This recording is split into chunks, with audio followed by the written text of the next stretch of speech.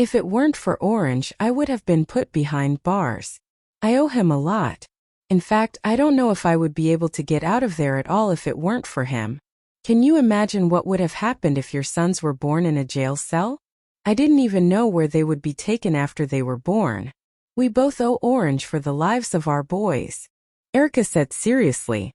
If Matthew allowed Erica to continue, he wondered whether she would make it seem like Orange had been a benefactor to both the Huo and Li families. Sure enough, before he could speak, Erica wiped her tears with the back of her hand and continued. Just thinking about it makes me nervous. I wouldn't be able to sleep at night because of the guilt. If I had somehow managed to get out of jail, the first thing I would do is find my sons. If I had failed to find them, I would have come back to ask you for help. Surely, if the Huo and Li families knew that their grandsons were missing, they would have lost sleep, same as me. So, technically, if you think about it, Orange is the benefactor of both the Huo family and the Li family. Lo and behold, Erica had managed to make it look like Orange was the benefactor of the two families. Since Orange has been of great help to both of the families, each family will send one person to avenge him. Gifford is chosen from the Li family, and the person from the Huo family is me. You don't need to get yourself involved in all this. You should just focus on running your studio and finally finishing school. Matthew dismissed her. Erica had delayed her study because she had run away from home for more than 3 years. However, as education was paramount, they had reached an agreement to let her go to school for further study. Erica was stunned by Matthew's response. The only reason why she took the time to explain everything to him was that she wanted him to know how much the matter of avenging Orange meant to her. Why was Matthew making light of the situation? Why was he so unsupportive of her wish to avenge Orange? In the end, however, Erica managed to persuade Matthew to agree with her, despite his reluctance, using both hard and soft tactics. But they agreed that Matthew would always accompany her in person if she were to take action in the future. In another villa in Y City, Michel slowly pushed his glasses up the bridge of his nose and stared pensively at the red wine in the glass. Behind his glasses, there was unconcealed viciousness in his eyes. What's wrong with the truck? He, at his eyebrows, untied his tie and asked her to do it on her own. Erica took the tie and started her performance. The first step. The second step. Or no, that's not right. A few minutes later, her face was downcast. Erica thought she had learned everything there was about tying a tie, but when it was her turn to shine, she fell at the first hurdle. Matthew took the tie from her hands and smiled. Pay attention. Let's do it again. Okay. The man straightened his collar and hung the tie around his neck. When he was about to do the first knot, Erica suddenly stopped him. Wait. What's wrong? Matthew paused and looked at her in confusion. Tilting her head, Erica reached out her hand to brush her finger over the collar of his shirt. She noticed 2 words embroidered on his collar. When the man noticed a subtle change in the woman's facial expression, he swallowed nervously. With a sense of immediacy, he quickly took her hand and said, "It's getting late. You should get changed." Unfortunately, the man's expression told Erica that things weren't as simple as she would have preferred. Let go of me. She was consumed by curiosity. Today she had to find out what those 2 words meant. Matthew loosened his grip and dragged his collar back. Then he strode towards the bedroom door, tying his tie while walking. "I'll wait for you downstairs," he told her. It was blatantly obvious that Matthew was trying to hide something from her. It must have been something he didn't want her to know. Erica realized what Matthew was doing. Before the man could quicken his pace and leave the bedroom, she stood at the door and blocked him in the bedroom. The couple looked at each other. The man was helpless, while the woman was slightly angry. "Matthew Huo, did you do something you shouldn't behind my back?" Matthew sighed. "Do I look like I've done something wrong?" he thought to himself. "No," he said firmly. "If that's so, then don't try to escape." Immediately, Erica reached out her hand for his collar. He tried to stop her again. But once he saw the anger in her eyes, he yielded and let her do whatever she wanted. Well, she's going to find out my last secret then, he thought. Matthew stood still. giving Erica the chance to see what was on the collar of his shirt. On her tiptoe, she looked carefully at it and was shocked by what she found. The woman's expression quickly changed from anger to astonishment. Holding her, Matthew leaned over and kissed her on the cheek. Then, giving it a gentle pinch, he said, "Am I free to go now? I need to head downstairs, the children are waiting." She didn't know what to say. Given the opportunity, Matthew tidied up his clothes and walked out of the bedroom next. Erica, on the other hand, stood there in a daze until all of a sudden something crossed her mind. Rushing into the closet, she opened the wardrobe where Matthew's shirts were hanging and looked through them one by one. He had at least a few dozens of shirts in there. Most of them were white, while the rest divided themselves into shades of black, light blue, wine red, and so on. As Erica expected, in each collar, there were 2 words embroidered. Myrika. The color of the embroidery thread matched to almost the same shade as the shirt. If she didn't look closer to it on purpose, she wouldn't be able to read the words at all. With her eyes filled with tears, Erica touched every one of his shirts with trembling hands. The soft cloth melted her heart. Matthew had never been a sweet talker. In fact, he had always professed the deep love he had for her through his actions.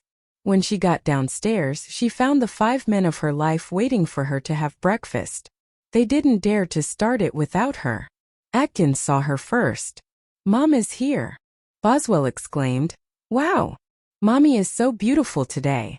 Coleman patted his brother's head and said, "Idiot. Mommy is always beautiful." "That's right," Boswell agreed inwardly. "Mom, you get more and more beautiful every day," Damien echoed. That morning, tea or not, but you 4 are still growing up and need to have a balanced diet. You can't be picky about your food. The 4 kids didn't listen to her. Instead, they all looked at Matthew simultaneously. Breaking their expectation, the man answered in a low voice, "Your mother is right." The children couldn't believe their own ears, but Coleman was quick to respond. "Okay. Since Mom is a girl, let's not embarrass her. We'll pretend we didn't see anything." The other 3 thought his brother's words were reasonable enough, so they nodded and continued to have their breakfast. Erica didn't know whether to laugh or cry.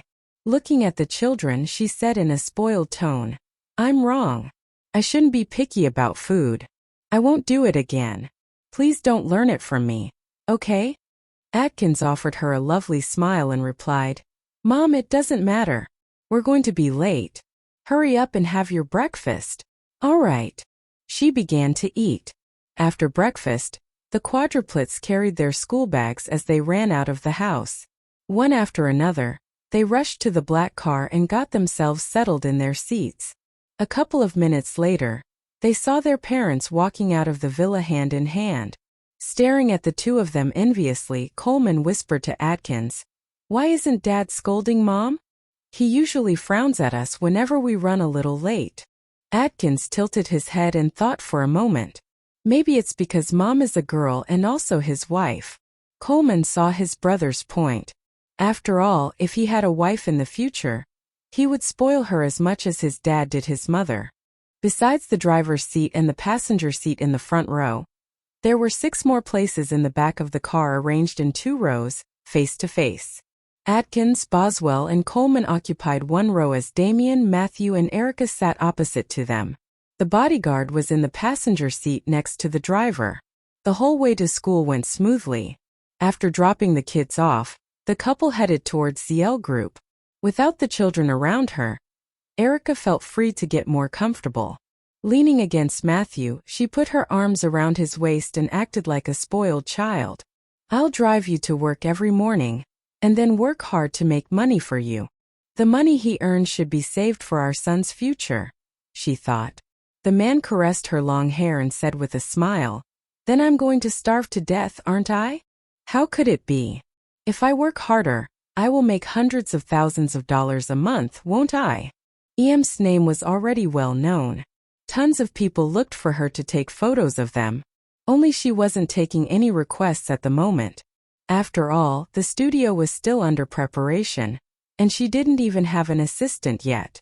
She had just taken photos for Dylan and Noreen so far, but it had been quite tiresome to do the whole work on her own. Hundreds of thousands of dollars a month? Matthew thought for a moment and had to speak honestly. It doesn't buy one meal of mine. What? Erica suddenly sat up straight and gasped. You are such a big spender. With a smile that reached his eyes, Matthew took her hand and comforted her. So, I'll continue to make money from now on. You only need to worry about doing whatever you want every day. Well, that's okay, but what about our 4 sons? You must be more frugal so we can ensure their future. He didn't think so. We won't have more money by saving but by earning it. Don't worry about it. I'll keep working hard to make more and more money. She still wanted to discuss it further, but they had arrived at ZL Group. Once the car stopped, the bodyguard opened the door for them and interrupted the conversation altogether. Matthew got out of the vehicle first and turned around to help his wife out. At this time, her phone started ringing in her purse. Holding his arm not to fall, she picked up the phone and said, "Hello, it's me." The relaxed and joyful expression on Erica's face gradually vanished as she listened to the person on the other end of the line. Slowing down her pace, she asked, "How many people have been hospitalized?" Her words immediately attracted Matthew's attention, making high. And according to the different kinds of injuries they had suffered, Erica visited them one by one. After walking out of the hospital, she turned to the group leader and ordered, "Todd, pay for all their medical fees. When they recover, each person will be given $500,000 to $1 million as compensation. Once they are fully recovered, they can go back to the Violet Eagles." "Yes, Mom. You come back to the Violet Eagles with me now. I want to know the details." "Okay. Please get in the car first." Todd Young opened the door for her before he followed her inside. The headquarters of the Violet Eagles was located in a courtyard house in the suburb, where lots of people lived. Due to Erica's arrival in the evening, many fellows gathered outside the door of the reception room to wait for her. Erica was finally aware of the whole story by the time she heard Todd's report. As she was told, 2 men from the Violet Eagles had uncovered some clues about a crime the Immortal Killer sect had committed in K Country. Unfortunately, they soon came to know they were being investigated by the Violet Eagles. Yet the Immortal Killer sect people didn't know who the boss of the Violet Eagles was. Therefore, they captured the 2 men they found investigating and killed them to keep their mouth shut. In order to avenge the 2 dead companions, many people of the Violet Eagles had taken action against the Immortal Killer sect. In other words, a gang war had begun. Quickly it became clear that the Immortal Killer sect counted with many more people on their side. There was no way the Violet Eagles could deal with them on their own, so they contacted the Royal Army of K Country to put an end on the conflict and save them. Having realized what had happened, Erica rubbed her aching temples and began to devise a solution for the problem at hand. The most important thing was to comfort the family of the 2 members who had died in duty. In addition to giving them compensation, Erica and the other members vowed revenge and offered their full support to the police so they could catch the murderers. That night, Erica was busy until 2 o'clock in the morning. After somehow managing to squeeze in a shower, she wanted to call Matthew, but she was afraid that he had already gone to bed. As she was worried about disturbing his sleep, she decided to leave it until the next morning. What she didn't know, however, was that Matthew had contacted her bodyguards at 3 o'clock in the morning to ask about her. In fact, he didn't go to bed until he was sure that she was asleep. The next day, in the Immortal Killer sect of K Country, a woman dressed in black leather clothes and a pair of sunglasses stepped into a villa. When her subordinates saw her, they all stood straight and saluted her. "Miss Ya, here is the latest news. The boss of the Violet Eagles has shown up on our radar. Yes, our informants have told us to expect an attack tonight. I heard that the woman leading them is very smart. Apparently, she's the one who brought about the successfully expansion of the Violet Eagles." The woman glanced at her men with impatience. "What are you so afraid of?" "Well, if the Violet Eagles join forces with the Royal Army of K Country, we won't stand a chance against them. Yes, we had to retreat last time because the Royal Army got involved. Otherwise, we would have destroyed the Violet Eagles with ease." The woman sat on her chair, which loosely resembled a throne, lost in thought. The royal family was the most powerful family in K country. As such, it would be futile to even think about going up against them. Not even in her wildest dreams did she expect the Violet Eagles to have anything to do with the royal army. After a while she spoke as everyone looked at her with great expectation. "There's no need to be afraid. I'll take some of our best men and meet with their boss tonight." A fat man said, "I heard that they have 3 bosses. All women, and they are quite powerful." "Yes, I've heard that as well. There are 3 women, but only 2 of them are mainly in charge. They don't always stay in the base camp of the Violet Eagles," another man said. Noreen took off her sunglasses, revealing her face to the people there. The men swallowed nervously. After all, their boss was up because it was too dark to see anything in the alley. When Erica came to a halt, she stood still, panting and trying to catch her breath. "Stop running. You can't run away from me." The crowd in the nightclub might have made it difficult for Erica to catch the woman, but now she could easily catch up with her. The woman who had her back facing Erica didn't utter a single word. Erica stepped forward and wanted to turn her around by her shoulders to see who she was. However, she didn't expect that the other woman would attack her directly, so she had to fend off the woman's attack first. When Erica came face to face with the woman, she only noticed the sunglasses on the woman's face. She tried to take a closer look at the woman's face, but her moves were quick and fierce. The bodyguards who followed Erica would have contained Noreen, but Erica had lost her temper by then. She looked at the bodyguards angrily and growled, "Get out of the way. I want to fight her alone." If Erica couldn't beat this woman, then all the techniques she had learned and practiced in the past 3 years would have been in vain. The bodyguards immediately took a few steps back and encircled her in a defensive stance, in case Noreen tried to hurt Erica. Erica received a strong blow to her arm. The pain almost forced the tears out of her eyes. In a furious outburst, she shook the pain off and charged at Noreen. During the fight, Erica landed an open-handed smack that left Noreen staggering backwards in pain.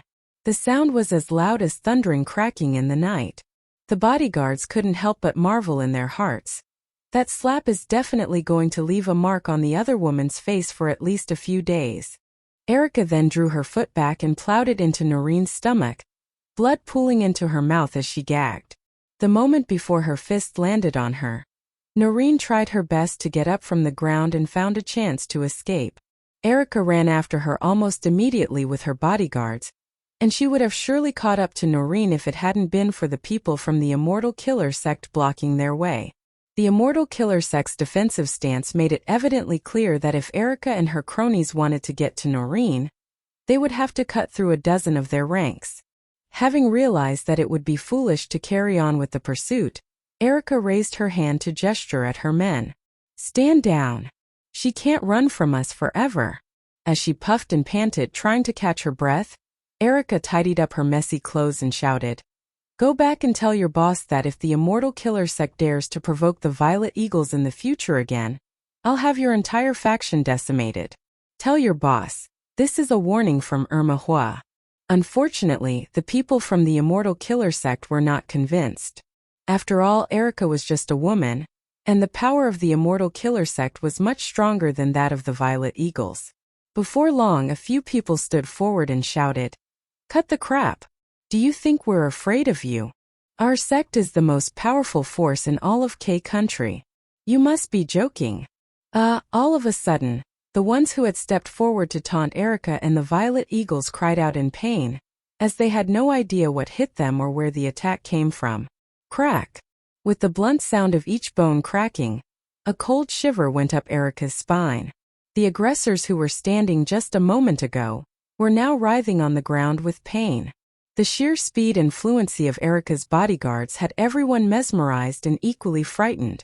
As all eyes, taken by curiosity, fell behind Erica, the bodyguards were standing with a sense of calmness, almost as if they had no idea of what they had just done. In fact, it wasn't only the people of Immortal Killer sect that were shocked. Even Erica struggled to make sense of what she had just witnessed. However, she deliberately didn't show it on her face. After all, Erica had no idea that the men Matthew sent with her would be so strong. Judging from their short demonstration of speed and strength, Erica realized that she didn't even have 1/3 of their abilities. This display of dominance was enough to convince the people of the Immortal Killer sect, who wasted no time to turn around and retreated. Aner. She took out a wad of money and waved it in front of the cleaner. Go to room 6033 and see if the woman's face is swollen. If you do that, all this money will be yours after the mission is finished. The cleaner went to room 6033 without saying anything else. The cleaner was smart. She picked up a duster cloth and rang the doorbell. Soon the door was opened from inside. A woman opened the door and asked, "What's up?" The cleaner smiled and said, "Hello, room service. Didn't you call the reception desk just now for a cleaner? Here I am."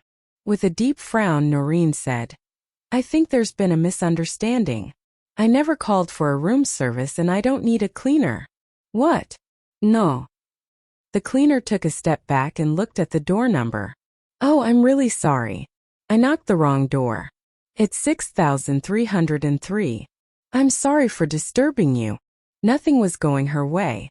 Since the red mark on her face hadn't completely disappeared, Noreen decided to spend the rest of the vacation inside the hotel. The cleaner trotted back to the safe passage and told Erica in a low voice, "Yes, half of her face is swollen.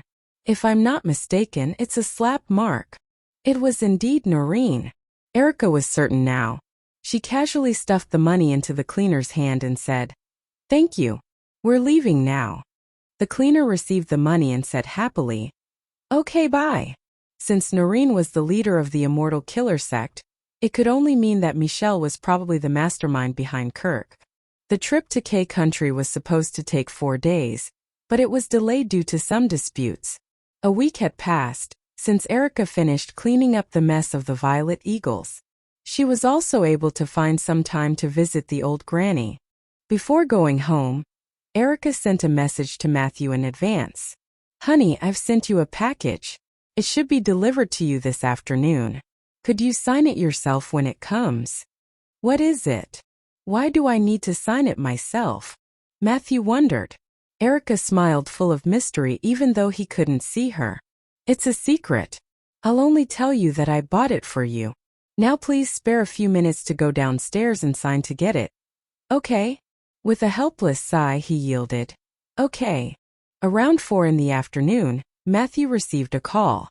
Picking up the phone, he heard a man's voice. "Hello, is this Mr. Matthew Huo?" "Yes. I have a package that needs your signature. I'm on the ground floor of your company." After hanging up the phone, Matthew stood up and walked out of his office. Once the busy Owen saw his boss, he interrupted his work and asked, "Mr. Huo, are you leaving for the Yuan Group now?" According to the CEO's schedule, they would leave for the Yuan Group in 10 minutes. However, Matthew shook his head and replied, "No, I'm going downstairs to get a package." "A package?" Owen looked at him in astonishment. Yet he wasn't the only one. All the special assistants on that floor seemed shocked. Why would the CEO personally sign and fetch the package? Paige followed him in panic. "Mr. Huo, allow me to go and get it for you." Unexpectedly, Matthew refused her. "No thanks. You guys may carry on with your work." Paige didn't know what to say. Stopping in her tracks, she watched Matthew get in the elevator by himself. On the ground floor of the company, Matthew felt a bit lost. He had never taken an express package himself, so he had no idea where to pick it up. With no other choice, he asked the security guard about it and was quickly guided to the mailroom. By the time he got there, Matthew saw no sign of the postman. He looked around and all but didn't see anyone who resembled a mail carrier. Taking out his phone, he was about to call back the number which he had picked up in his office when someone unexpectedly rushed towards him. "Honey!" With no time to put his phone away, his first reaction was to hug the woman who had her arms around his neck. Holding her tightly, Matthew couldn't help laughing. "Is this the package you mentioned?" "Ailey. How could their father not take them to see the pandas?" Therefore, Matthew had no choice but to bring his 4 sons to the zoo early this morning. Damien told him gently, "Dad, we just want to have a look at the pandas. It won't take you too long." Trying his best to calm himself down, Matthew lowered his head and explained, I never blamed your mom. Don't worry. Come with me now. I'll take you in. Okay. Relieved to hear that their father wasn't angry, the 4 kids surrounded him promptly. In the living area of the pandas, they came across the words carved on the stone board. Looking at it, Boswell muttered, Lily Riri Kaka. Dad, your name is on the board. Are these 3 pandas yours? The man nodded in response. Upon learning the truth about the pandas, Coleman ran over to his father. Dad, we like them so much. Can we go in and have a look? Can we hug them too? Matthew shook his head and answered in a serious tone. No matter how cute a panda is, it still belongs to the bear family. These are 3 adult animals and they can be aggressive. But I'll take you to see the baby pandas. They are more docile, and you'll be able to hug them. The boys were looking forward to having a panda in their arms. Whether it was a baby or an adult one, it didn't matter. So with a nod, they agreed in unison. Okay. At the end of their visit, Matthew did as he promised and took his 4 sons to another house, where the baby pandas were.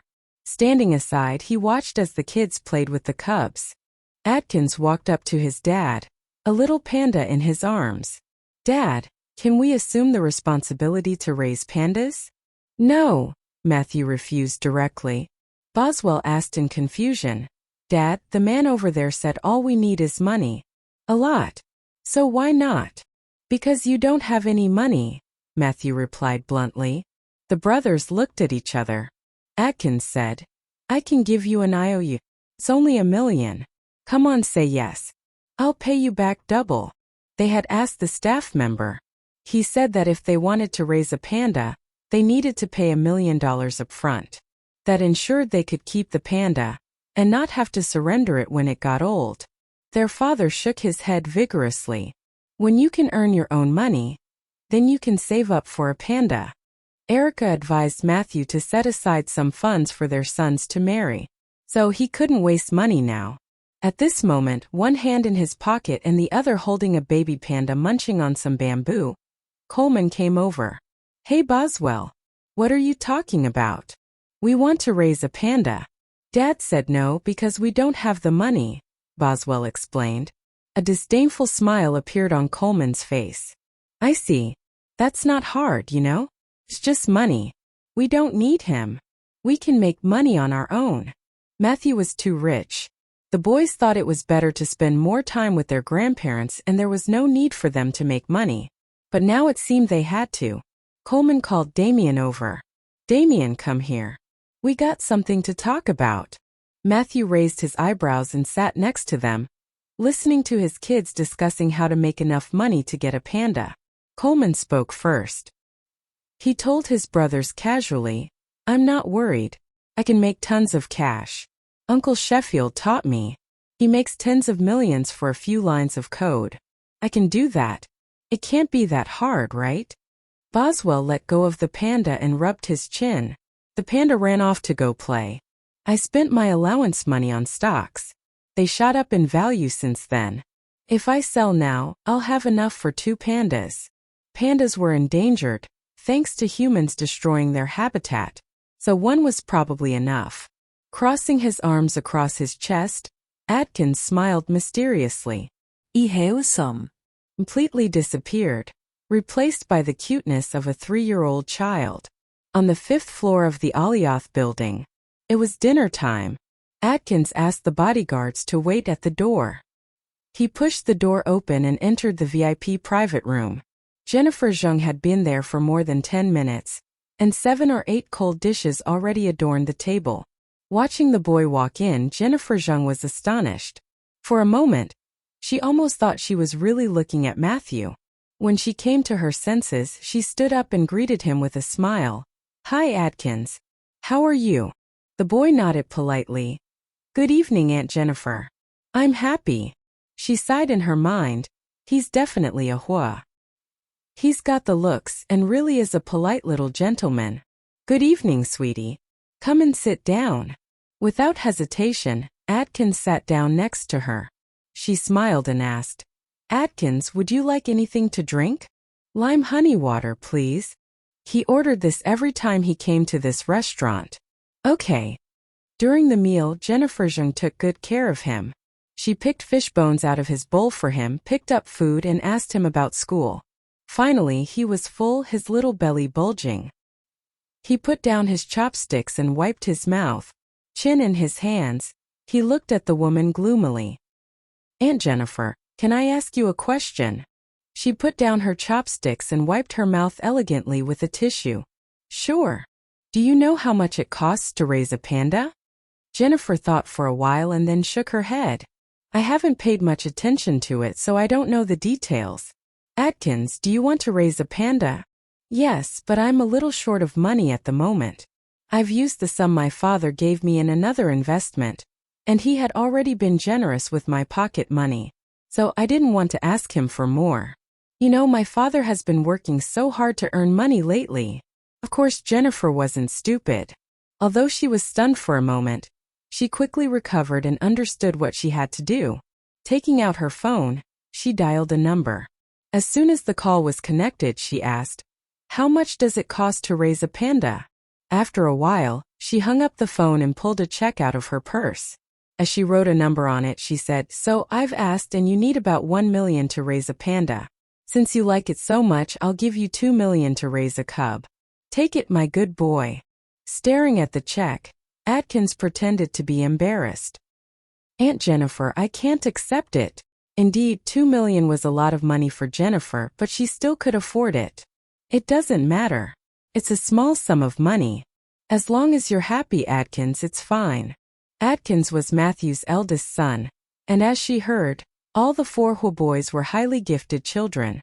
There was no doubt that they had a promising future ahead of themselves. Therefore, if she could become friends with any of them, she would have much more than 2 million in return when the time came. Taking the check from her hand, Atkins looked at it seemingly touched. He then told the woman in front of him, Aunt Jennifer, when I go back, I'll tell my father that you took good care of me and helped me a lot. I was short of money and you've lent me some. Rest assured that I'll ask Dad to help you too in one way or another. That was exactly what Jennifer wanted to hear. It didn't matter if he didn't pay the money back. As long as Matthew owed her a favor, spending 2 million was definitely worth it. Good boy, you're so polite. If you have any difficulties in the future, you can tell me. I'll be glad to help you. Thank you, Aunt Jennifer. I know it's not easy for anyone to make money. I'll borrow this 2 million from you now and ask my father to return it to you later. If you want me to buy your work, you must continue to paint according to my preferences. As much as he wanted to encourage his child, he also wanted him to know that making money wasn't that easy. Tilting his head to one side, the boy became thoughtful for a while. Finally, he understood what his dad meant. Dad, you want me to draw according to your requirements, so I can sell my work to you for $1 million? Yes. Matthew nodded. At then, something crossed Damien's mind and he said, in that case, it makes no difference. It's you who is going to give me the money. My brothers earned their money by themselves, but I'll get mine from my father. What if my brothers get mad? You are wrong. Even if you don't sell this painting to me, someone else will buy it. You could earn 2 million by selling it at an auction. I'm just getting the benefit of buying it for 1 million. You see, I'm saving money but also saving you a lot of trouble. Anyway, whether you want to take it out for auction or sell it to your father, the choice is yours. Evidently, the Huo family's influence added to the painting's value. As long as it was about Matthew, the drawing could even sell for $10 million. What was valuable was not the painting itself, but its connection to the Huo family. At that moment, the 3 boys standing at the door exchanged looks and shared the same thought. How could they leave their youngest brother behind now that they had the money? Determined, the 3 children jumped out and walked into the room together. Damien, that is one sweet painting. I want it. Would you give it to me? I'm serious. I'll pay you for it, Boswell offered. He really liked the painting on the easel. It depicted a pleasant memory of the kids with their dad. Damien had just put the finishing touches on it and was standing back admiring his work. Hey, I like it too. A lot. Maybe you should give it to me. I'll double whatever Boswell offers you, Coleman said with a wicked grin. Of course he liked it. He thought he looked quite handsome in it. The painting would look nice hanging on his wall. When he heard his brothers discussing this, Atkins' spirits fell. He also wanted it. He had cash, but he lost half of his money when he adopted a panda. Pandas were not cheap. He was sure he didn't have as much as his brothers did. He had to use his wits to acquire the painting, not his wallet. We all want it, but there's only one. Why don't we go in on it? Say 500 thou each, he offered. With an offer like that, Damien's mind was blown. He almost dropped the oil pastel in his hand. The boy had resigned himself to just buying a single panda.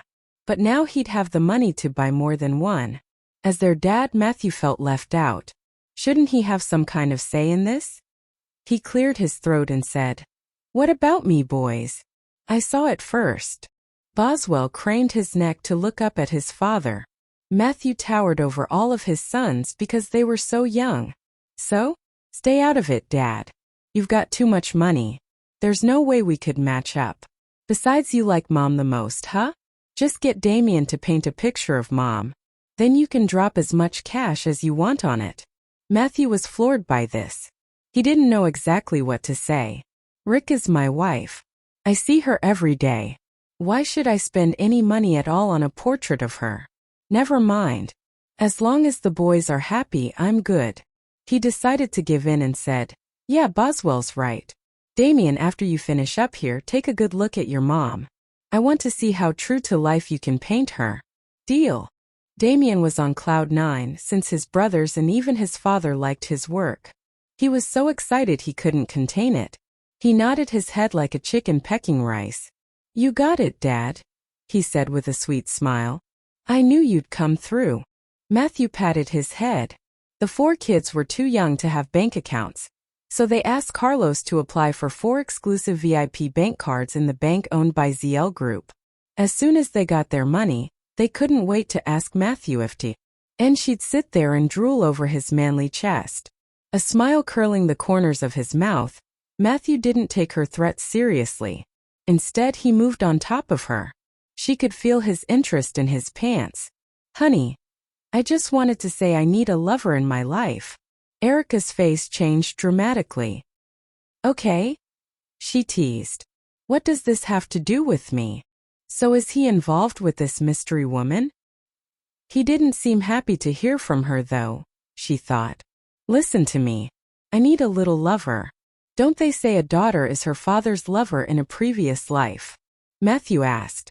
Erica glared at him, patted her chest and said decisively, "Gross. Don't go there." Besides? No. And hell no. I was scared to death when I gave birth to 4 boys. But you want another kid. They were born early. She had a C-section so every child would have a chance at life. If it weren't for Chantel and Tessie keeping her company, she wouldn't even have had the courage to do that. Matthew stretched out his arm, his big palm gripping her pajama top. He touched the light scar on her lower abdomen and kissed her lips lovingly. "Okay, we don't need a baby." His quick promise made Erica a little uneasy. She whispered, "If you really want a daughter, let's have another baby. I just don't want 4 more of them." The man was amused by her. "I don't think I have the power to control that." Having her get pregnant with 4 children was already quite the achievement. But another 4 kids? They'd hear the laughter of their kids all day long. "I'm just putting it out there. What if I did have another 4? Oh my God. That would be something to tell the grandkids," she thought to herself. Matthew kissed his wife's red lips for a long time. When he finally let her go, he said hoarsely, "Honey, we won't have another baby. 4 sons are enough for us." "Okay." Erica wrapped her arms around his neck and added innocently, "Then let's go to sleep." The man chuckled at her words. "I said we wouldn't have another baby, not that I wouldn't make love to you." After that, Erica got tortured in bed for a while. Still, Matthew was very kind to her that evening. The moment he saw how tired she was, he let her go before she would begin to beg for mercy. The next morning, Atkins was sleeping soundly in his bed when his father unexpectedly woke him up. The little boy had no idea of the disaster that was coming his way. Sleepy, he looked at Matthew and rubbed his eyes before he asked in a daze, "Dad, what time is it?"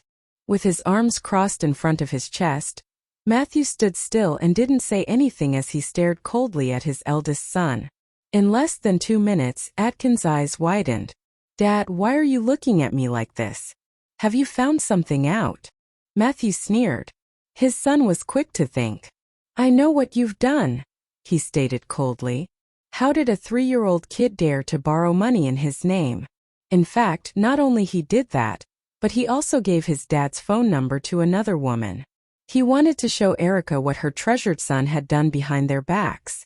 With this plan in mind, the man stretched out his long arm and caught the little guy. Then he strode out of the bedroom with the boy under his armpit. Along the way, Atkins shouted desperately, "Help! Help! Coleman! Damien!" Coleman and Damien were good at playing nice boys. If his 2 younger brothers managed to say anything loving to their father, maybe Matthew would let go of him. Upon hearing that, Matthew patted him on the hip and ordered, "Just shut up." Atkins shushed immediately after being hit on the butt. Anyway, his cries had already woken up the other 3 boys, who had all promptly hurried out of their rooms. They came to find Atkins in their father's bedroom in time to see the man tossing him on his big bed. Quickly, Atkins took the opportunity to crawl into Erica's quilt and hide himself in his mother's arms. "Get out," Matthew ordered in a harsh voice. The only reason for him to bring Atkins to his room was to let airy. But again, this time a little harder than before. Of course, Matthew was the one who beat him. Atkins cried even louder. "Mom, we can't be his biological children. Dad is a stingy man. He's so rich, and yet he doesn't give us money. I'm going to run away from home and find Grandpa so he can teach his son a lesson." "Boo! Who?" Erica was rendered speechless. "He's going to find his grandpa? Wow, the little guy really knows how to deal with the situation," she thought to herself. However, Atkins was really in the wrong this time. It wasn't a matter of how much money he had borrowed. This just shouldn't have happened at all. Therefore, Erica wouldn't interfere if Matthew taught the child a lesson. Pulling Atkins out of Erica's arms, Matthew told him to stand straight in front of him. "Don't cry. You are a man. Why are you crying like a woman? I'm still a child." "It's okay for me to cry," Atkins responded loudly. "I haven't even graduated from kindergarten yet. But you're always bullying your children. Are you not ashamed of yourself? Mom's an adult, but you never bully her. Why is that? You can't blame me for using my skills to borrow money. He wants me to bully Erica? Not a chance." Matthew decided to beat his son up. With a frown, he said, "Stop crying first." Atkins snorted twice and stopped crying. "Go back to your room, wash yourself, and go to school. I'll teach you a lesson when I come back home tonight," Matthew ordered expressionlessly. Upon hearing that, Atkins turned around and ran out of the bedroom without hesitation. Atkins left his parents' bedroom as fast as he could, leaving behind a group of dumbfounded younger brothers. They turned around to look at their father, who was wearing a long face, and then at their mother, who was also stunned by Atkins' disappearing figure. Eventually, they turned around and retreated to their respective rooms. After the kids went back to their rooms, Matthew took out his phone and called Owen. "Transfer $3 million to Ms. Zhang's account from Season Group," he ordered. Wow! Atkins borrowed $2 million and now Matthew is going to pay it back with $3 million. Erica shook her head and sighed. "It's so good to have money." As Matthew put his phone back into his pocket, he lifted his eyelids and glanced at her. "This is your son.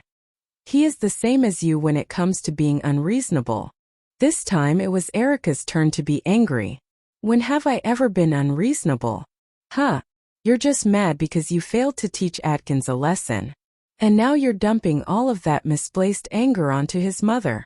Who do you think is being unreasonable here?" Matthew sighed in defeat and decided to retreat into the bathroom in silence as he didn't want to argue with her. When Erica went downstairs, The 4 children were having breakfast quietly as before, and Matthew was sitting opposite them. Noticing her presence, Matthew wiped his mouth with a tissue and asked, "How come you're up so early? Do you have something to do today?" Yes. She wanted to send her children to school, and her husband to the company. As usual, the 4 children pulled out the chair for her and served her breakfast. Atkins seemed a little absent-minded, perhaps because he was worried that his father was still mad at him. More often than not, Atkins would be the most energetic amongst his brothers when Erica was around. Today, however, he was just quietly sulking in his seat and having breakfast. Erica looked at her eldest son and then at the man beside her, but said nothing. After breakfast, the family of 6 got into the minivan. Atkins immediately jumped into the seat next to Erica, held her hand tightly and whispered, "Mom, may I borrow your phone, please? I need to call Grandma." Confused, Erica asked, "Why do you want to call your grandma?" Atkins gestured to Matthew with his eyes and then shook his head. Nothing. Having sensed his reluctance to speak, Erica didn't force him to explain himself. Instead, she took her phone out and handed it to him. "Here you go." "Thanks, Mom."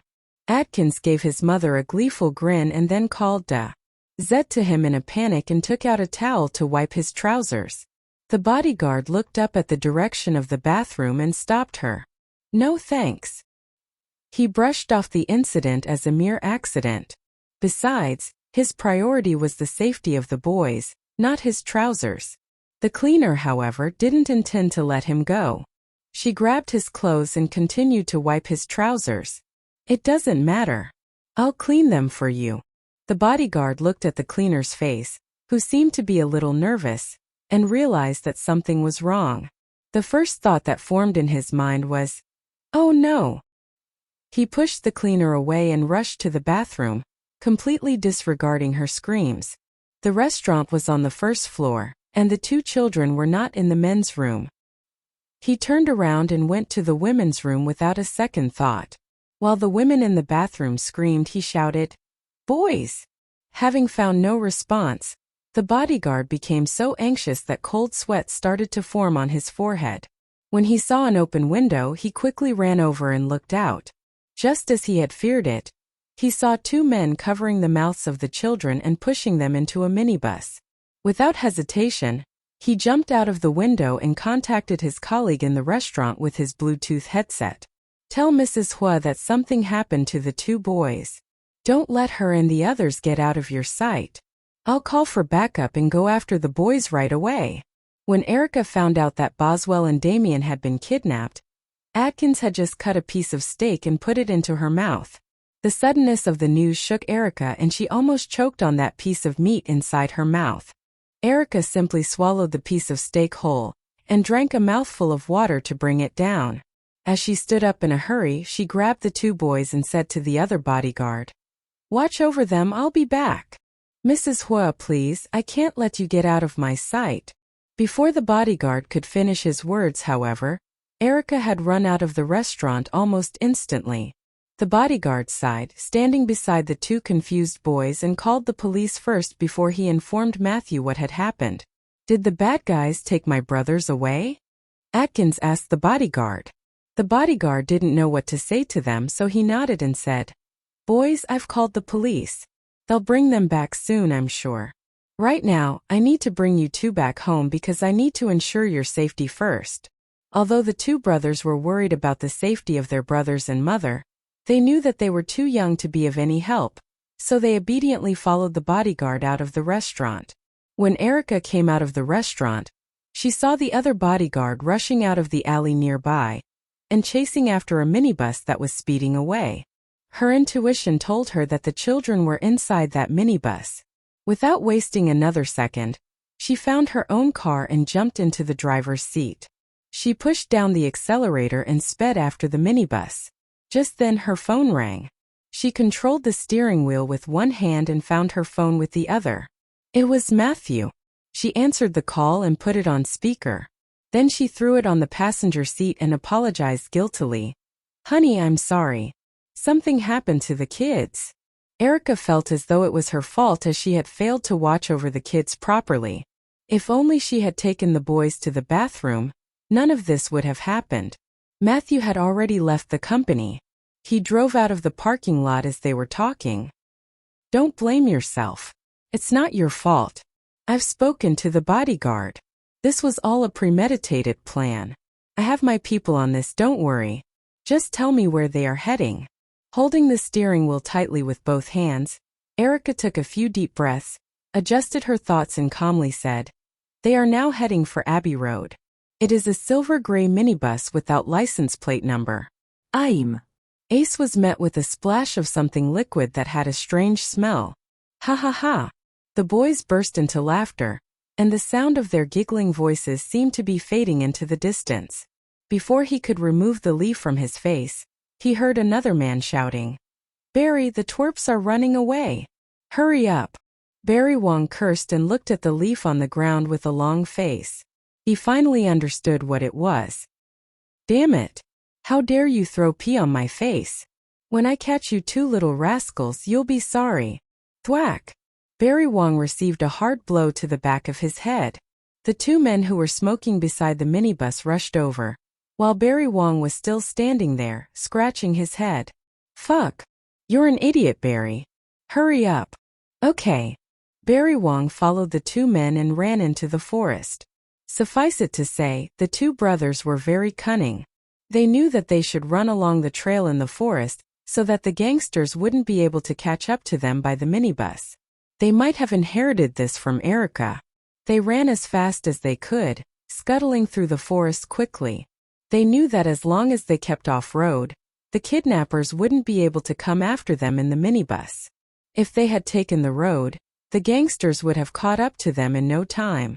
Fortunately, they had lived in Toe Village before, a place fortified by mountains in the south, west and north. This wasn't the first time they had found themselves inside the woods, which was why they didn't feel frightened or lost. These gangsters, however, weren't as dumb as they seemed. They were professionals who knew how to track the two boys by following the trails they left behind. After about 10 minutes, they found themselves deep inside the forest. At a fork in the path, Boswell grabbed Damien's hand, huffing and puffing to catch his breath. "Damien, let's split up. Remember, when the coast is clear, get back on the road and wait for me there." Gasping for air, Damien nodded to show that he knew what the plan was. Boswell started to worry about his brother when he sensed a hesitation in Damien's expression. "Damien, are you okay?"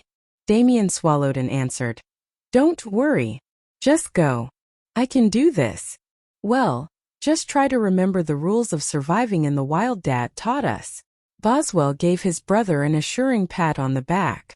On the afternoon some time ago, Matthew didn't go to the company, but stayed at home with the 4 children. As Coleman mentioned some primeval forest, Matthew took the chance to teach them the survival skills in the wild. Back then, Matthew thought that he would have to coax them into listening to him, but to his surprise, the children gave him their undivided attention and listened to every instruction he gave them.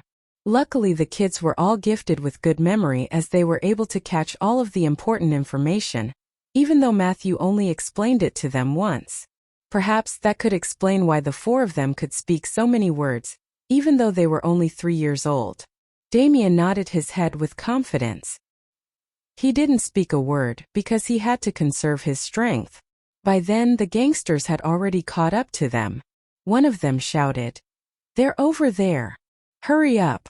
In a panic, Boswell pushed Damien away and shouted, "Run!" Without wasting another second, Damien ran down the path on the right. What he didn't know was that Boswell didn't run. He stood exactly where he was and didn't move. When the gangsters were close enough, Boswell made a face at them and taunted, "Come on, catch me if you can." The brave boy was trying to lure their chasers away from his brother so that he could be safe. His arrogance infuriated the gangsters even more. One of the men rested his hands on his hips, struggling to catch his breath. "Barry, go ahead and chase that one. We'll go after this one here." Barry could hardly speak as he wheezed and coughed for air, but he had no choice but to run after the boy. He carried on the path where Damien, his son, did. Carlos' eyes darkened when he heard about the boys. I'll bring the kids back home. You make sure Rika is safe. No, Dad. Listen, you have to send help here first. The house we are in is on fire. Gifford should be near Y City. I'll call him and ask him to find the boys, Matthew said. Okay, call Gifford now. As soon as they both hung up, Carlos started making phone calls, asking his friends for help. Matthew called Gifford and told him what had happened. As soon as Gifford heard that his sister and 2 nephews were in danger, he left his work behind and started taking action. There was no way Gifford could keep this from Wesley, so before leaving, he left a message to Wesley's phone, explaining what had happened. As soon as Wesley saw the message, he took the first flight to Y City. When Sheffield heard the news, he was still shopping with his daughter. As soon as he got off the phone with Matthew, he quickly sent Gwen back to the Tang family first, and then took people with him to look for his nephews. With more people helping them, locating the boys would be quicker and more efficient. Knowing that he and Erica couldn't leave the house for the time being, Matthew also asked her to inform Harmon and Joshua to take people to look for the 2 children. Meanwhile, Matthew looked around the room for some sharp objects he could use to pry open the door or the windows. Unfortunately, their enemy had foreseen this and had made sure to leave nothing of use inside that house. The smoke billowed black across the room, filling Erica's lungs as she fell to the floor. The coughing was instant, as were the tears that washed over her eyes. Matthew gave it everything he had. He struck the door with mighty kicks more than a dozen times. He'd studied fight science, so he knew how to kick with maximum effect. Each of his attacks was more powerful than a car crash. But it was all to no avail. After all, the gangsters had anticipated this. The iron door was reinforced by welded steel rebar, and while he could shatter the iron lock, they had ordered a special padlock in case he tried. The modern lock had a tensile strength of more than 6 tons. They wanted Matthew and Erica to burn with the house. There was no water in the house. The previous residents pumped water from the well in the yard. Even if they could get there, it took time to pump any appreciable amount of water. But because of the iron door, they couldn't even try. The thugs were rather thorough. They didn't want to leave anything to chance. And Erica and Matthew were at their mercy. Taking a deep breath, Matthew turned around and hugged the woman squatting on the floor, and tried to comfort her. Don't be afraid, Rika. Dad and Owen are on their way. We'll be okay. Leaning against his shoulder, Erica said, I'm not afraid as long as you're with me. But the kids? Don't worry about them either. They're brilliant. If anyone could survive this, it's them. Although Matthew tried to reassure Erica that the children would be fine, in fact, he was also worried. After all, no matter how smart the children were, they were still 3 years old. Matthew was never a man to sit and wait for death. He guided Erica to a relatively safe spot. Then he racked his brain for ways to escape the blazing house. The temperature in the room was rising. It was getting hard to breathe, which made them panic. A smoky haze filled the air, obscuring their vision and stinging their eyes. Erica took off her coat, stood up and tried to smother the fire with her coat. Before long, the material in her coat caught fire. It was devoured and quickly burnt to ashes by the hungry flames. Soon, Erica was overcome by a coughing fit. She coughed violently and glanced at Matthew. Even Matthew was coughing, but he fought the urge and was desperately going from one corner to the next, trying to find a way to escape. He was also a man, not a god. He was usually good at solving all kinds of normal problems. But now he was facing an iron door and barred. Ashjar. He arranged a sedan chair for her, and rode a horse to their marriage ceremony.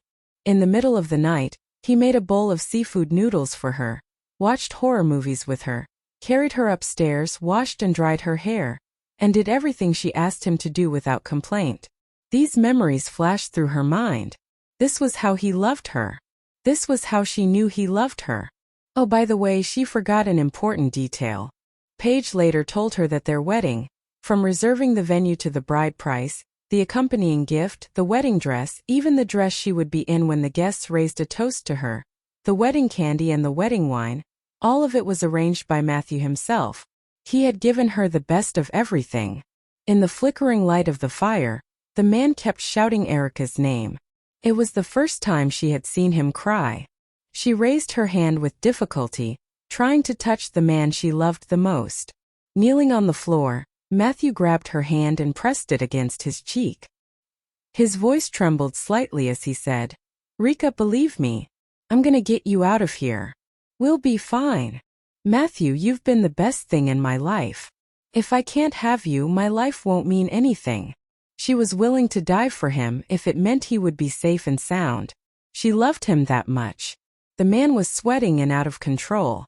He shouted at her, "You're not going to die. You can't." At this point, he was screaming to the gods as much as her. "I won't let that happen. You hear me? Not gonna happen," Erica said with a forced smile. "Matthew, promise me that you will marry the beautiful and gentle eldest princess of some rich family instead of the naughty youngest one that always causes trouble." She remembered her father himself once calling her his naughty little princess. "In my eyes, there is no distinction between the eldest and the youngest princesses. Rika, you're the only princess in my heart," Matthew told her affectionately. No matter how naughty she was, he didn't mind. His wealth, spirit, and body could withstand any torture she might inflict on him. With some difficulty, she forced another smile. "Did I get burned in the back? It hurts," she thought to herself. "Matthew, I once said I would love you in my own way. In this life, I only love you. You're my heaven and my destiny." And she would love him in her next life as well. A long time ago, her mother told her and her sister what happened the year that Gifford was born. Back then, Blair had run into a group of gangsters who had tried to kill Wesley at the gate of their house.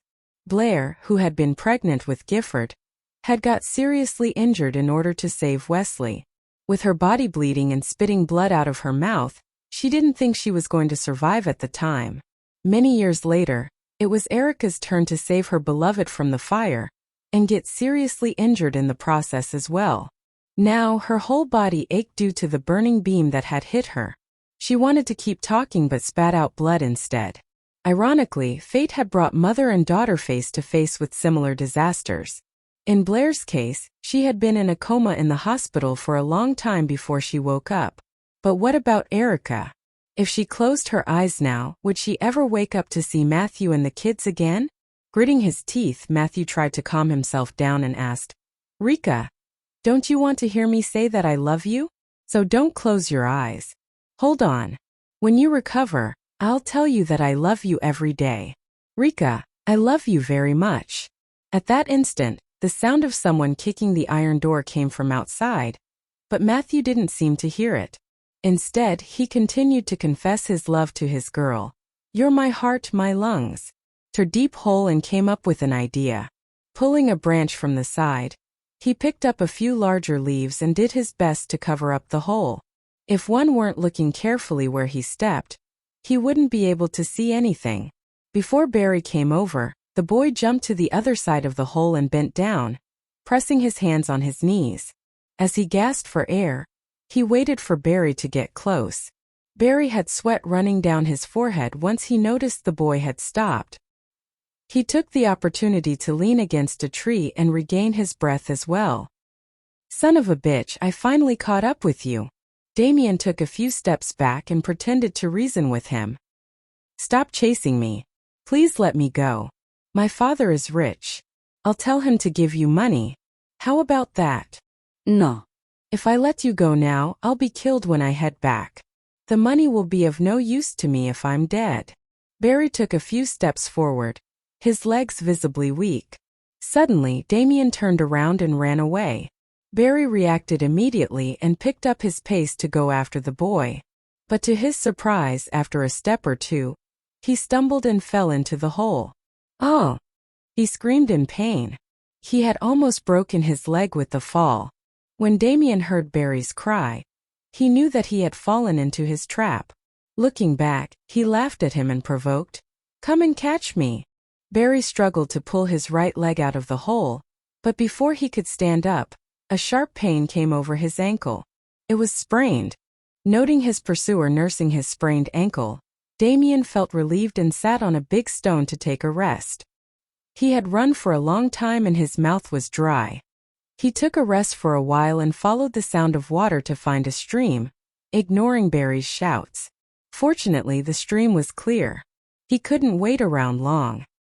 He drank 2 mouthfuls of water to moisten his throat, and then washed his face. As soon as he washed his face, he heard faint footsteps behind him. He suddenly turned and spotted Barry. Barry dragged his injured ankle behind him and chased Damien, and was closing fast. He was 3 meters away, and showed no signs of slowing down. Startled, Damien stood up in a hurry, balanced on the pebbles in the stream and crossed to the other side. Barry made his way down to the stream as well. He picked up a mouthful of water and took a couple sips. You guys really must be part of the Huo family. I've never seen kids as resourceful as you two. They were only 3 years old, but sometimes their intelligence seemed to dwarf that of a teenager. It was terrifying. Damien blinked his eyes and answered proudly, "Of course we're smart. We're as smart as Dad." To be honest, sometimes he felt that he took after his mother more, because he felt he was not quite as smart as his brothers. Everyone knew who Matthew Huo was, and they knew that angering him was dangerous. However, Barry had no other choice but to kidnap these 2 kids. But as dangerous as Matthew was, his boss was the more immediate threat. He wouldn't disobey him. Not if he wanted to live, at any rate. He sighed. "You brat, if you keep running like this, we'll be trapped in this forest overnight. Ever think about that?" In fact, Damien didn't care. "Yeah, I don't like it either. How about you let me go? You can't catch up with me anyway," he said. Damien was right. Not only was Damien smarter, the man had sprained his ankle. There was no way he could keep up with the cunning, energetic little boy. But a light bulb came on in Barry's head. He was going to trick the boy. "Okay," he agreed. Damien didn't move and sat still. "You mean it? If you go back on your word, you'll be a cheating dog." "I mean it." "Scram." Barry nodded without hesitation. Who cared what a little boy called him? If he couldn't bring this boy back, he would be dead.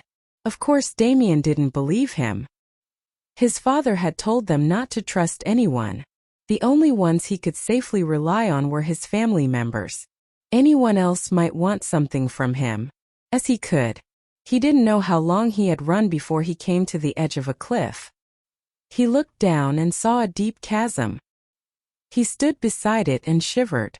There was another cliffside near him, though with roots he could hang on to and he could climb it. There was no way back, so he had to bite the bullet and climb up the side of the other cliff. Before the enemy caught up with him, he hid his little body behind a large stone.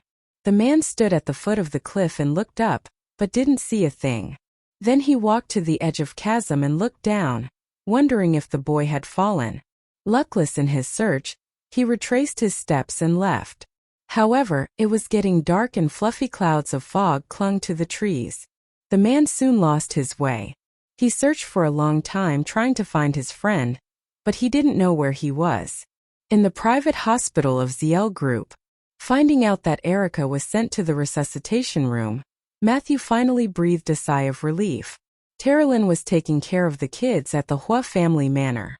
Debbie and Evelyn rushed to the hospital to meet Matthew. Matthew stood at the door of the resuscitation room.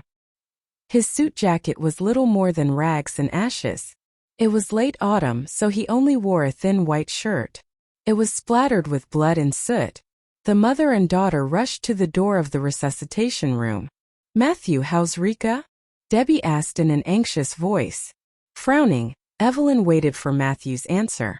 Seeing them, the man's thin lips moved slightly. "She tried to save me, and a beam fell on her. I think it might have damaged her ribs." His voice was hoarse. He trembled when he thought of Erica. Debbie's face displayed an expression of stunned disbelief. How did it come to this? She felt her chest tighten into a knot like a cramp. "Someone kidnapped the boys on purpose and tried to kill me and Rika," Matthew explained as he clenched his fists, barely managing to contain his anger. If his calculations were correct, then the person behind all of this had to be none other than Michelle. Although Matthew didn't have any evidence to support his allegations, he was certain that the people he had sent to investigate would eventually find out who had hired those gangsters to kidnap the boys. "Don't worry. Rika and the boys will be fine, Evelyn comforted her brother. Closing his eyes with frustration, Matthew nodded to indicate his agreement. Rika and the 2 boys will be fine, he told himself continuously. If anything bad were to happen to them, Matthew would be consumed by guilt for the rest of his life. Thinking of her daughter-in-law, Debbie paced back and forth in the corridor. Not long after, Matthew, who had gone to the nursing station to get his wound taken care of, reappeared at the door of the resuscitation room. Mom, Evelyn, you stay here and wait for Erica. I'll check on the boys and come back right after, he told the mother and daughter. Sure, go ahead. I'll inform you as soon as Rika comes out, said Evelyn with a nod. Debbie reminded Matthew to be careful before she watched him leave the hospital in a hurry. Before he left, however, Matthew took one last look at the light above the door of the resuscitation room. Then, without changing his clothes, he rushed over to the last known location where the boys had disappeared. Meanwhile, after making sure that the man who had been following him was far behind, Boswell slid down the hillside from behind the rock. Disregarding the mud on his clothes, the little boy took advantage of the last light to pluck 2 pieces of wood from the ground in hopes of building a fire. Fortunately, his father had taught him how to make fire using 2 pieces of wood rubbed against each other. However, he had never once tried it before. Despite his best efforts, the poor boy was unable to make fire. Without heat from the fire, he would surely freeze to death. Not only did he need the heat, but he also hoped that it would help to signal to the people who were looking for him and his brother. Strange unknown noises from afar took him by surprise from time to time, reminding him that he wasn't exempt of fear. However, he knew that it would be pointless to be afraid. The h of his body.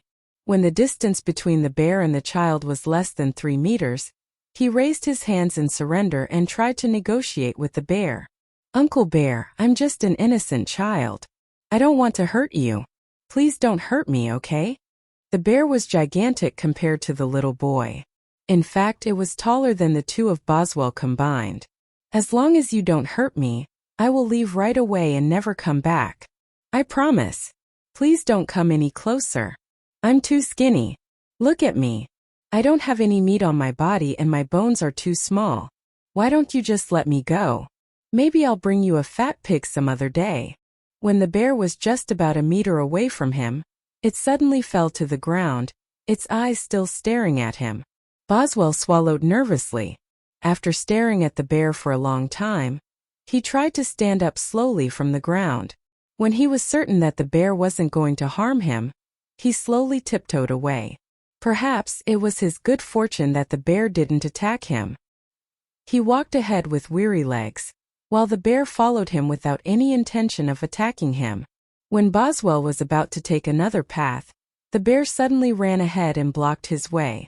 Frightened, Boswell stood still and wondered what the bear was trying to tell him. Silence permeated the air between them. Only the sound of the drone in the air and the small creatures squeaking in the distance could be heard. When the bear saw him stop, it turned around and took the path that went deeper inside the forest.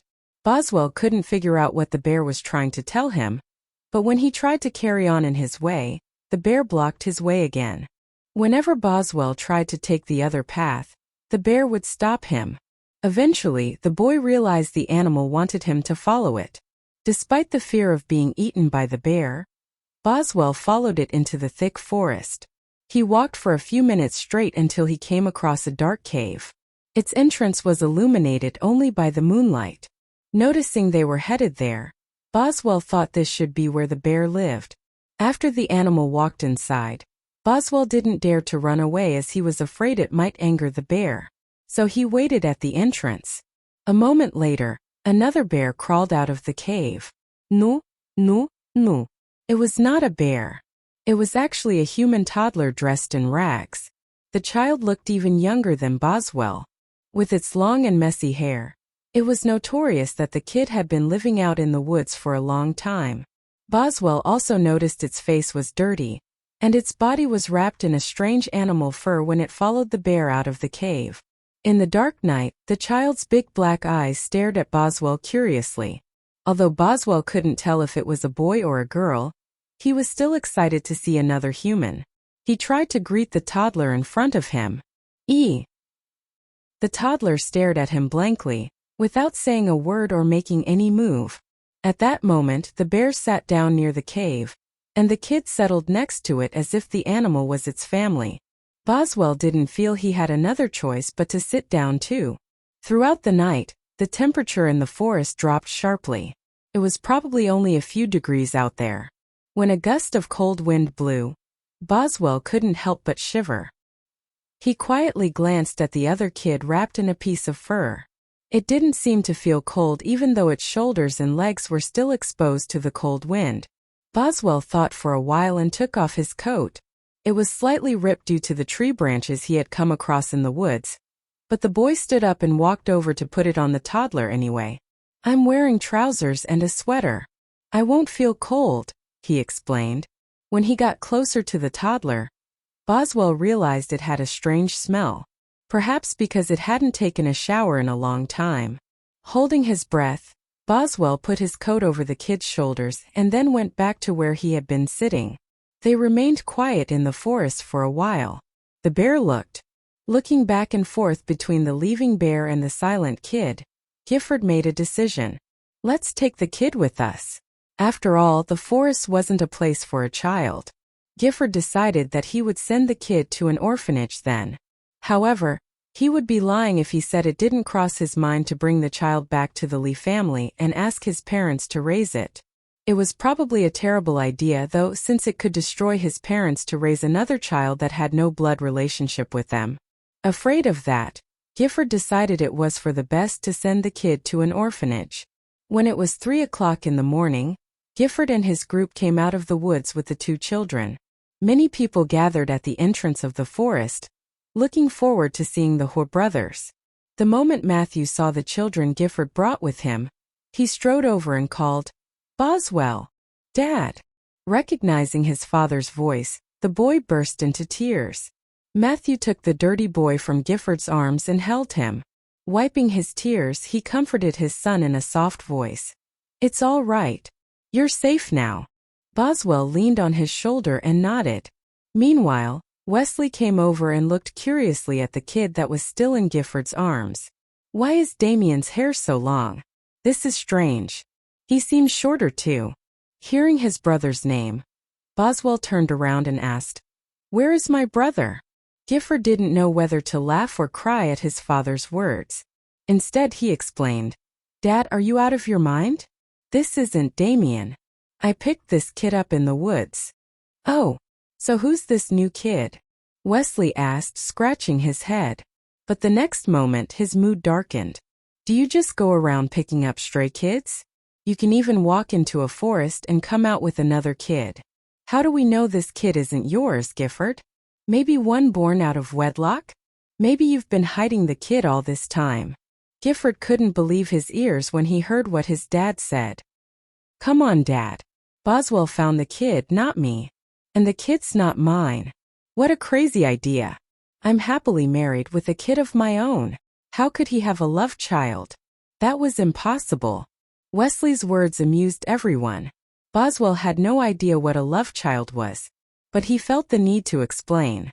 "Grandpa, we got this kid from Mommy Bear," he explained. "Mommy Bear?" After Boswell's explanation, Wesley was even more confused. "Yeah." Boswell nodded. Apparently this kid was lost and raised by a bear. No clue what happened to the parents. "We're the first humans the bear saw, so it gave the kid to us," Gifford said to his father. "Oh, how weird." Matthew handed the kid to Wesley. "Dad, you and Boswell go home and get some sleep. I'll have my men scour the forest for Damien.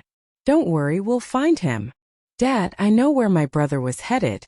I can go with you," Boswell said to Matthew, wrapping his arms around Wesley's neck. Stroking his little head, Matthew said, "No, we're good. You stay here with your grandpa. We'll take care of this. We'll find your brother, trust me." The child must be still in the forest. Sheffield and Joshua were still searching there with their people. With so many people looking for him, the child was as good as found. Wesley left with the two children. Matthew advised Gifford to take a break. Maybe nap in the car for a bit. He'd been looking for the kids nonstop, and a power nap would work wonders. Matthew relieved the other crew that had been searching for his son, and took a fresh group of well-rested men with him. Before Matthew could take a few steps inside the forest, he received a message from Sheffield.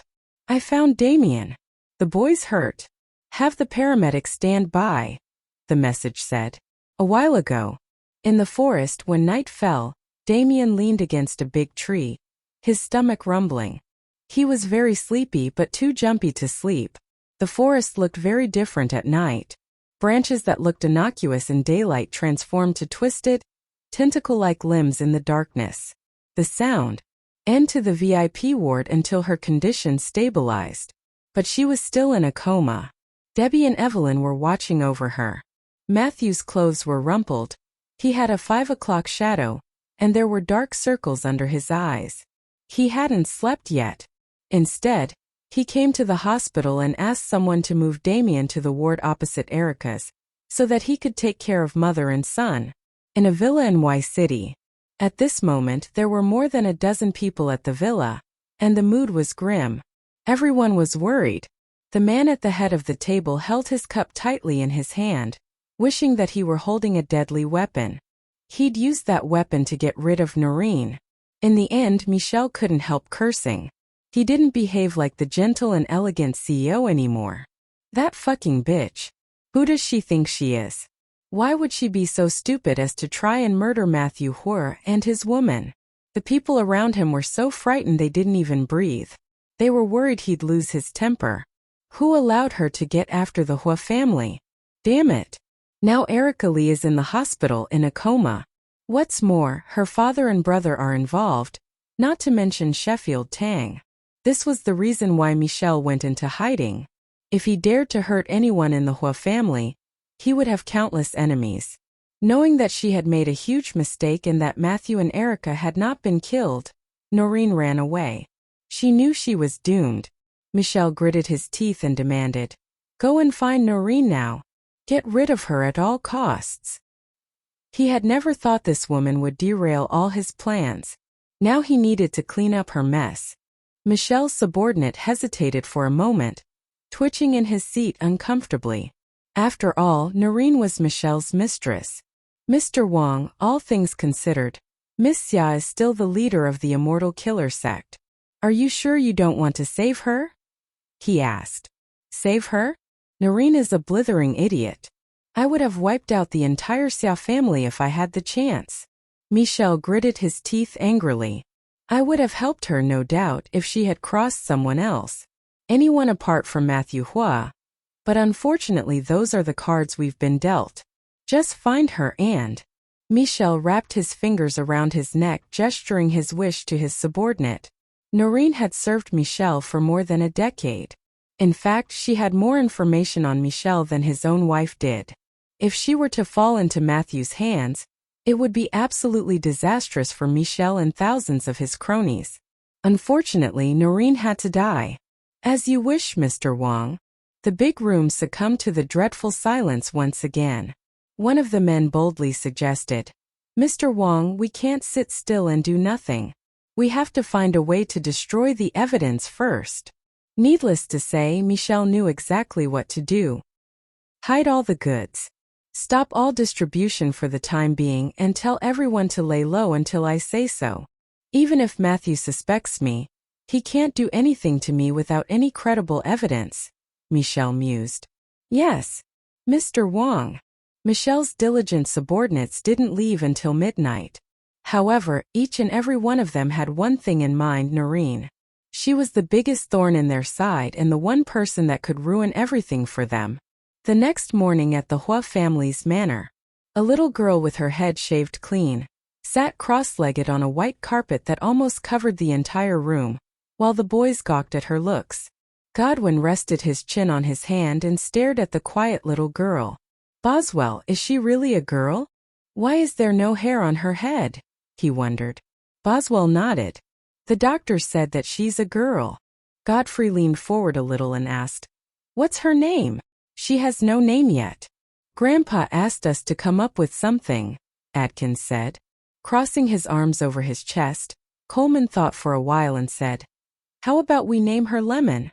Coleman had a weakn. He took a deep breath and asked Godwin, "What did your father teach you?" "What?" Godwin was confused. Carlos was on the verge of breaking down. He took out his phone and sent a message to Sheffield. "What have you been teaching my grandson? If you can't teach him good things, just send him to me." Confused, Sheffield asked, "Wait, what's wrong, Dad? What did Godwin do this time?" he wondered.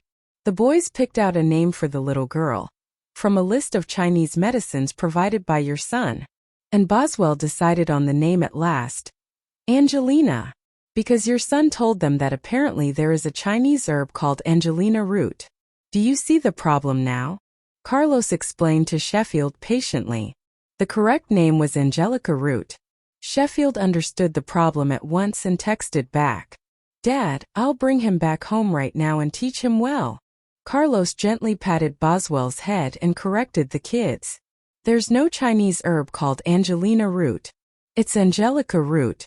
Angelica. Confused, Boswell asked, "Angelica?" Carlos nodded and said, "Yes, but both Angelica and Angelina are good names. You can pick one." The boys nodded their little heads in unison, and Boswell affirmed that they still wanted to name the little girl Angelina. Later that day, Sheffield brought Godwin back home and made him write the words Angelica root 100 times. Since then, Godwin had lost his love for Angelica roots. However, from time to time, he would add some Angelica root to his father's food out of spite. As a result, Sheffield felt very confused about his own body for some time. After all, he used to be a doctor. He was well aware of the changes inside his body, change in sleep, appetite, and blood circulation. One day, Sheffield found that the Angelica roots he had stored away were getting fewer and fewer in number, which made him suspicious. Soon after, he caught his son red-handed, secretly adding Angelica root powder into his bowl of porridge. A misdeed, to which Godwin admitted full responsibility in the end. Ever since, Sheffield couldn't help dreading the idea of his son switching Angelica root to datura when he was older. What if Godwin decided to add poisonous herbs instead to his food in the future? As such, he decided to stop his son from learning about traditional Chinese medicine in its entirety. Godwin, however, was passionate about traditional Chinese medicine. When Sheffield forbade him from learning about Chinese medicine, he snitched on him to his grandfather. Needless to say, Sheffield would never dare to speak over Carlos, so he had no choice but to turn a blind eye to Godwin's love for Chinese medicine. Matthew couldn't stay calm anymore that afternoon when he watched Erica lying still in a coma. He paced around the ward in an irritable mood before he decided to pay the attending doctor a visit. The man frowned and coldly asked, "Didn't you say that my wife would wake up today from her coma?" The attending doctor wiped the cold sweat off his forehead and said, "Mr. Huo, don't worry. Mrs. Huo will be awake before tomorrow morning." Matthew cast a cold glance at the doctor, who was so frightened that he immediately shut his mouth. The man warned him coldly, "If my wife doesn't wake up before tomorrow morning, I'll burn down this hospital."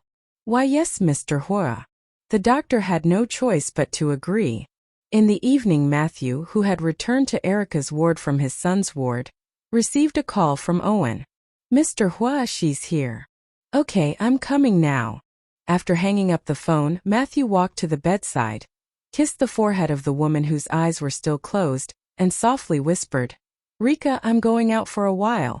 When I come back, I want you out of bed, okay?" The woman didn't respond. Stifling his sympathy, Matthew turned around and strode out of the ward. The group of bodyguards that stood outside the ward all stood. Soon as Matthew dropped the wet tissue on the floor, he whipped Noreen again. In an instant, the whip was stained with blood again. "Ah!"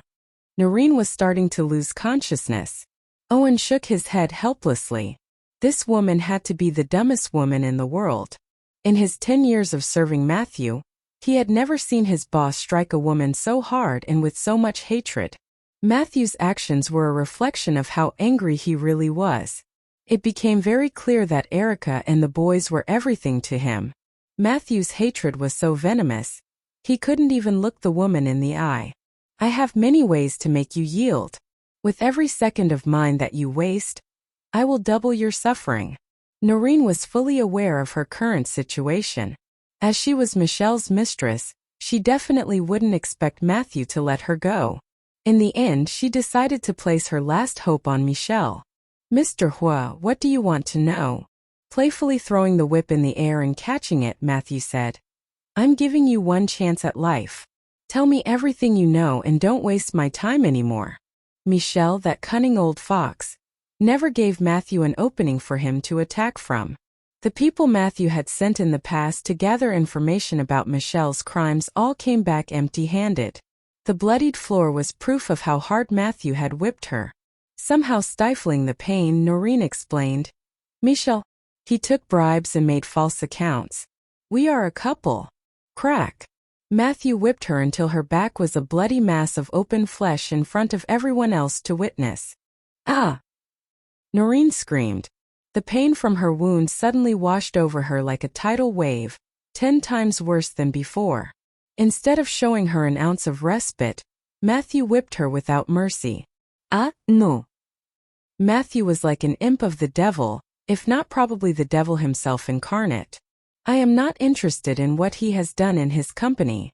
Noreen tried to stay awake, but it was too hard. Her head spun and the dizziness overcame her. Matthew Huo, I am the #1 star in the entertainment circle.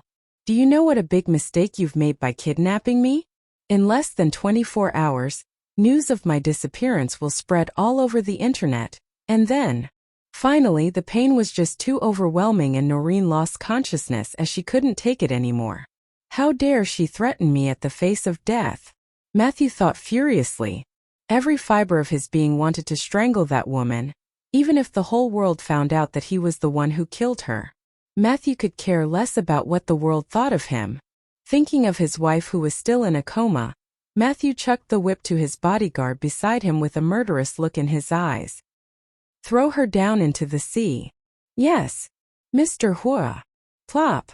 At night, the waves were powerful in that violent way of storms and their roar echoed across the sea to the land. A woman was thrown into sea with her hands tied by a rope. The other end of the rope was fastened to the guardrail of a speedboat. Noreen flipped chaotically across the water as she was dragged on a rope behind a running speedboat. Cough, cough, cough. If the pain had rendered Noreen unconscious, the torture she was experiencing now woke her up.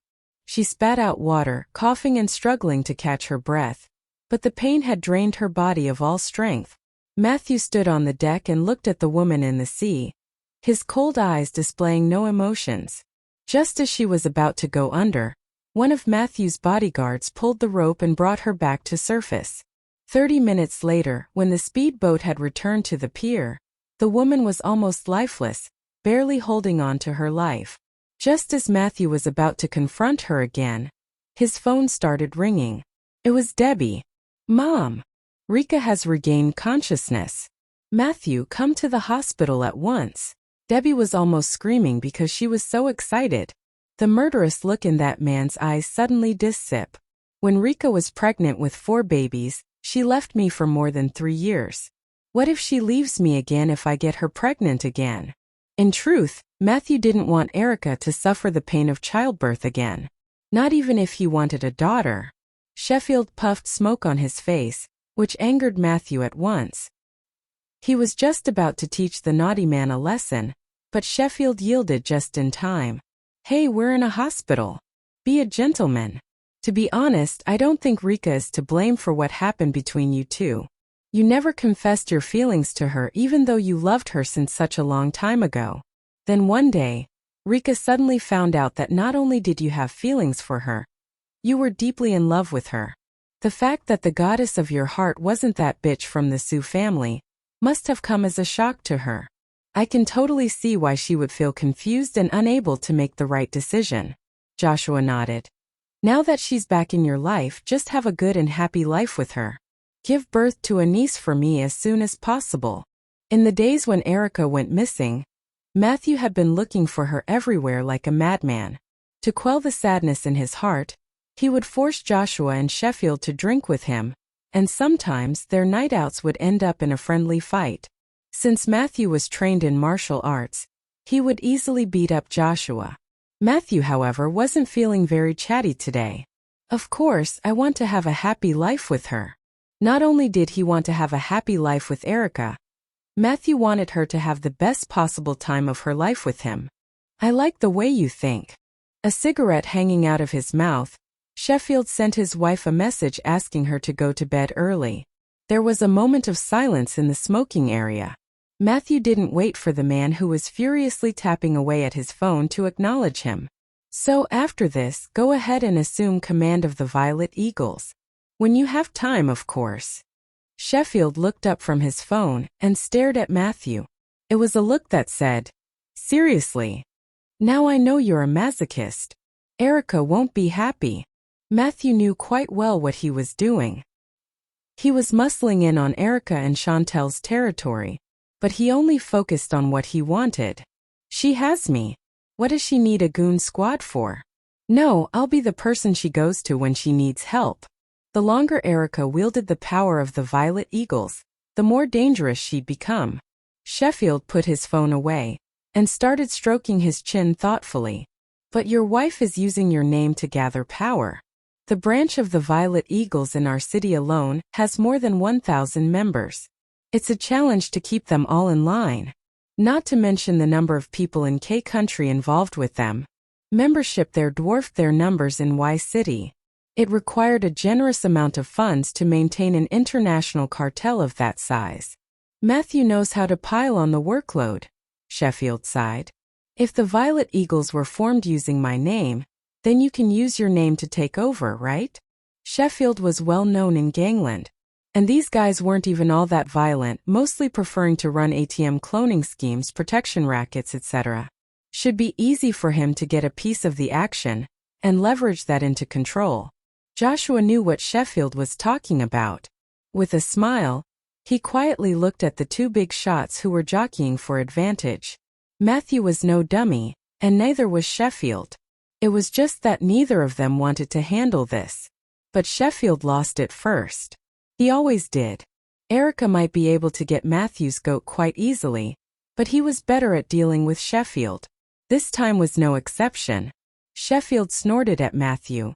Don't play dumb. You know that's a damn lot of cash. And I can't get it easily thanks to your dear sister. She's starting to clamp down on the money we have. I want to see some moolah first before I take this on. You hear me? Matthew looked at the man lying next to her pitifully. Matthew, I didn't see you when I opened my eyes today. I thought you left me. Her distressed look made his heart ache. He lowered his head and kissed her on the lips. Touching her face gently, he said, "That'll never happen, honey. That's not me." Erica was his life. There was no way he'd abandon her. My back hurts. And it itches. Think it'll leave a scar. When she reclined on the bed, she needed to lie on her side. Don't worry. I got this. Sheffield is working hard preparing some traditional herbs for you. Trust in his skill. He'd love her scar or no. It didn't matter to him. But if she was really broken up about it, he'd take her to get plastic surgery. They could cover up a scar like that, no problem. She nodded. Where are the kids? Are they okay? She drifted in and out of consciousness. When she woke up this afternoon, Debbie told her the kids were fine. She was hoping to get them on video chat, but she fell asleep before that could happen. Of course they are. They came to see you when you were asleep. Matthew wasn't about to tell her about Damien. He was in the ward opposite hers. He was afraid she'd spend her time worrying about him and not be able to get a decent night's sleep. She needed to heal. Ah, they're so sweet. She believed him implicitly, and Matthew felt relieved. That was one less thing to worry about. Yeah, they are. It's late. You need your rest. We'll talk about it tomorrow, okay? Okay. And he was right. Erica was sleepy. She put her arm around Matthew's waist and closed her eyes. Outside Erica's ward, Sheffield lowered his voice and said, "It's okay. Nothing happened. Matthew is with her." Joshua nodded, and then the two returned to Damien's ward. When they heard Erica's scream, they thought something had happened. Therefore, the two sleepy men suddenly sobered up and ran out to see what was going on. But in the end it seemed that Erica just had a nightmare. And since she had her husband with her, they didn't think it was necessary to worry about it. By the following day, Erica got the news that all her body levels had returned to normal. Now she only needed more time to heal from her injuries. As the attending doctor made rounds in the wards, he reminded her, "For now, you should breathe into your abdomen to avoid any activity on your chest. Also, you must pay attention to have more nutritious meals such as food high on protein, fruits, and vegetables. And try not to cough so forcefully." Erica kept nodding throughout the doctor's recommendations. After he was done, she said, "Thank you, doctor." "You're welcome, Mrs. Huo." As soon as the doctor left, she asked the man standing next to her, "Do you remember anything he said?" Obviously she didn't. Matthew sighed inwardly and said, "I could see how carefully you were listening." "Well, I remember a thing or two. For example, I should eat more fruits and vegetables, but do you remember anything else?" Erica answered confidently. With no other choice, Matthew answered, "I've asked the nutritionist to arrange your meals according to your physical condition. Don't worry." "Well, that's good." At that moment, the ward's door was pushed open, revealing Wesley and Carlos with Damien in his arms as they came in. "Mommy!" Damien was really happy to see his mom. However, Erica's heart skipped a beat once she saw her son in a hospital gown. "What's wrong with Damien?" Sitting down on the chair by her side, Wesley explained. "He was scratched by an animal. But don't worry, he's fine. You're the only one who's still lying on a bed seriously injured." Erica looked at responsibility for themselves. A few minutes later, Joshua came into the ward with a child in his arms, only to find a crowd already present there. "Sorry I'm late. Last night he and Sheffield barely had any sleep while they were in the hospital. So this morning they headed home to take a nap. After Joshua got up, he rushed back to the hospital." The moment Erica saw the toddler in his arms, she asked in shock, "Terilyn, when did you and Joshua give birth to a third child? And why did they shave the baby's head?" Terilyn burst into laughter. Joshua waved his hand and quickly explained, "It's not ours. It's a baby girl that your son had picked up. Look how cute she is." "What?" Erica was even more astonished. Boswell explained, "Mom, I got lost in the woods and then a bear brought me to her. Debbie took Angelina in her arms and complimented her. She's such a good girl. Anyone can hold her and she won't cry. But we can't put her down, or she will crawl all over the floor." Terilyn said, "It's understandable. After all, the child was raised by a wild animal and didn't learn how to walk yet. Of course, she can only crawl on the floor like a bear." "It turns out that the baby girl was raised by a wild bear." Erica nodded thoughtfully. Then she looked at Wesley and said, "I guess our family is really good at picking up other people's children, isn't it? It all happened like magic. First, Erica took care of Ethan and gave him a home. Then, Gifford brought Chantel home and his parents took her in. But of course, no one expected the two would marry. After that, Erica and her sons took in a little boy named Kenny and got him off the streets. And now Boswell had come upon a little girl in his misadventures in the forest, Angelina." Wesley felt a headache coming on. "Okay, you've figured it out, huh? You're like a kid magnet. Every time I turn around you've found some poor child to take care of. You even have kids yourself, and yet you're still surrounded by other people's children. A few years ago, your mom and I helped you take care of Ethan. But what about this little girl? They had so many kids to watch over. What if Erica and Matthew wanted to have even more? Too many young ones would definitely be a pain to handle. Yvette might have her own place, but she still lived close by. When she had to work or attend to other obligations, her daughter, Wendy, would live with Wesley and Blair. She was also the Lee family's child, and they took good care of her. Although Gifford only had one kid, he confided in his mother that he wouldn't mind having more. Matthew suggested, "Maybe we could consult with a welfare house. They should know what to do with her." ZL Group donated a lot of money to the welfare houses every year. After he had his own kids, He knew how expensive raising a child could be, so he doubled the amount he donated. Although he also wanted a daughter, he didn't want to adopt Angelina without knowing who she was, who her family was. Were they good people? Would they want her back? But after he got her housed and settled, he could spend more money on this girl and ask people there to give her special treatment. That was not a problem. Debbie agreed with her son. That's a good idea, I think. When Ethan's biological father came to claim him, Wesley and Blair were very sad.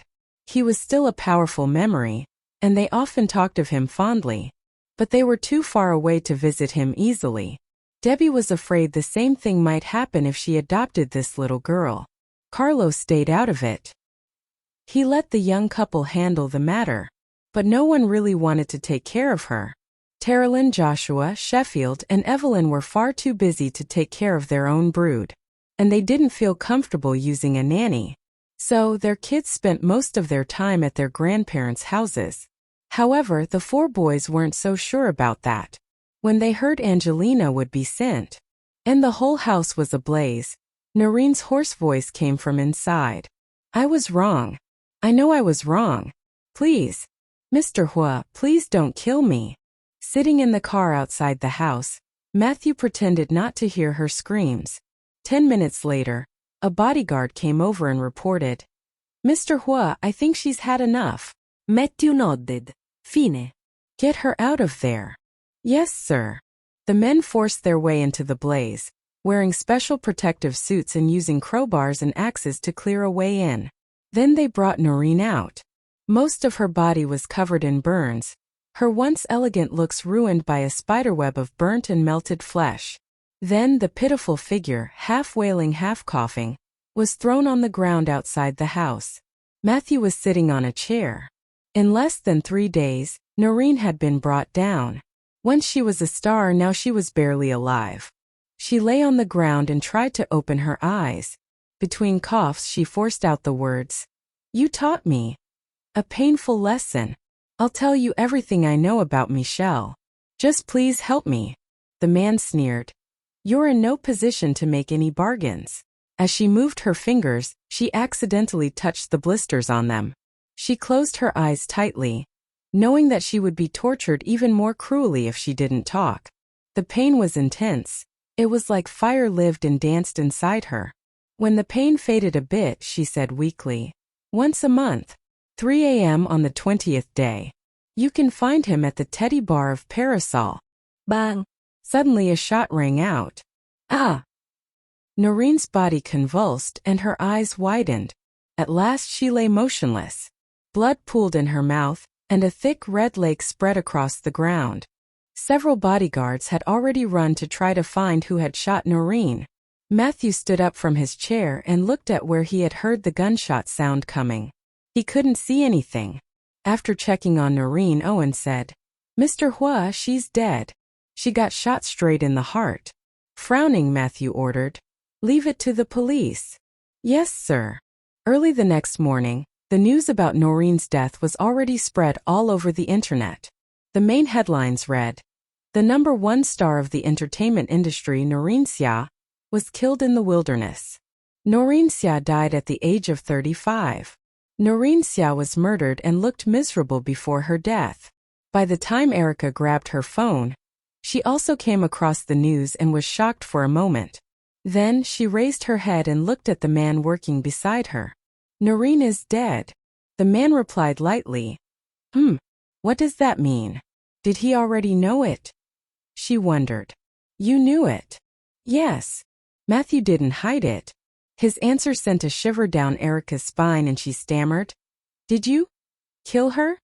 After all, Noreen was the one who orchestrated our son's kidnapping and the fire that almost burned me to death. Did Matthew kill her out of revenge? Slamming the document on the table, he answered, "No." She was relieved to hear that. Then who did it? Who else could it be except him?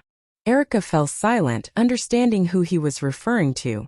As far as she knew, Noreen was caught by someone sent by Carlos when she tried to escape, and only afterward was she handed over to Matthew. Erica was about to ask him how he would deal with the woman when she came across the news of Noreen's death. Matthew, don't do anything against Michelle yet. I want to take part in it once I'm recovered. With so many people having her back, Erica was confident that she could get rid of Michelle Wang. However, despite agreeing to her demand, Matthew still planned to take care of everything first so she could join only at the last minute to savor the victory. It didn't take long for Matthew to find out the location that Noreen's last words referred to once he set his plan in motion. As it happened, in the northern district of Y City there was a mountain named Parasol Mountain, and you should rest for another 10 or 15 days. Let's listen to the doctor, okay? Atkins pulled the chair for her and added, Yes, Mom, Coleman is right. Sit down, please. Dinner will be ready soon. Just wait for it. Erica had been quite lazy lately. Matthew had hired a chef to cook all kinds of delicious food for her every day, but she couldn't exercise yet, so she was almost getting fat. Looking at the busy man in the kitchen, she didn't know whether to laugh or cry. Matthew tore his gaze away from her and acquiesced in their son's behaviors. Why doesn't anyone believe me? I'm really fine. Erica patiently explained to her sons. My dear boys, I'm really recovered. I can fight and climb. If you don't believe me, I'll take you outside so you can watch me climb a wall. Mom, please stay at home. We'll practice boxing with you in half a month. Boswell wrapped his arms around her neck and gave her a kiss on the cheek in order to comfort her. Damien nodded. Yes, Boswell is right. So, Mom, you have to be obedient. Erica was speechless. All right. I lost. I can't resist my sons warning me so tenderly. Therefore, Erica stayed at home for another half a month. On the day she finally regained her freedom, she got up at 6 in the morning and went for a 1,500 meters run with her husband and children. In the end, Matthew was afraid that her health couldn't take it anymore, and with the help of the 4 children, he carried Erica on his back all the way home. Erica felt like crying when she looked at the number on Wang's scale and then at Matthew's 8-pack abs. Matthew, we agreed to eat together to gain weight. What's your secret? How is it that you've lost weight? But I've gained 5 kilograms more, she thought sadly. The man's face remained unchanged. There is no secret. I just make sure to exercise every morning and go to the gym regularly. I have never done anything else to lose weight. Erica was speechless. The secret to keeping a healthy and fit body was to exercise a little bit in the morning and to maintain a regular gym life. Forcing the words through gritted teeth, Erica said, Just wait. I'll do morning exercises with you every day from now on. I'll be as lean as I was before. Matthew held her in his arms and comforted her. Well, honey, you don't look that fat. You've just gained a little weight. Besides, it's easier to hold you now. Erica wasn't going to fall for his sweet words. What if he was just trying to make her fat and ugly because he wanted to have a beautiful girl on the side? Erica was determined the excess weight had to go by hook or by crook. After breakfast, Erica dropped her sons off to the kindergarten and her husband to the company, before heading to the hospital. After a thorough examination in the gynecology and obstetrics department, the doctor finally told her, Your body is fit to have a baby now. You can eat some folic acid supplements when you go back home. Try not to stay up late. Erica responded to the doctor's suggestions with a respectful smile. Thank you, doctor. You're welcome. Besides, you were pregnant with quadruplets before. You must be careful this time. You should stay in bed and get as much rest as you can get, just in case if you get pregnant with more than one baby again. Erica replied, I understand. I don't think I will be pregnant with multiple babies again, but thank you for your concern. She would strangle Matthew to death if she were pregnant with a set of twins or more. After the doctor's appointment, Erica left the hospital in a good mood. When she came across a big pharmacy just across the street, Erica wondered if she should pick up some folic acid supplements. When she walked past the traffic light intersection, she unsuspectingly glanced at a car with the window half open, revealing the face of Michelle. The moment her eyes caught sight of him, the smile on her face transformed into a frown and she quickly hid herself before he could notice her. She turned around, waiting for his car to pass by before she hailed, "In the sky." Frightened, Erica quickly downloaded the video she had just recorded into her mobile phone and then ran away with the remote control. In fact, she didn't really have a need for the drone anymore. By the time the security guards came to Erica's location, she was already long gone. In the Parasol Resort, Michel stared at the drone in his hand and asked someone to pull out the memory card and connect it to the computer. Unfortunately, there was nothing on it. "Go and find the owner of this drone," he ordered calmly. The drone was brand new and relatively expensive. Only a handful of people in the city could afford such a drone. As such, it wouldn't be difficult to find the owner. Michel's subordinates took the drone and left to fulfill their boss's command. They had already found a scapegoat to pin the death of Noreen on. This man was a nobody who claimed that he had killed her because he was too envious of her fame, even though he didn't have any connections with Noreen prior to the incident. This was the explanation provided for the public, but Matthew didn't believe a word of it. The discovery of the drone led Michel to believe that the Parasol Resort was no longer the safe haven he thought it was. 3 of Michel's bodyguards took the drone and drove towards downtown. However, when they reached a corner halfway, they were intercepted by a woman. The woman was a pitiful sight to see, face covered in grime and clothes barely hanging on to her shoulders. She limped to the driver's window and asked, "Sir, I haven't eaten for 3 days. Can you spare some money for a meal?" The 3 men in the car were annoyed by the woman and the driver pushed her hand away. "Go away." The woman walked up to them again, exaggerating the side-to-side motion of her hips. She made her voice about an octave higher. "You know, I've got a birthday coming up soon. Know how old I'll be? 18. If you could help me, I'd be really grateful. She's only 18. And she's pretty too." The men in the car were obviously taken with her. While the driver hesitated, the woman suddenly pressed the unlock button next to her. The mechanism made a sound and the door was unlocked. Under the driver's vigilant eyes, she opened the door and said in a soft voice, "Don't worry.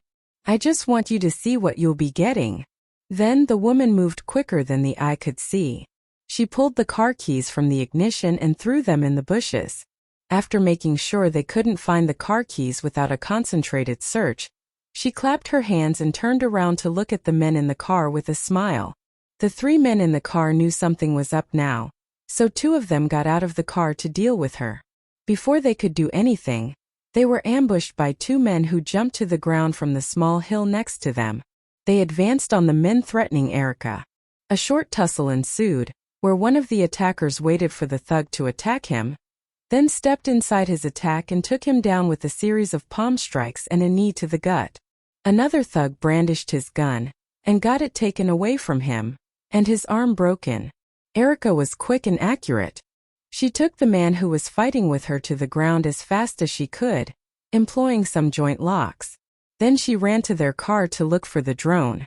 It was on the back seat. She successfully grabbed the broken drone, and then the 3 of them ran away as fast as they could. Back in her own car, Erica patted her chest and breathed a sigh of relief. Fortunately, she had gotten the drone back. If they decided to look into it, they would find out in short order that she was the one who bought it. On their way back, they passed by the Champion Group. Looking at the tall building through the car window, Erica suddenly recognized the man she'd captured on video. Because of this, she asked the driver to head to ZL Group. She had to find Matthew before she did anything else. He needed to know. The car stopped at the entrance to the main offices of ZL Group. Heedless of her image, Erica rushed into the company, drone in hand. If the driver hadn't been there to run interference for her, the security guards would have caught Erica. She ran past them so fast they could only catch the barest glimpse of her. Erica entered her husband-in-law wanted. As for Phoebe, she was in a better situation than her sister. Although Nathan's tombstone in the mountains was a grim reminder of the price they paid for challenging Matthew, she reclaimed a piece of land and lived an idyllic life. Matthew chuckled when he heard what Erica said. "I've known about this for a long time." "What?" Erica was staggered at the thought. So Matthew knew all this time there was something wrong with Neville. "I don't think I stuttered." Matthew felt a little guilty and realized that he should have told her earlier. Erica was a little upset and asked, Then what else do you know? I also know that there's something up at the Parasol Resort, not to mention Parasol Mountain. Erica had been taking it easy, healing for more than 2 months. And it turned out Matthew and his buddies were not idle. Gifford's men had already found a way into the Parasol Resort. Then why didn't you tell me? Erica asked unhappily. Honey, don't worry about it. Just run your business. When we're almost done, I'll let you do the last step. The last step? She pouted and asked happily. What's the last step? Take all the evidence and give it to the police. Let's sit back and watch Michel and his men get hauled off to jail, said Matthew. Erica was in a gloomy mood after hearing that. Her 4 sons could do that as easily as she could. It was an insult to her intelligence. Erica didn't say anything for a long time. Matthew knew what was on her mind, so he comforted her patiently for a while. Finally, he hung up the phone after telling he'd get back to her later that night. Sitting in her office, Erica pondered over a confounding conundrum. Were her enemies too powerful, or was she just useless? At the end of the year, Hyatt and Rhea held a wonderful and beautiful wedding ceremony. Matthew was very busy during the spring festival. Since he couldn't come back from Singapore, he sent his bodyguards to escort his wife and 4 sons to a country. Gifford and his entourage were already at the airport of a country to pick them up. The arrival of a certain group of people in the VIP passage of the airport attracted the attention of many. There were more than a dozen bodyguards passing through in convoy, all surrounding the mother and her sons. The 4 boys looked almost identical as they were wearing the exact same clothes. As soon as they saw Gifford, they released the hands of their bodyguards and ran towards him with excitement. "Uncle!" they called out in one voice. Everyone in the hall watched them in awe. The crowd couldn't help but marvel at the adorable children. Wow, quadruplets! Their muscular bodyguards trotting behind them anxiously was a spectacular scene to behold, and the crowd broke into a boisterous laughter. The boys ran and jumped on Gifford. One hung from his neck, one on his back, and 2 on both hands. Gifford still kept smiling the whole time. Wow, these guys are a handful, huh? No wonder Matthew still keeps a good figure even though he hasn't gone to the special training in such a long time. Matthew's real secret to keeping a good figure was grabbing his sons and running 2 laps around the house every day. Dressed in a thin white down jacket, Erica took off her sunglasses and greeted the people beside Gifford. Hello, guys. Hello, Mrs. Huo. They greeted Erica respectfully. After exchanging greetings, they all left the airport together. This time, the Lee family household looked livelier than ever. Erica and her 4 sons were back, so was Yvette. Now that Yvette was back home, both her husband and daughter would be joining her as well. Suddenly, there were all these people breathing in new life into the Lee family residence. Needless to say, the children were the happiest, especially Wendy. All of a sudden, she had so many brothers taking care of her that she even forgot about her mother. But there was one more person who hadn't come home yet, Chantel. Unfortunately, she wasn't able to come back for the holidays because she was still shooting a movie abroad. Tea dropped to the floor. Tessie not only had a boyfriend, but also was going to get married next spring. Just at the thought of this, she pulled Tessie out of Louie's hand and led her out of the door, while the 2 people watched them in confusion. She pulled Tessie close and whispered, "Does he know about Ethan?" Tessie thought that something was wrong, but when she heard what Erica had to say, she burst into laughter and said, "He knows. He is divorced as well, but he doesn't have a child. I have told him everything. He doesn't mind." Tessie even told her the truth about letting Erica take the blame for her. Although Louis Ming was disappointed at her, when he saw that she had realized her fault, he changed his mind and decided to give her a chance. "Oh, that's good. Do you really like him?" Erica asked. She was just worried because it was all so sudden. Tessie shrank back as she felt a little shy. "Yes, we have been living together for some time." Louis Ming would come to help her manage the flower shop on his break. "What? So soon?" Erica was so surprised. "As long as you are happy, I am happy for you." When the 2 went back inside, Louis Ming stood up straight, looking a little anxious. He was so nervous when he watched them leave abruptly that he couldn't wait to ask Erica, "Mrs. Huo, Do you have any objections with Tessie marrying me? Erica wasn't expecting him to confront her like that, but she responded with a smile. Of course not. As long as you promise to treat Tessie well, I wish you both all the happiness in the world. When he heard what Erica said, Louis breathed a sigh of relief and nodded seriously. Don't worry. I'll be good to Tessie, he said. As long as Tessie was okay living with him, he'd make her really happy. His first wife had cheated on him. She couldn't take the loneliness anymore, or so she said. He divorced her once he found out. They continued their bull session. Louis told Erica he owed her dinner. He had to find some way to repay her for taking care of Tessie. Erica didn't turn him down. Anyway, she was going to stay with her family for Spring Festival. Matthew would be coming up to visit, and they'd go back home to Y City together. She had never imagined she'd be without him for so long. She'd been there half a month, and Matthew hadn't shown up yet. And he did something pretty major while she was gone. One day she was out with the kids. They were at a playground and the kids were having a great time laughing and shrieking. Wesley was playing with his grandsons nearby. Erica sat on a swing and casually opened Weibo. She listlessly scrolled through the shared content and status updates. Finally, something caught her eye. Michelle Wang, drug lord, captured. She tapped it to get a more in-depth look.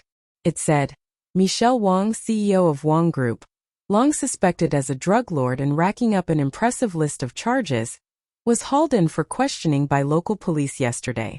8 major players in the financial industry remain under suspicion, including the well-known entrepreneur Neville Chai, chairman of Champion Group. The police say they'll know more as they continue their investigation. She jumped off the swing excitedly and asked Wesley, Dad, where's my brother? Gifford hadn't been home these past few days. Chantel had been here 2 days already, but hadn't yet seen her husband. Wesley knew he couldn't hide it from her anymore. Your brother, Sheffield, and your hubby are doing something in Y City, he answered. And just what are they doing? Erica pressed. Standing in front of her, Wesley didn't answer her question. Instead, he said in a soft voice, The men in our family can handle themselves. We don't want you going up against a drug lord. They had Matthew, Gifford, Sheffield, Joshua, Remus, Harmon, and Sean. Each of them had their own strengths, each of them useful in the fight against evil. Erica pouted and cried indignantly, Dad, you're so sexist, you know that. At the sight of the lighter, Gifford suddenly remembered something and popped off with, Dad has a lighter that's so old it's broken. He still keeps it around. It's one of his little treasures. Joshua reclined on the sofa and replied, Maybe your mom gave it to him. He wouldn't throw something like that out.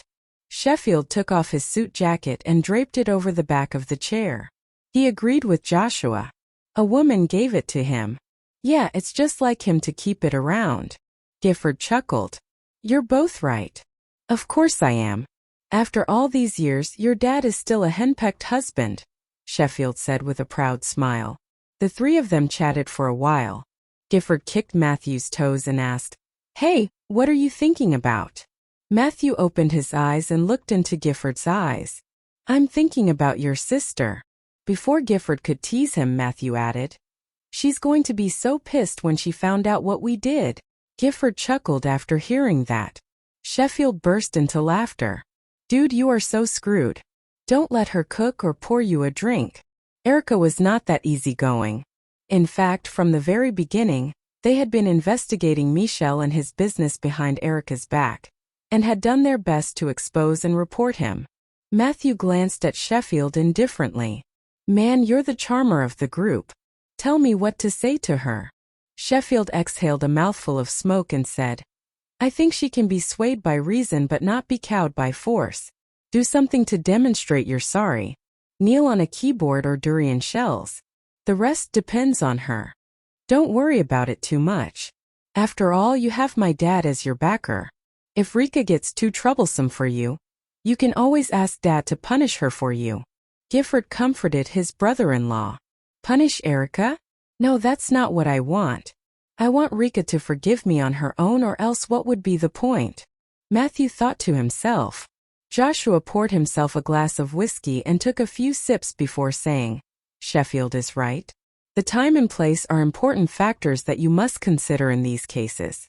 My advice is to put your dignity aside and throw a durian and a keyboard on the floor in the living room in front of everyone, and let Rika make the decision when Uncle Wesley and his family come to Y City to celebrate the new year."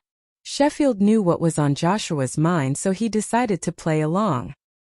He continued, "That's when we'll all persuade Rika together. She's definitely not going to turn down a room full of people. Right? Rika is not that unreasonable. She will definitely save your face. So this matter can be over," said Joshua.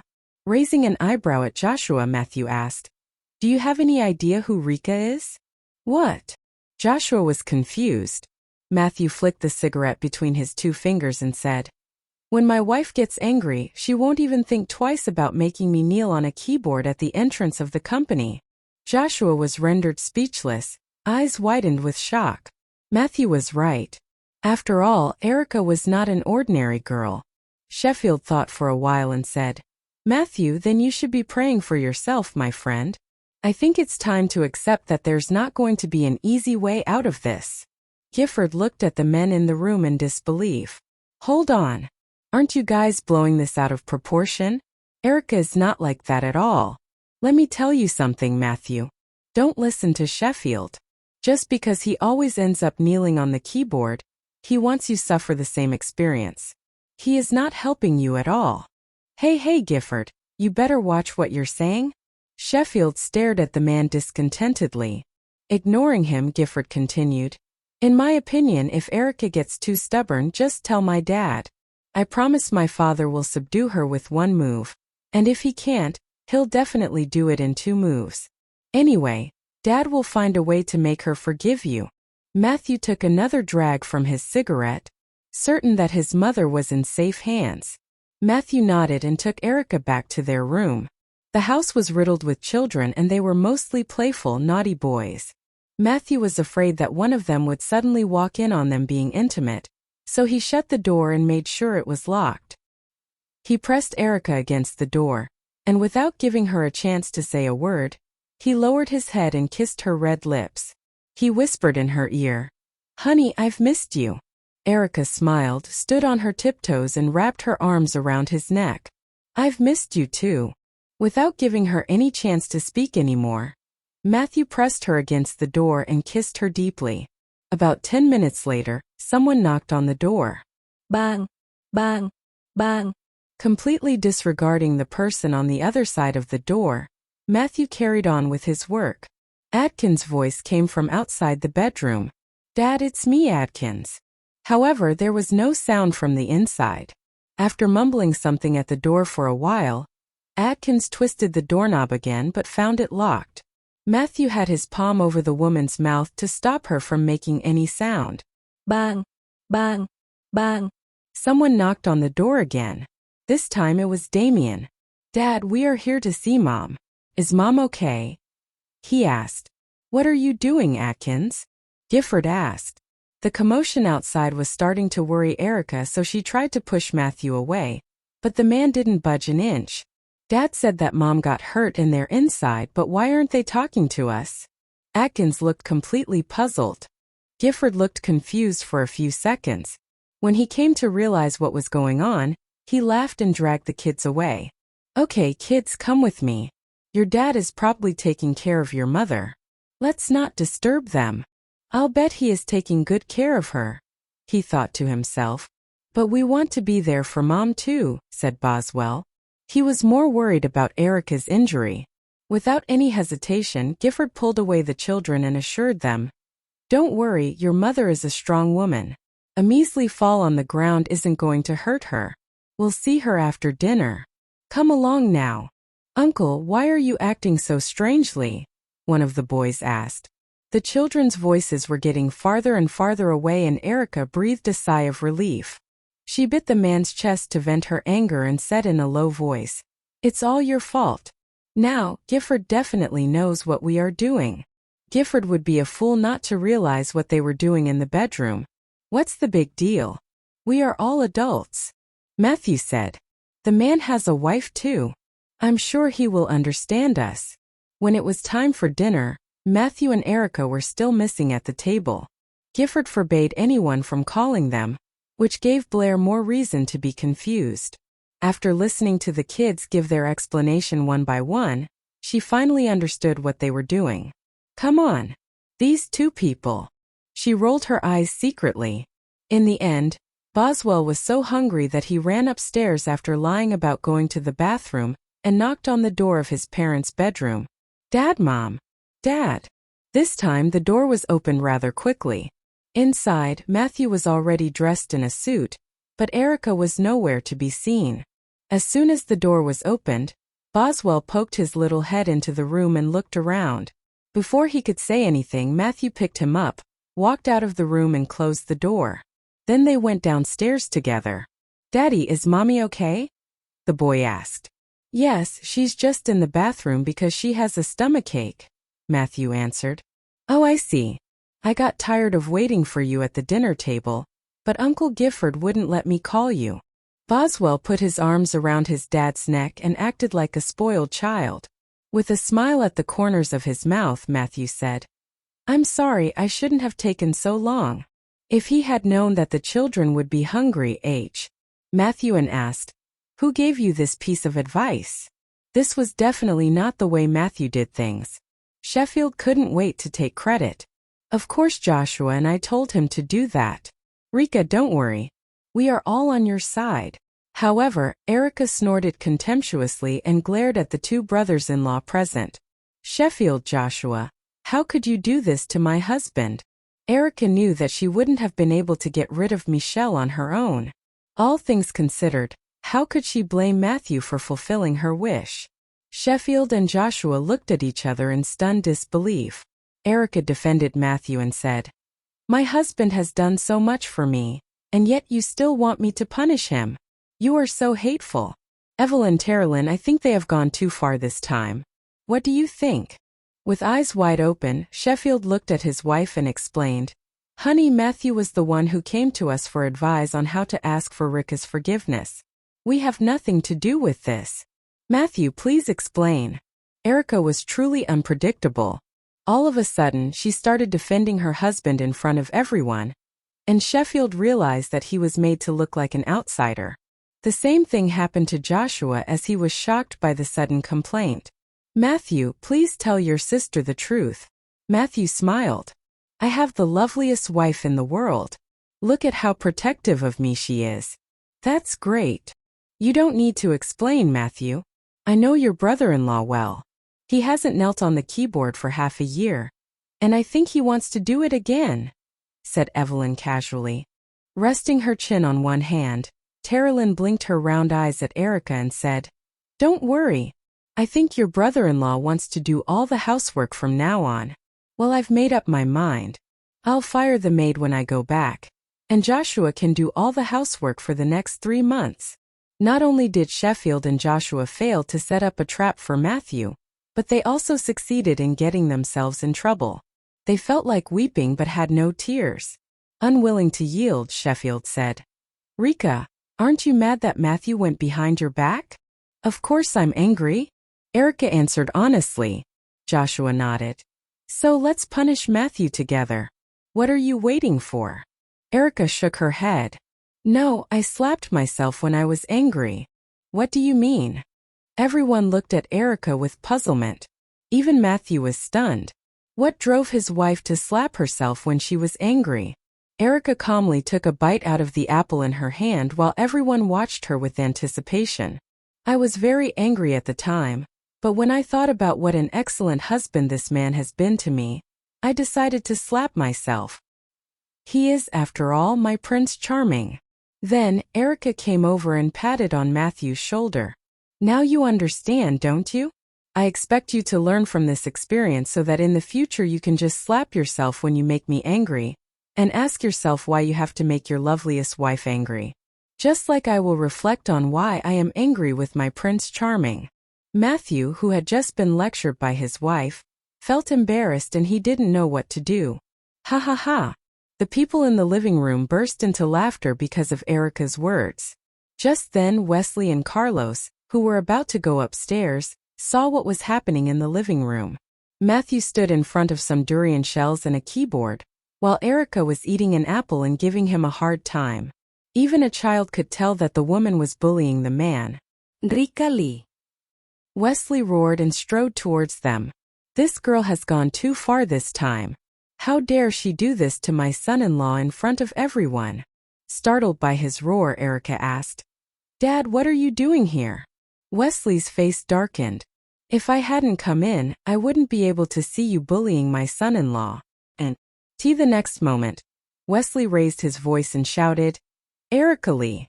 "Yes, sir." "Was it you?" "Yes." Erica responded so fast that it was too late for Matthew to cover her mouth. "Run 5 kilometers." "Yes." "No." Erica's refusal fell on deaf ears as Wesley was hellbent on punishing her. Just then Matthew said, "Dad, let me do it." The man was willing to take responsibility for his wife's actions.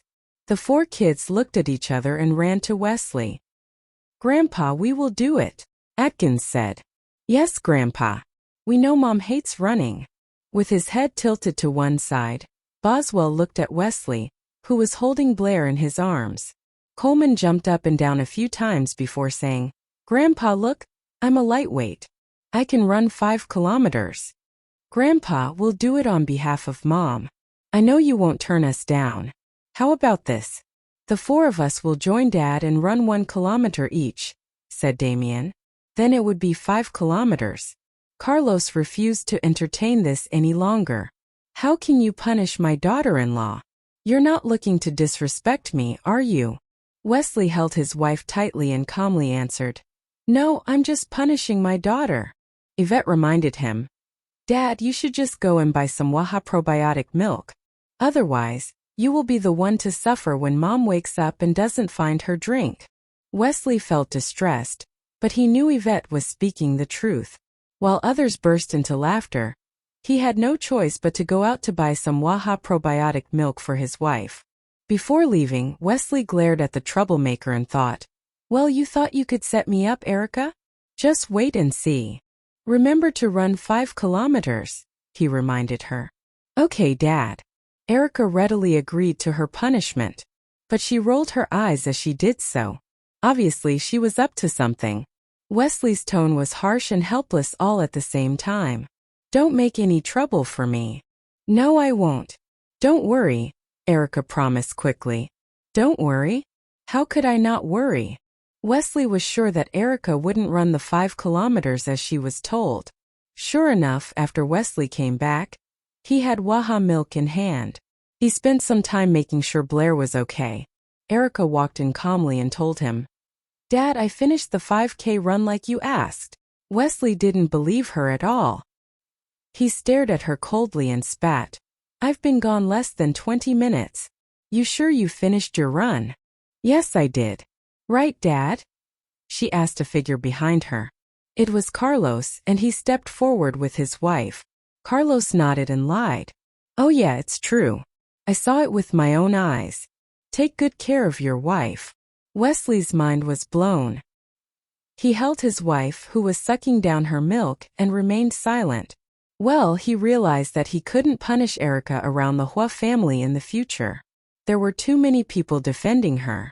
After the first lunar month had passed, Erica sent all the evidence of Michelle's crimes collected by Matthew and others to the Prosecutor General's office. Half a month later, the police officially set up a task force to investigate the allegations against Michel and his companions. From winter to spring, the police had found more than 30 tons of drugs in Parasol Mountain, and more than a dozen drug caches had been uncovered. Smuggling routes had been discovered and closed up. Arrests were made. This was front-page news. Later, Michel and Neville were sentenced to death for their heinous crimes. In March, Matthew and Erica traveled to Country. They wanted to visit Orange's tomb and pay their respects. Orange was buried near his hometown, in the country he'd been born in. Orange had made many friends when he was alive, so his tomb was buried in the myriad flowers and gifts from his friends and allies. It had been almost a year since Erica had been here. Last Ti, ally pregnant, Matthew took out his phone and called the ambulance. Then he called the person in charge of the stables and gave him their location. Send a car here. Now. Half an hour later, Erica was on the way to the emergency room again. She was indeed pregnant. She almost had a miscarriage because of strenuous exercise. It hadn't been long, 7 weeks. Erica was busy from dusk until dawn every day, so she really didn't notice anything was wrong. But she didn't know that her period was irregular because she was pregnant. When Carlos and Debbie got the news and rushed to the hospital, they found that Erica lying in bed with an 4. Carlos patted his son on the shoulder and spat. So Rick is pregnant. Why didn't you pay attention to her? Why did you take her out horseback riding? This time Matthew didn't retort. He silently endured Carlos nagging. Erica, who was lying in the bed, explained weakly. Dad, I insisted on doing it. This isn't on Matthew at all. Don't blame him. Rika, you don't have to defend him. He is a man in his 30s. He didn't even notice you're pregnant. It is his fault. Carlos believed Matthew was to blame, and no one could change his mind. Debbie sighed. Simmer down, everyone. Thank God Rika and the baby are all right. It's good news. Don't be angry. Carlos' face softened when he heard that. Taking a lesson from the past, Matthew had kept an eye on Erica during her pregnancy. He didn't even allow her to leave Y City, let alone travel abroad. He was afraid she would run away from home again. When Erica was 8 weeks along, the ultrasound showed she was carrying more than one baby. She was having twins. Matthew was a mighty baby maker. At least that was what Erica thought. He should be feeling proud of himself now. She looked at the man who had done this to her. He was as calm as ever. Erica felt like weeping but had no tears. She wanted to strangle Matthew again. Why did he always produce so many at once? Wasn't one child good enough? But since she was pregnant, she could give Matthew hell. After all, what was the point of being bloated and miserable if she couldn't take it out on him? At the thought of this, Erica lost her temper. Get out, she ordered. What's wrong? He asked innocently. The moon's not full tonight. We're not sleeping in the same bed. No way, she said. What does the moon have to do with anything? What he could do? He couldn't change the phase of the moon. It is because I say it is. It's your fault it's not full. She spat. Matthew was confused, but he knew she was mercurial. There was no arguing with her when she was like this. He could only go downstairs to whip up a bowl of noodles for her. That was probably the best thing for his pregnant wife. It did make her feel better, though. And he was able to sleep in the same bed with her. But in the dark of the night, Erica rested an arm and a leg on Matthew. It was uncomfortable, but it was meant to be. It was just to make sure he was awake for one more of her demands. Don't wear a blindfold to bed. Well, he could only do as she asked.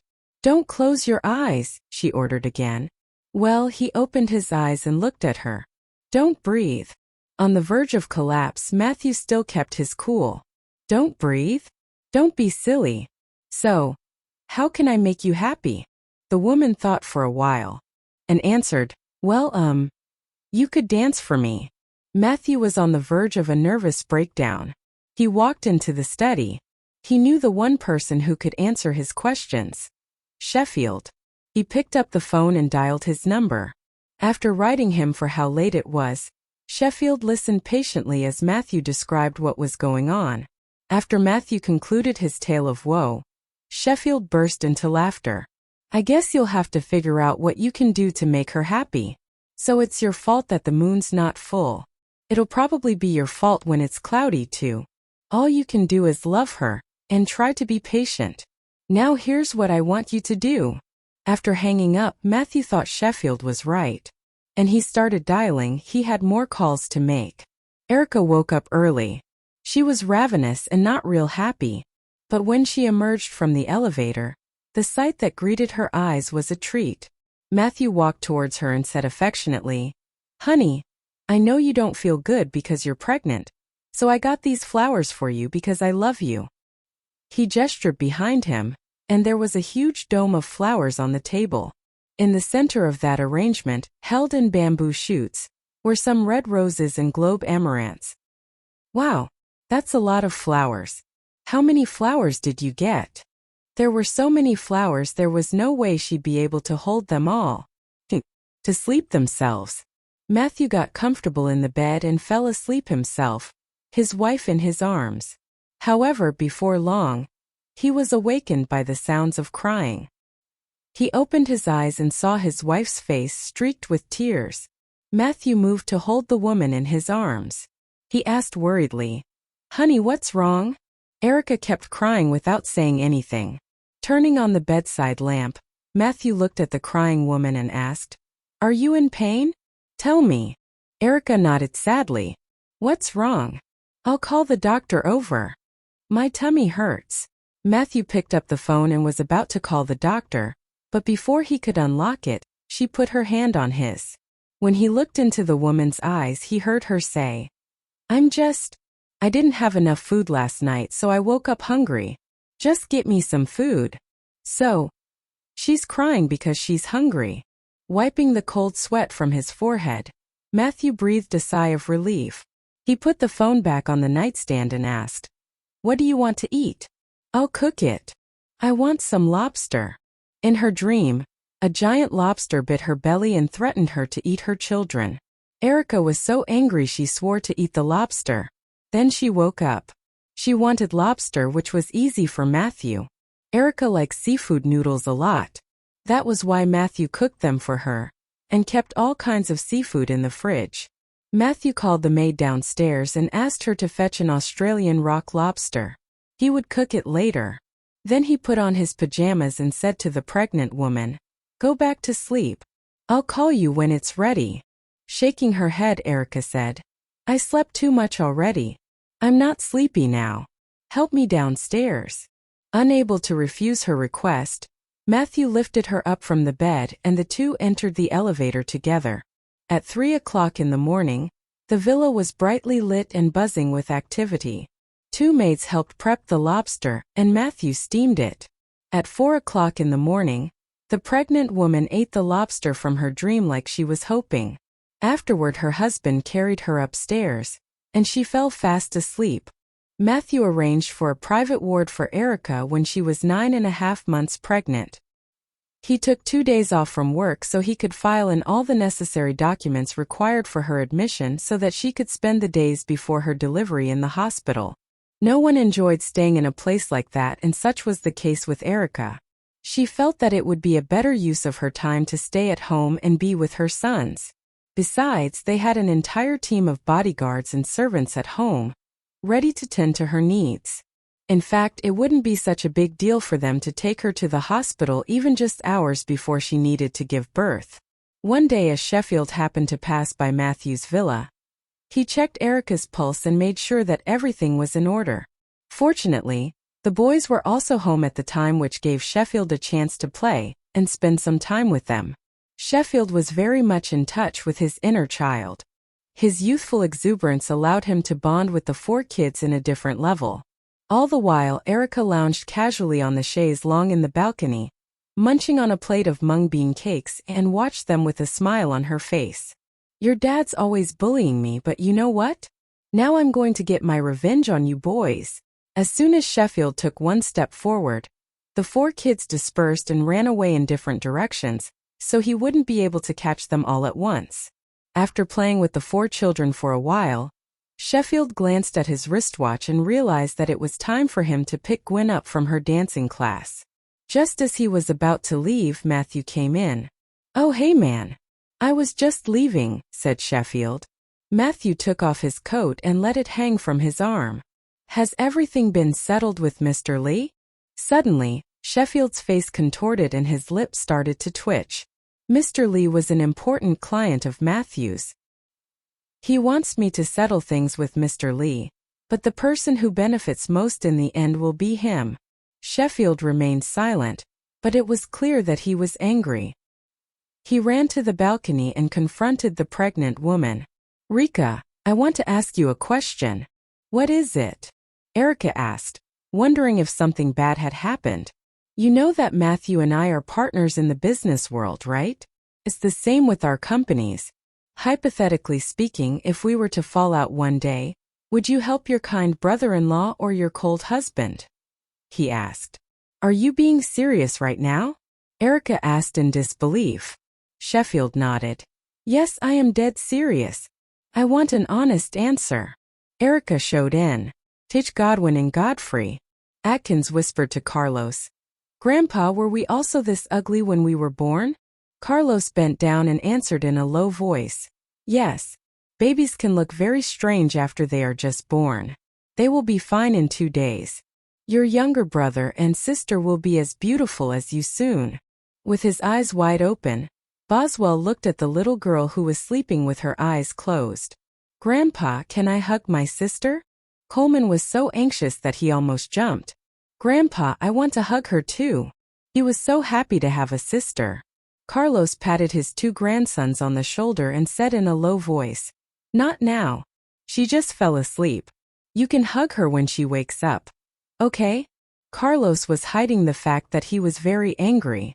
Ever since the doctor gave Irma to them, Matthew had been holding the baby girl in his arms. Now that he had just put the baby down, she fell asleep. Carlos didn't even get a chance to hold her yet. However, he couldn't lose his temper in front of his grandsons, so he kept his cool. The 2 kids nodded their heads obediently. Okay. Damien held the twins' hands with utmost care. Grandpa, their hands are so tiny. Yes, you were the same when you were born. Really? The 4 boys didn't leave the hospital soon. When the twins woke up, they hugged their brother and sister for a while before coming back home with their grandparents. Carlos looked 10 years younger as soon as he held his granddaughter in his arms. However, he didn't completely ignore his grandson. He also held him in his arms for a while. After all, they were both his grandchildren and he loved them very much. After putting away the presents he bought for the twins, he left the hospital with Debbie and the 4 boys. The twins looked a lot like Matthew. Even at first glance, others could tell they were his children. As time passed, during Erica's confinement after childbirth, the loving couple had a quarrel. It seemed that Erica said something Matthew didn't like much. Despite being for her own good, the confinement was a dull period after childbirth.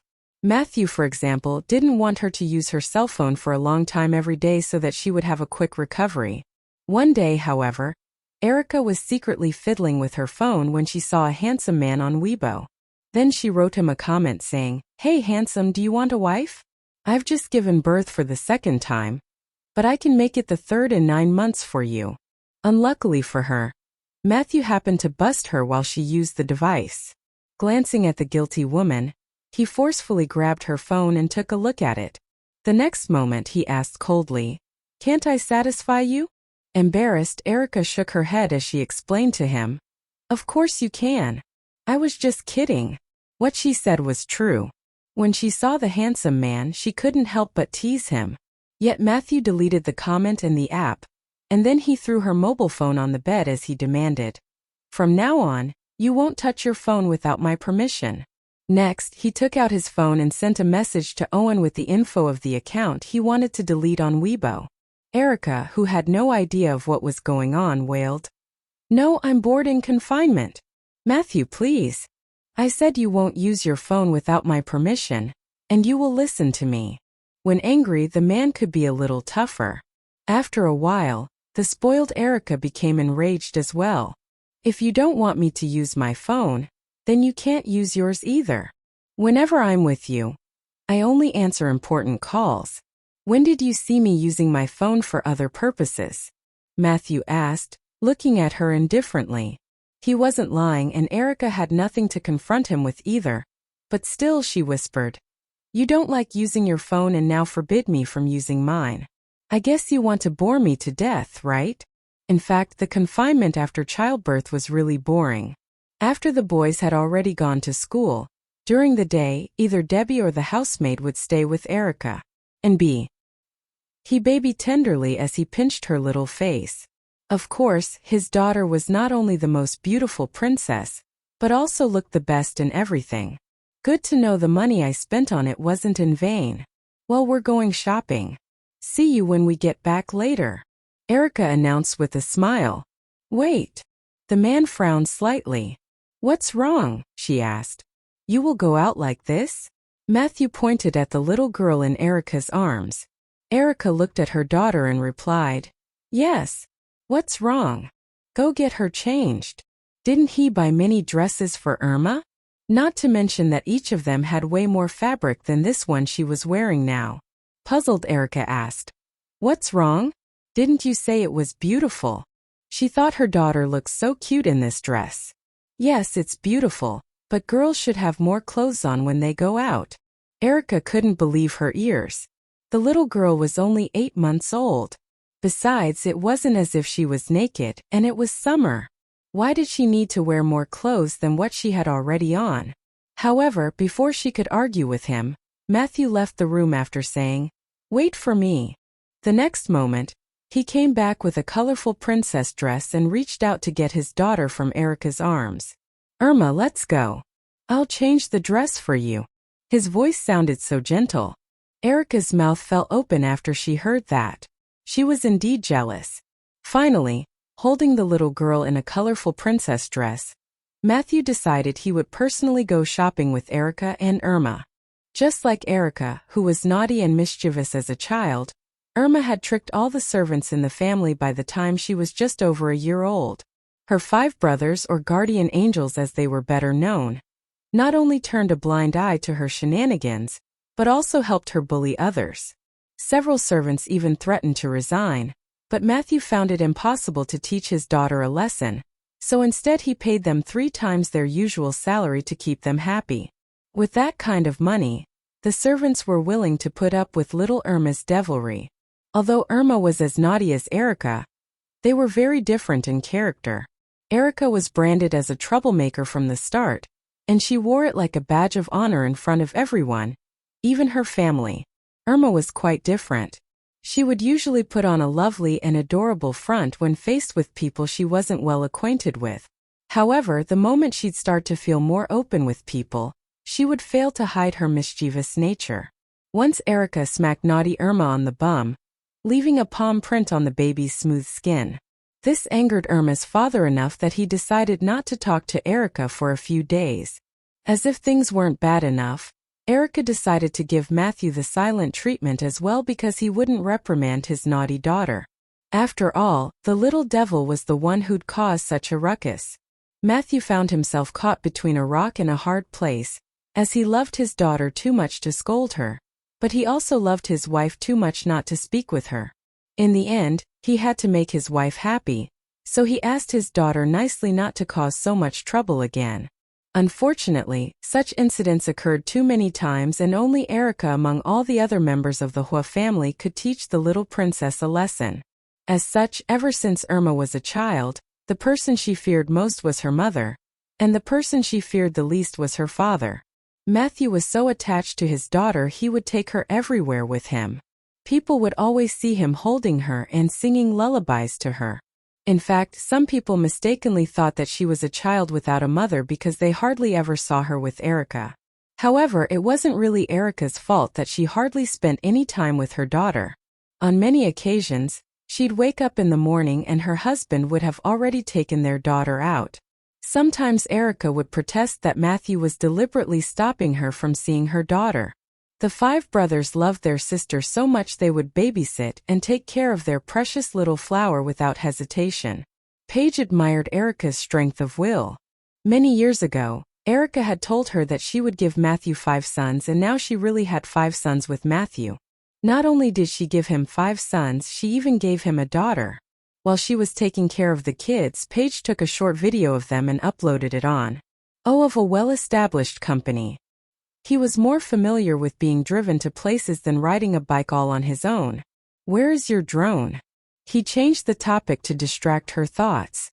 Suddenly, Erica remembered her drone and she titled her head up in the sky to look for it, but it was nowhere to be found. She looked at her remote control and found that the drone had flown up to more than 200 meters high. No wonder she couldn't see it. As the sea breeze grew stronger, Erica brought the drone back to around 20 meters high and put it on autopilot. She shook her legs with excitement and said, "Honey, I'm going to start recording." "Okay." Erica seemed to have rubbed off on him because Matthew was now very enthusiastic about recording their daily life. Erica clicked on the start button and let the drone record their magical date. On the road along the coast was a drone, a bike, and a couple. Their happiness was so simple. Erica wanted to put a perfect end to this video. At the seaside, with his feet on the ground, Matthew gently whispered in her ear, "Honey." And just as the woman turned around with the remote control in her hand, he kissed her. The drone flew higher and higher, capturing their happy moment on the coastal road. A couple in love, kissing the beach and the sea. After she put away the drone, Matthew grabbed her hand and dragged her down the coastal road to walk on the soft sand beach. All of a sudden, Erica let go of his hand, kicked off her shoes and ran into the sea. Marveling at the blue sea, she shouted, "Matthew, I love you. Matthew, I love you. I started with liking you, and as time went by, I couldn't stop from loving you." Matthew, who was usually serious, was willful for once. He took off his casual shoes and socks, stood beside her and shouted, "Erica, I love you too. Erica, I loved you at first sight and we will never be apart." Sometimes great love could be found in simple places and in between simple people. After Erica was injured in the fire, Chantel went to the Huo family's villa to make sure she was okay. She stayed there a couple days and then went back to the Lee family's house to look after the child. A week had passed, but she still hadn't seen Gifford. She didn't have the courage to send a message or call him to ask him where he was or whether he would come back. She wasn't sure she'd like the answer. Later, she grilled Wesley about what he knew. He told her he was on a mission. It had to do with Michel and his men. Gifford volunteered to be the main person in charge. It had been a while, and Chantel thought Gifford might be gone for several months. However, they met up in a quite embarrassing place and time. In a 5-star hotel in K Country. Several young firefighters appeared in the hall with a large red canvas gear bag with 5 zippered pockets. Preceded by a waiter, the group entered the elevator one after another. At the same time, another man walked into the elevator. He was wearing a green military outfit, and the patch on his shoulder made all the young men snap to attention and salute him. After saluting them as well, the serviceman stood in the corner of the elevator, listening to the young men chatting with the waiter. The waiter said, "An actress is stuck in the bathroom. The door's jammed. We can't break down the door ourselves, which is why we called you. Any idea who's in there?" "Yeah, it's Chantel Yi," the waiter replied. Chantel was a huge star. Almost everyone knew who she was. Even if they weren't that familiar with her work, she had been in multiple commercials, did the talk show circuit, and even made the tabloids. This group of young men certainly knew who she was. The dark-skinned captain looked at his subordinates with a smile and said, "Chantel Yi, huh? Okay, here's the deal. I'm married, so I'm off the table. But you guys need a shot. Anyone who's single? Line up here." If they weren't in the elevator, some of them would have jumped up and down excitedly. "Wow, we're lucky, huh? We get to meet Chantel in the flesh. Not only that, but she's in the bathroom. I can't wait," one of them said. Another man pulled him behind him and said, "You already have a girlfriend. I'm still single. Let me do the job." The third man pretended to be serious and said, "Stop arguing. Let me do this." The elevator stopped on the 14th floor.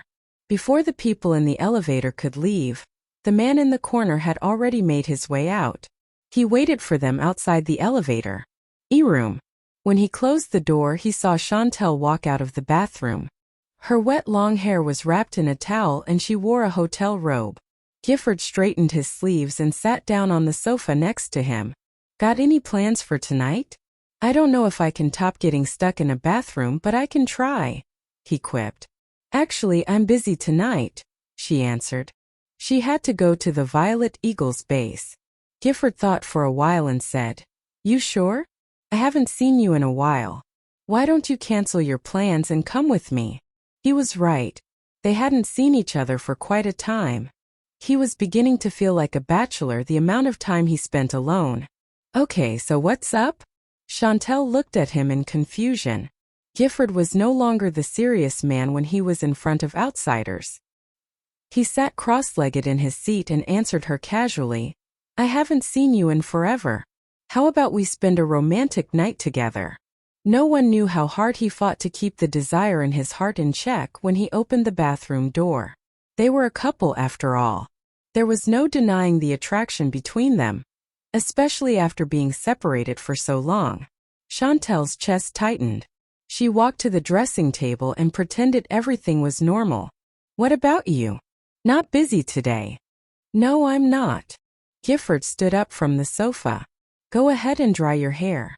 I'll be back in 10 minutes. There was someone waiting for him upstairs. He would head there first. Once that was taken care of, he'd be free to return and spend the night with her. Oh, okay. After Gifford left, Chantel was the only one left in the room. She heaved a long sigh of relief. Gifford was a punctual man. He said he would be back in 10 minutes, and within 8 minutes, he was ringing Chantel's room doorbell. Chantel had just had her hair dried as she walked to the door on her phone with Edward, a man from Violet Eagles. After making sure that it was Gifford standing outside, she opened the door to let him in. I can't go tomorrow afternoon either.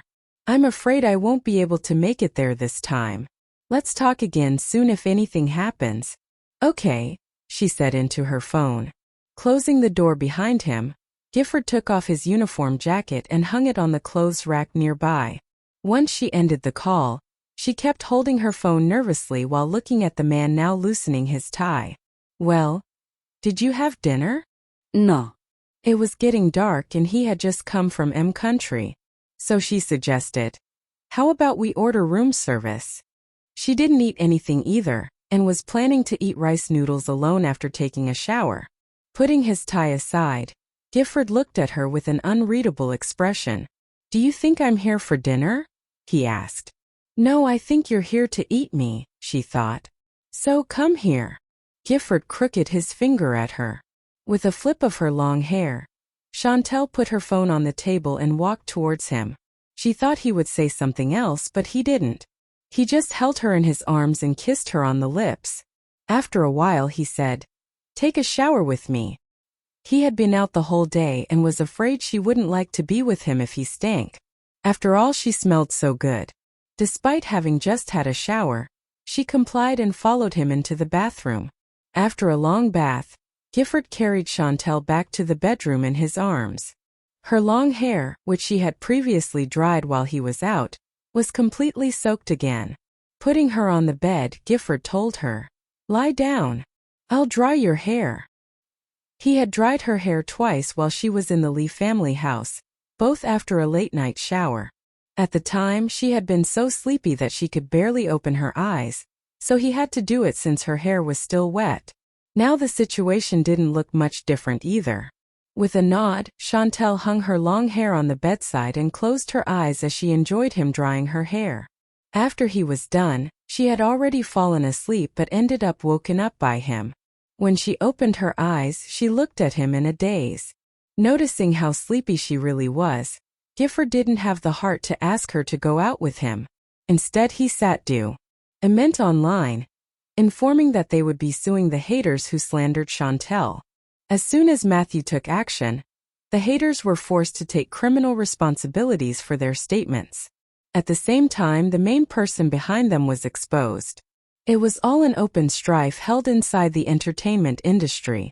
The whole thing was planned by a random female star who was jealous of Chantel. The actress was immediately banned from all walks of life for daring to lead the gossip to Matthew Huo. As for Chantel, since she had chosen to become an actress, she had mentally got herself ready for the many ways she could be exposed to the media. Therefore, 3 months later, the news that she had gone to the hospital for an examination was also released to the press. Wow! Chantel was spotted in the gynecology department of a hospital. Is she pregnant? Her belly seems slightly swollen. I'm sure she's pregnant. Meanwhile, at the Lee family's house, Gifford had Chantel locked in their room and didn't let her go anywhere. Then he took out their marriage licenses from his coat's pocket and threw them on the table in front of her. Take a photo and post it online. Gifford couldn't help but feel depressed. He wondered why she refused to make their relationship public. Last time they were photographed getting in the hotel together, she refused to make any statement about their marriage. Now that she was pregnant again, she still had no plans of making it public either. If she didn't finally make things clear, he wouldn't let her out that door today. Blair knocked on their door and said anxiously, "Gifford, don't do anything stupid. Talk things out with Chantel." Chantel's pregnant, but why is Gifford so angry? As soon as he got back, he stomped upstairs angrily to find Chantel. What on earth happened? Blair thought to herself. In order to assuage Blair's fears, Gifford opened the door and told his mom, "I'm mad, Mom, not nuts. Chantel's my wife. I'm not going to hurt my wife or my kid." Blair breathed a sigh of relief and told her son, "Just take some deep breaths and count to 10 before you say or do anything." Gifford was helpless. He wasn't going to hurt Chantel. He just wanted to talk. "Okay, I get it. Why don't you go play with your granddaughter?" he suggested. Wendy was here today, playing with Hugo downstairs. Blair peeked into the room again.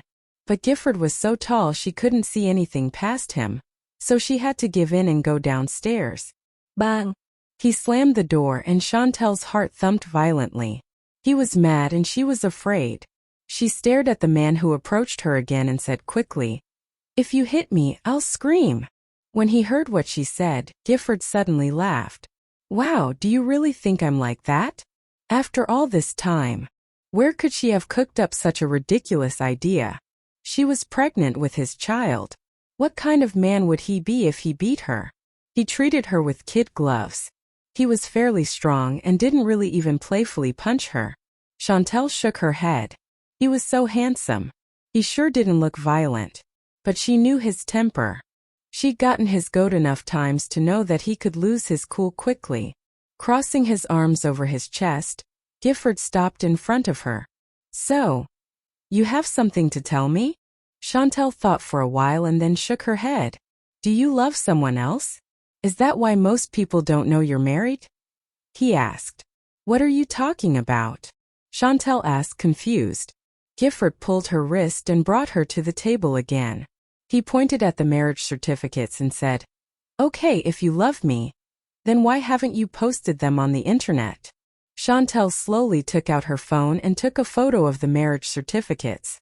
Under the man's satisfied eyes, she put away her phone. Gifford was a little confused. "Okay, you posted it already? That was fast. Why did she put her phone away? These things take time. I need to consult with my agent and my PR team first. Once I get with them, I'll know more." After all, she was not just accountable to herself and her husband. She's hair stood on end under his gaze. "What are you doing? Are you insane?" Out of nowhere, Wesley popped out and slapped on the back of Gifford's head. "God, you're about as dense as I am. Go find your wife. You really want another man to win her heart? Go after her, unless you like crying alone." Gifford really wanted to go to his wife, but he said stubbornly, he wouldn't try anything. He'd rot in jail if he destroyed our marriage. "Okay, forget it. Just let him go to jail then." Wesley spat as he went upstairs. Anyway, what Blair said was meant to light a fire under his backside. Wesley knew the truth, so he was not anxious at all. It was true that Chantel had left, but her agent had picked her up, not the CEO. It wouldn't make any sense if he did. Gifford went and locked himself in his room, and got Sheffield on the phone. He needed his advice and they talked for more than 2 hours.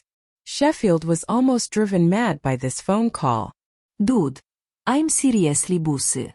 I have to let you go. I have a meeting later. He had been talking with a man for 2 hours and people might think he was gay. No way.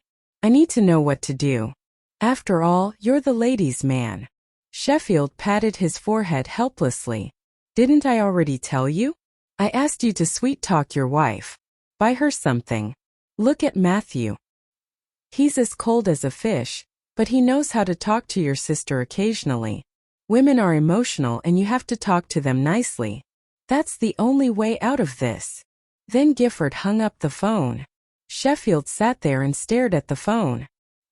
He was a little taken aback that Gifford hung up so abruptly. Sheffield shook his head helplessly. It was not easy being the ladies' man. Whenever Matthew and Gifford were having marital problems, they would ask for his help.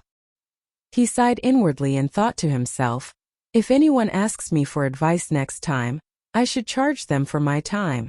Maybe 10,000 a minute? Especially Matthew. Maybe 100,000 a minute. He'd think twice before, well, maybe not. He's rich beyond his wildest dreams. He might just pay it. Well, that's it then. Chantel was pregnant now, and had to think of her child, so she asked her agent to scale back work. She even moved out of the Lee family's house to live on her own. And it was Blair's idea. Blair had made a deal with Chantel. She'd often take Hugo to Chantel's house. She'd also take care of her and help cook, clean, and so forth. A stress-free pregnancy was the best kind. It was all to galvanize Gifford into doing something. So when Gifford walked in one day, there was no one at home. When he went back to his room to change his clothes, he made another startling discovery. Everything Chantel owned was gone. He got flustered and decided to call Chantel. Hopefully she could fill him in on what was going on. When Chantel's phone rang, Blair was peeling walnuts for her. Hearing it, Blair asked casually, "Is that your work again?" She felt her daughter-in-law devoted too much of her time to work. The girl was tired all the time. "No, it's Gifford."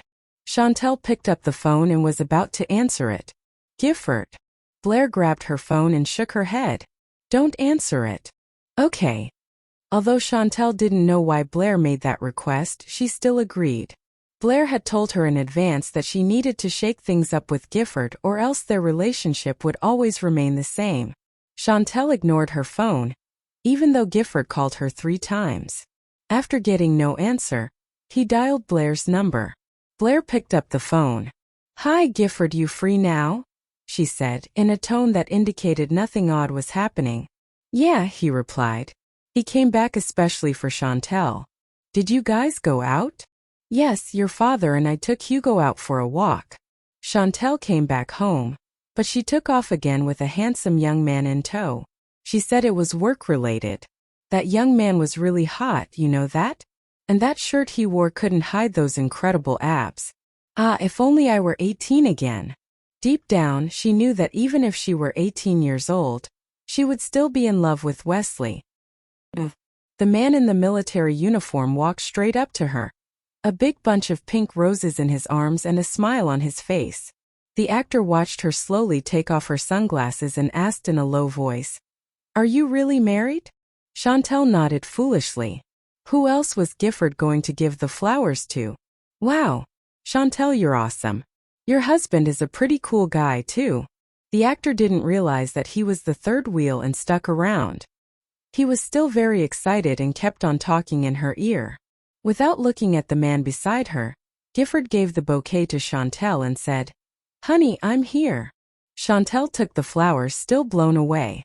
The bouquet was so big that Chantel could barely hold it, and they started to attract some attention. Many passers-by were envious of Chantel because of Gifford's uniform and the bouquet of striking roses. The actor exclaimed, "Wow, that's a lot of pink roses. You know what that means, right? It means you are my one and only. You must be so happy." He truly felt happy for Chantel. Gifford cast a cold glance at the man who snatched his lines. "Excuse me, please. This guy's a real dick. He took a pregnant woman to a hotel to talk about work. I'll deal with him later," Gifford thought to himself. What? At that point, the actor realized how embarrassing it was for 2 men and a woman to stand together. He quickly stepped back and removed himself from the equation. It was their time to shine. Gifford took out a brocade box from his pocket. While Chantel's gaze was still locked on the pink roses, the man took 2 steps back and suddenly knelt on one knee. A crowd had gathered and someone squealed in delight. Many passers-by stopped as they saw Gifford, a handsome military officer standing in front of a woman holding a large bunch of flowers. Once they realized that woman was Chantel, a lot of people immediately took out their phones to register the moment. Then, all of a sudden, Gifford knelt on one knee, surprising not only Chantel but everyone else. To her astonishment, he opened the brocade box, revealing a huge diamond ring inside. The precious gem shone brightly in the sun, and Chantel was misty-eyed as soon as the light hit her eyes. Gifford shouted for everyone to hear. "I love you, Chantel. Please marry me." Who could have ever thought that a low-key man like Gifford would act as a young boy declaring his love for Chantel in front of so many people? Say yes. Say yes. The crowd was very enthusiastic. Before the heroine could react, they were already urging her to say yes. Chantel, say yes. Say yes. Chantel would be lying if she said she had never wondered how Gifford would propose to her. As the dreamy girl that she was, she had fantasized about her love life and future countless times before. In her imagination, a low-key man like Gifford would propose to her at their home, or whenever there were just the two of them, or he would end up not even proposing to her at all. After all, she didn't think he loved her anyway. But reality proved her wrong and brought happy tears to her eyes. Not only did Gifford propose to her, but he also did it in public. Holding the diamond ring, he shouted once more, "Chantel, I love you." Chantel was so moved that her voice was choked with sobs, and she couldn't say anything. She had waited too long for this moment. Maybe she had fantasized about it from the day she followed Gifford into the Lee family house. She was just a girl at the time, and it was nearly impossible for a girl not to dream. Gifford was outstanding both in his career and looks. Not surprisingly, he had countless girls who wanted to marry him too. What was more, Chantel felt safe around him. She had to admit that when she told Erica she wanted to have Gifford's child, she didn't do it just to make his parents happy. She also had her own selfish reasons. She wanted to marry him. In fact, she was willing to take off her beautiful coat and abandon the dream of being a star, so she could stay at home to look after her husband and children. She wouldn't even mind if she had to wear an apron and cook for him for the rest of her life.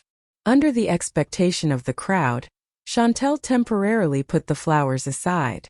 Then she walked step by step towards the man who took her out of the village and fulfilled her dream. She hugged and kissed him on the lips before she replied happily, "Gifford, I love you too and I want to marry you."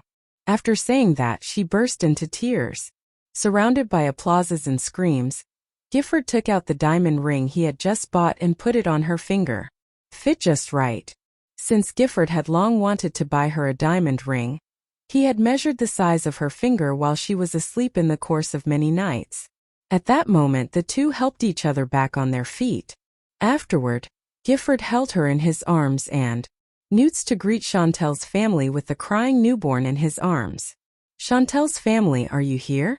Chantel's family. Doctor, I'm Chantel's husband." Sweat trickled down Gifford's forehead as he ran over to the doctor. From the moment Chantel was sent to the delivery room, he worried about her the whole time he was left in the waiting room. "Your wife has given birth to a healthy newborn. Mother and daughter are safe," the doctor informed.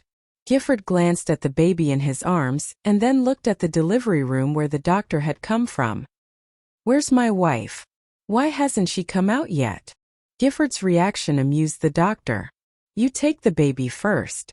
The mother has to wait for a moment before she can come out." "Why does she have to wait? What's up?" Gifford's heart skipped a beat. "She is fine." "Since she is fine, why does she have to wait?" The doctor didn't know whether to laugh or cry. Yet he explained to the anxious man, "We have to deal with her first." "Deal with her? How?" "Such as the umbilical cord and placenta." "Sir, don't you want to have a look at your daughter?" Luckily, Wesley and Blair got into the hospital in time to watch the scene from afar. Immediately, Blair hurried to rescue the doctor from Gifford as she held her granddaughter in her arms. "Gifford, what are you doing?" Gifford, who had always been a tough man, turned to his mother with tears in his eyes. "Mom, Chantel hasn't come out yet. She was crying hysterically when she got in there." He had never seen his wife crying so miserably before. Blair patiently explained, "It's okay. Women are always like this when they give birth. But look at your baby. She's already here. Chantel will be here soon as well. Don't worry." Despite his mother's words, he was still anxious. How could he not be? He only had one wife. If anything happened to Chantel, Where would he find another woman who was as obedient and lovely as her? Once he noticed the doctor was about to leave, he grabbed him and shouted angrily, "Doctor, don't go. Why hasn't my wife come out yet? Tell me." The people around him were all speechless. Wesley covered his face with one hand and took his granddaughter from Blair's arms with the other. "Don't tell anybody he's my kid anymore. Gifford's too stupid to be one of mine," he said in a quiet voice. When his wife gave birth to their children back then, he didn't act like Gifford at all. Gifford was a military commander with thousands of soldiers under him. Wesley couldn't help but wonder if he got his rank because of favoritism. They liked Wesley, so they gave special favors to his kid. Blair pulled Gifford over and spat. "What do you think you're doing? Didn't the doctor say that Chantel's in the delivery room for observation? You can't get out of bed and walk as soon as you have a child. They'll let her go when she's ready." Fortunately, Chantel was wheeled out of the delivery room at this moment. Seeing her wife, Gifford ran over excitedly, picked her up from the bed and kissed her again and again, ignoring everyone else around them. "Awesome, she's here now. Thank God." The crowd couldn't help but cover their eyes. How could Gifford show off his love for his wife at the door to the delivery room? It was so inappropriate. Chantel had not regained her strength yet. She blushed and whispered, "Let go of me. They're staring at us." After confirming she was fine, Gifford gently let Chantel lie down again. Later, Wesley told Erica about it. As his sister, Erica knew the day his wife gave birth to their baby. Gifford cried like a fool and even threatened the doctor. Gifford's second child was a girl. He held her in his arms excitedly, dancing around the room. Now the whole world knew Chantel had given birth to a daughter. Their child was scarcely 100 days old when Gifford and Chantel finally held a wedding ceremony. The wedding and reception were grand affairs, with music, food, dancing and alcohol. Not to mention tons of flowers. Just like he promised her. They didn't invite too many people. Except for Gifford's and Wesley's military friends, they only invited a few friends and family. Before the start of the Lunar New Year, Sheffield officially took command of the Violet Eagles. Since then, the three women, Chantel, Erica and Tessie, were no longer members of that organization. But they were still respected in the gang, and they told their former comrades in arms that they always had their backs. After the Lunar New Year, it had been more than a year since Chantel had been the subject of tabloid gossip. The paparazzi caught her getting a hotel room with another guy. Since that time, she'd been proposed to, given birth to a daughter, and gotten married in an ostentatious celebration. What a year! Chantel finally posted a status update on Weibo, which said, "Hi guys. This is actually Chantel Yi. Today, I want to give a shout out to my fans who have been there for me since I first started. And I need to let you in on something. I want to thank my parents-in-law and two sisters-in-law. Without them, I wouldn't have found my own happiness so soon. Yes, I'm married. We got our marriage certificates a few years ago, but we didn't actually get married then. He held a wonderful wedding for me a while ago. My hus. Rare. He'd handle the explosions, simulated bullets, flames and smoke. He made sure all weapons were licensed, and taught the crew and cast how to use them safely. Wherever Chantel went, he'd be there. The cast and crew were always joking with him, asking him if he was afraid his wife would run away, because he always kept an eye on her. Gifford refused to admit it. She asked me to come here because I'm good at what I do. I shoot things, I make them go boom. Might as well do that here and get paid for it. Besides, she doesn't trust me around these beautiful actresses. Honey, it's your break. Come here. I just picked up some fruit for you. Take a load off." His courteous look was not as complacent as when he said that his wife was afraid he would run away with other women. Chantel pulled his ear and said, "You're talking smack about me again, aren't you? No, honey, you are so beautiful. How could I ever do that? Come on, let me feed you fruit like an empress." They had been showing off their love for each other like this the whole day. Everyone else got goosebumps, turned and left decisively. No one wanted to stick around for the public displays of affection. Looking at the man who was now ingratiating himself with his wife, Probably no one would associate him with the valiant and battle-wise Prince Charming of the past. Chantal wiped her hands with a wet tissue. Well, I can do it myself. No way. I hate feeling useless. She couldn't steal my job, he thought. Chantal had no choice but to read the script over again and accept his loving hands feeding her the fruit. Back when she was on bedrest after the childbirth, he said that he would feed her fruits for the rest of her life and stay with her forever. He would follow her wherever she went. Now he was really doing it.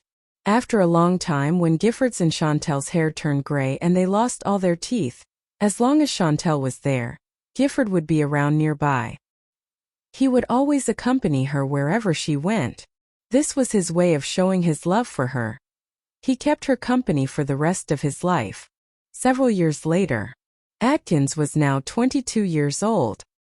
He cut his beloved girl loose for his career, now a thorn in his heart. He knew Molly Wren in junior high.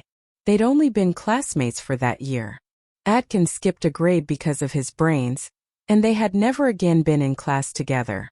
At age 17, the quadruplets all graduated from university the same year.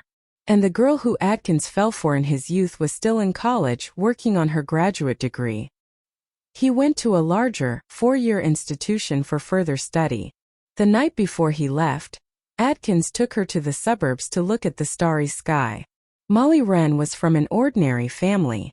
Her parents were divorced. She lived with her father, who was addicted to gambling and drinking, and was always behind on his bills thanks to his vices. She knew her and Atkins came from very different families. She didn't want to drag him down with her, so she forced him to make a choice that night. Either he could stay in Y City so the two of them could hang out together from time to time, or he could go off to study abroad and never call or text her again. That night, Molly Wren wore a black slip dress, which was uncharacteristically sexy. She was usually pragmatic and not really interested in seducing anyone. You need to know something about me. I'm not the kind of girl to stay lonely. If you're not here with me, I don't know what I'll do. I've got guys lining up to date me, she said casually. Atkins was no fool. He knew she said this for a reason. Or you could say Atkins was actually a fool because he thought Molly Wren said that because she didn't like him. He thought she was trying to let him down easily because she wanted someone else. Anyone could predict what happened next. Atkins hugged the girl and kissed her deeply, and then he walked off, giving her freedom and effectively ending their relationship. It was her first kiss and his as well. And that was how Atkins' first relationship ended. But he wasn't entirely sure how he felt about it. It wasn't hard to leave her. Atkins' future was so bright he had to wear shades. He wasn't just a rising star, he was a rocket. In less than 5 years, he'd gotten all his degrees and was now sitting pretty in his dream job. By the time he was 32, what Matthew said proved prophetic. Atkins was the youngest ruler of H country. What more could he dream of? But Atkins wasn't the only one who had it all together.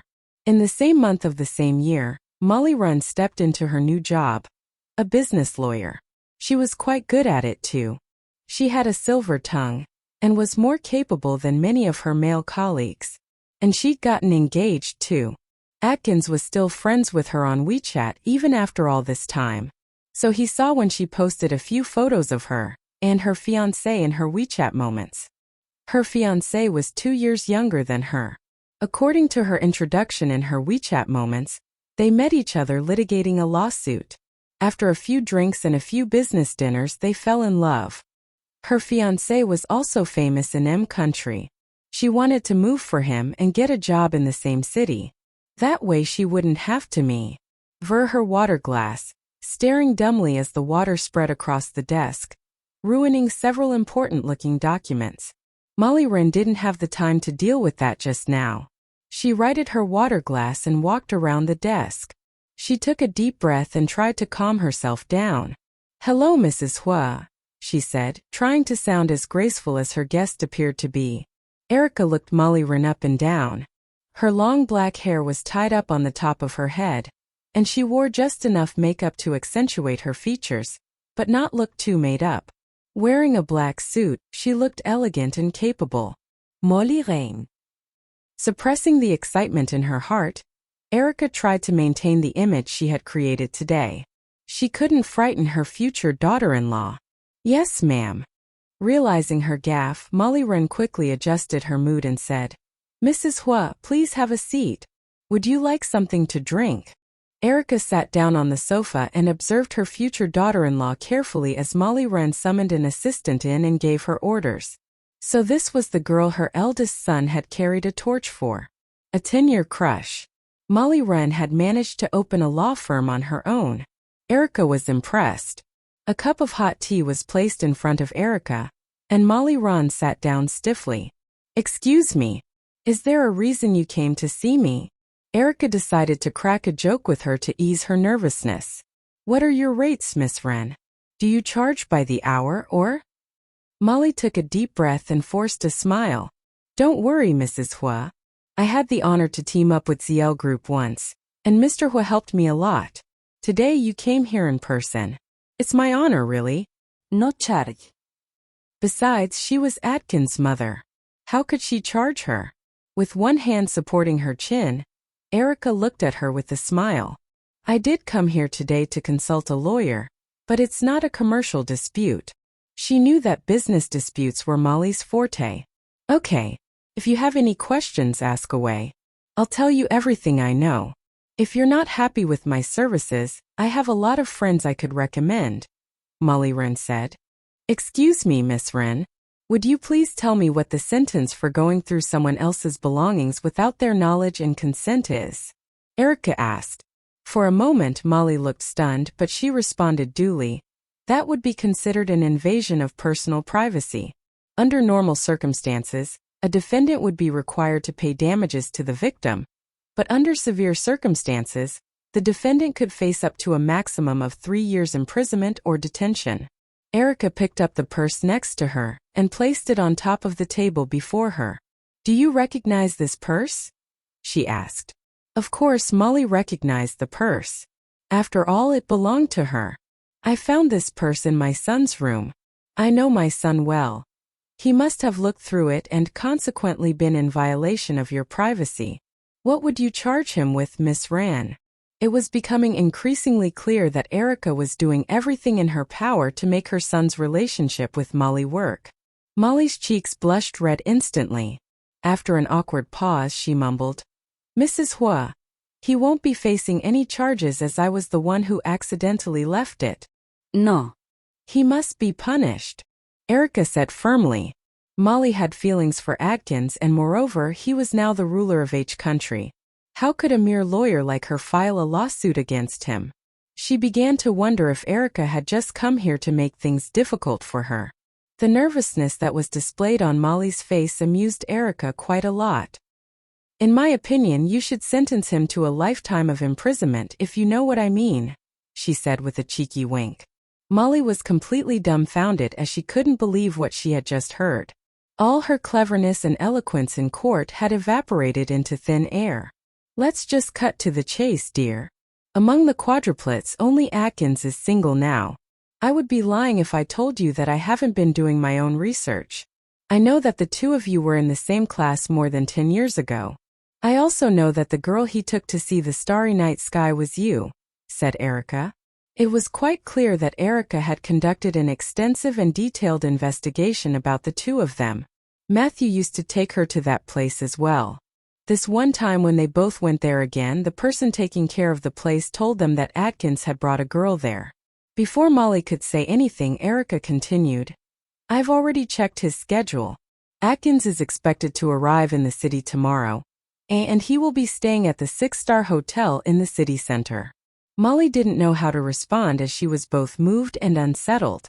After a while, she said, "Auntie, then you must have heard that. I am already engaged." "Yes, I have. You don't have to worry about that because I happen to know your fiancé's mother. I've already arranged for some beautiful girls for your so-called fiancé to go on blind dates with. You can consider the engagement cancelled. You will receive a call from your ex-fiancé tonight to finalize the details," said Erica. Erica was like an unstoppable train. Now that she had made up her mind to pair Molly with her son, she was hellbent. A rare look in his eyes. Well, now that you're already here, it's too late to think about it. Before she knew, the man lowered his head and kissed her red lips. He wasn't going to let her go now that she had come to him on her own. Atkins' secretary, however, stood outside the door anxiously because his boss was supposed to be at a very important dinner party that night. Even he didn't have the courage to knock on his door. The only occupants of the master suite were a man and a woman. It wasn't very hard to imagine what was going on inside. About an hour later, Atkins opened the door and walked out, neatly dressed and looking fresh. The way he carefully shut the door behind his back indicated that he was afraid of disturbing the sleeping woman inside. Taken by curiosity, his secretary secretly looked him up and down. His usual serious expression was now full of joy, and he wasn't wearing the same clothes he was wearing before Molly arrived. In fact, it was quite clear that he had just taken a shower. 3 months later, Atkins got married. The wedding was deliberately kept low profile, and the only people on the guest list were either family or close friends of the family. The name, identity, and profession of his wife were kept out of the general public's knowledge for the sake of privacy. However, Atkins was always seen with a woman after that, and when someone would ask about the woman's identity, his secretary would simply answer, Mrs. Huo. As time went by, people eventually came to see that Atkins and his wife loved each other very much. In fact, they were inseparable. Besides, there was a female lawyer in the ZL Group's legal team. Even Boswell Huo, the CEO of the company, had a lot of respect for her. Only a few of his assistants knew that the female lawyer was actually their CEO's sister-in-law. After all, she was the only employee of the company that could come and go with Atkins as she pleased. Why else would the boss give her that privilege if she weren't important to his family? Eventually, more and more people came to know about Atkins' wife, the remarkable lawyer, named Molly Ran. As Matthew had said, 5 years later, Angelina was brought back to the Huo family from the welfare house. Although she didn't hold the same status as Irma, she was still regarded as almost like a biological daughter to Matthew and Erica in the eyes of everyone else in the family. Since there was no spare room on the 3rd floor when she came, she had to stay on the 2nd.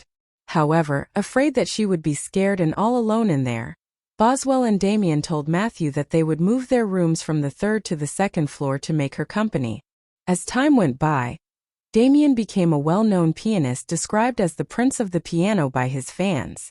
While he was still studying, he participated in several piano performances and graduated from the School of Music when he was only 22 years old. Most of the time, his family would only hear from the young pianist through the TV. After he had gone abroad at the age of 22, he had been living there for 5 years now. For some reason, he hadn't returned home in these past 5 years. When he was 27 years old, Erica gave him an ultimatum. She said she would break off all relations with him if he didn't show up at home for Angelina's birthday that year. Damien then took the first plane to Y City, and once he landed, he hurried back to the Huo family's house. It was Angelina's birthday, and the first time in years that Damien was coming back from abroad, so the Huo family decided to organize a dinner at home. Therefore, the servants had spent the entire day decorating the 1st floor for the party. In the end, there were even balloons with the words "Happy Birthday, Angelina" hanging from the living room ceiling. By dinner time, almost everyone was on the villa's ground floor, except the 2 girls upstairs and Damien, who hadn't come home yet. At last, the Prince of the Piano walked into the living room. He hugged every family member present and then asked in confusion, "Where are Irma and Angelina?" "Damien, I am here." A crisp sound came down the stairs. Soon, 2 girls hand in hand showed up at the corner of the staircase. Irma wanted to run downstairs and give her brother a hug, but considering the girl around her, she gave up the idea temporarily. She said out loud, "Haha, look at Angelina's makeup. Haven't I outdone myself again?" Immediately, everyone's eyes fell on the girl next to Irma. Besides the exquisite makeup Irma had done on her, Angelina wore a blue starry dress with her long hair tied up into a delicate princess bun. "Irma, I can't believe you asked Angelina to be your model again," Erica asserted helplessly. Her youngest daughter loved to do other people's makeup and hair. Since Angelina had always been so obedient, she had become Irma's model from an early age. Coleman approached the two girls and praised Angelina exaggeratedly. "Oh, Your Highness, you're so beautiful. Irma, you're a fabulous makeup artist." Irma bared her teeth and raised her chin as she sighed. However, didn't make any mention to take the bag. "No, you don't have to." Realizing that he was about to refuse her, Angelina quickly pushed the bag into his arms and said, "I've learned how to knit. Since it's starting to get cold in the country you've been living in, I thought you could use a scarf. So I made it for you. I hope you like it, Damien. Now go to bed." Afraid that he would refuse her gift again, Angelina rushed out of the room before he could say anything. However, as soon as she closed the door behind her, she ran into Boswell, who had just walked out of his room. "Angelina, are you looking for Damien?" Startled, Angelina shook her head. No, no. "I'm just passing by." Looking at the girl running back to her room, Boswell was confused. After all, he had seen clearly the moment she came out through Damien's door. He intended to go downstairs to get some water, but instead he knocked on Damien's door and opened it next. "Damien, what's going on with Angelina?" he asked in confusion. Still standing where Angelina had just left him, Damien didn't have the time to put the bag away when his brother walked in. Nonetheless, he explained, there was something she wanted to talk about. "What's in your hand?" Boswell asked casually. Damien was silent for a moment. Then he walked over to Boswell and handed him the bag. "It's a gift from Angelina." "A gift for me?" Boswell took the handbag, even more confused. "Why didn't she give it to me herself? Why did she have to do it through you?" "Maybe she is shy," Damien answered. "Shy?" Boswell burst into laughter. Why is that silly girl shy about this? In his eyes, Angelina had always been silly. But now it seems she has just outdone herself. If she wanted to give him a gift, she could just hand it to him directly. Why did she have to do it through Damien? Damien shook his head and didn't say anything. Boswell didn't wait for an explanation either. He just left with the bag in his hand next. 2 months later, the weather in Y City started to cool down. Boswell took out the scarf Angelina gave him on her birthday and casually wrapped it around his neck before heading downstairs. On the ground floor, Boswell found that Angelina had already gone to school. While eating her breakfast, Irma spotted her brother and asked in confusion, "Boswell, when did you begin to wear a scarf?" Somehow she thought the accessory was more like Damien's style than his. "Oh, I suddenly remembered I have one. Since it's really cold today, I took it out," Boswell explained casually. As he walked past her, though, Irma unexpectedly unwrapped the scarf around his neck while he looked at her puzzled. After checking out one of the corners of the piece of clothing, she said, "I knew it. This looks so much like Damien's style because it belongs to him. How could you have it?" "What nonsense are you talking about? This is my scarf. Angelina gave to me as a gift," Boswell emphasized. Irma cast him an odd glance as she revealed in a low voice, "But Damien's name is on it. If you don't believe me, take a look yourself." Following her gaze, he saw a name on the scarf, Damien. Boswell couldn't believe his eyes. What was going on? After that, he spent a while trying his best to recall what happened that night 2 months ago. Finally, he came to the conclusion that the scarf wasn't a gift for him, but for Damien. Realizing that there was something wrong with Damien that night, he thought it was necessary to find out the reason why he decided to give him the scarf. At the end of the year, knowing that Damien would come back home to celebrate the Lunar New Year, Boswell brought a girl back to the Huo family manor. As soon as they arrived together, he introduced the girl to his family. "Grandpa, Grandma, Dad, Mom, guys, this is my girlfriend, Patty. Patty, say hello to everyone." The moment his words left his mouth, his eyes fell upon Damien. As Patty was busy greeting everyone else, Boswell took the opportunity to study his brother's face. Damien didn't notice he was being looked at. In fact, he was way too busy staring at Angelina's smile. At that moment, sympathy was written all over his face. He couldn't help it, but his heart ached for Angelina. A few hours later, Boswell was finally free to go to his brother and get the confirmation he wanted. But Damien had only been waiting for Patty to leave his side to pull Boswell into the back garden and start a fight with him. As shocking as it was, Damien really threw a punch at Boswell. The Huo brothers had always been united and friendly among themselves. This was the first time in their lives they had fought like this against each other. It was unbelievable that Damien, who was always so considerate, had just hit Boswell. Since he was his brother, Boswell didn't return the punch and asked patiently, "Is Patty your girlfriend?" No. Oh. He never thought he would have the chance to tell her that in his life. He couldn't see it, but Angelina smiled broadly at his confession. She never felt so good. Besides the street lamps, the back garden was completely in the dark, but all of a sudden, all the lights were turned on. Irma jumped out from one side, and when she saw the two together, she screamed, "Wow, look at what we have here." Boswell told her she would run into a big secret in the back garden. So she came to check it out. It turned out he was right. Angelina tried to get out of Damien's embrace immediately, but he didn't let her go. Holding her in his arms, he warned his naughty sister.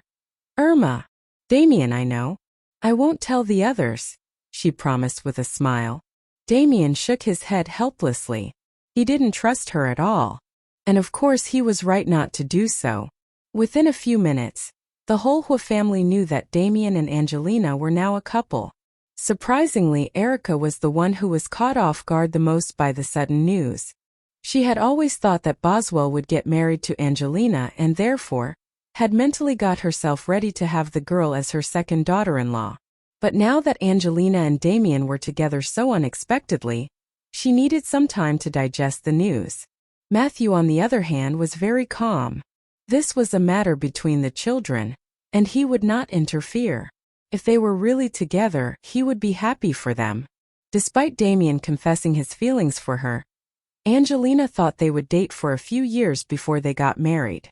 But as soon as she finished her studies, he caught her by surprise when he got down on one knee and proposed to her.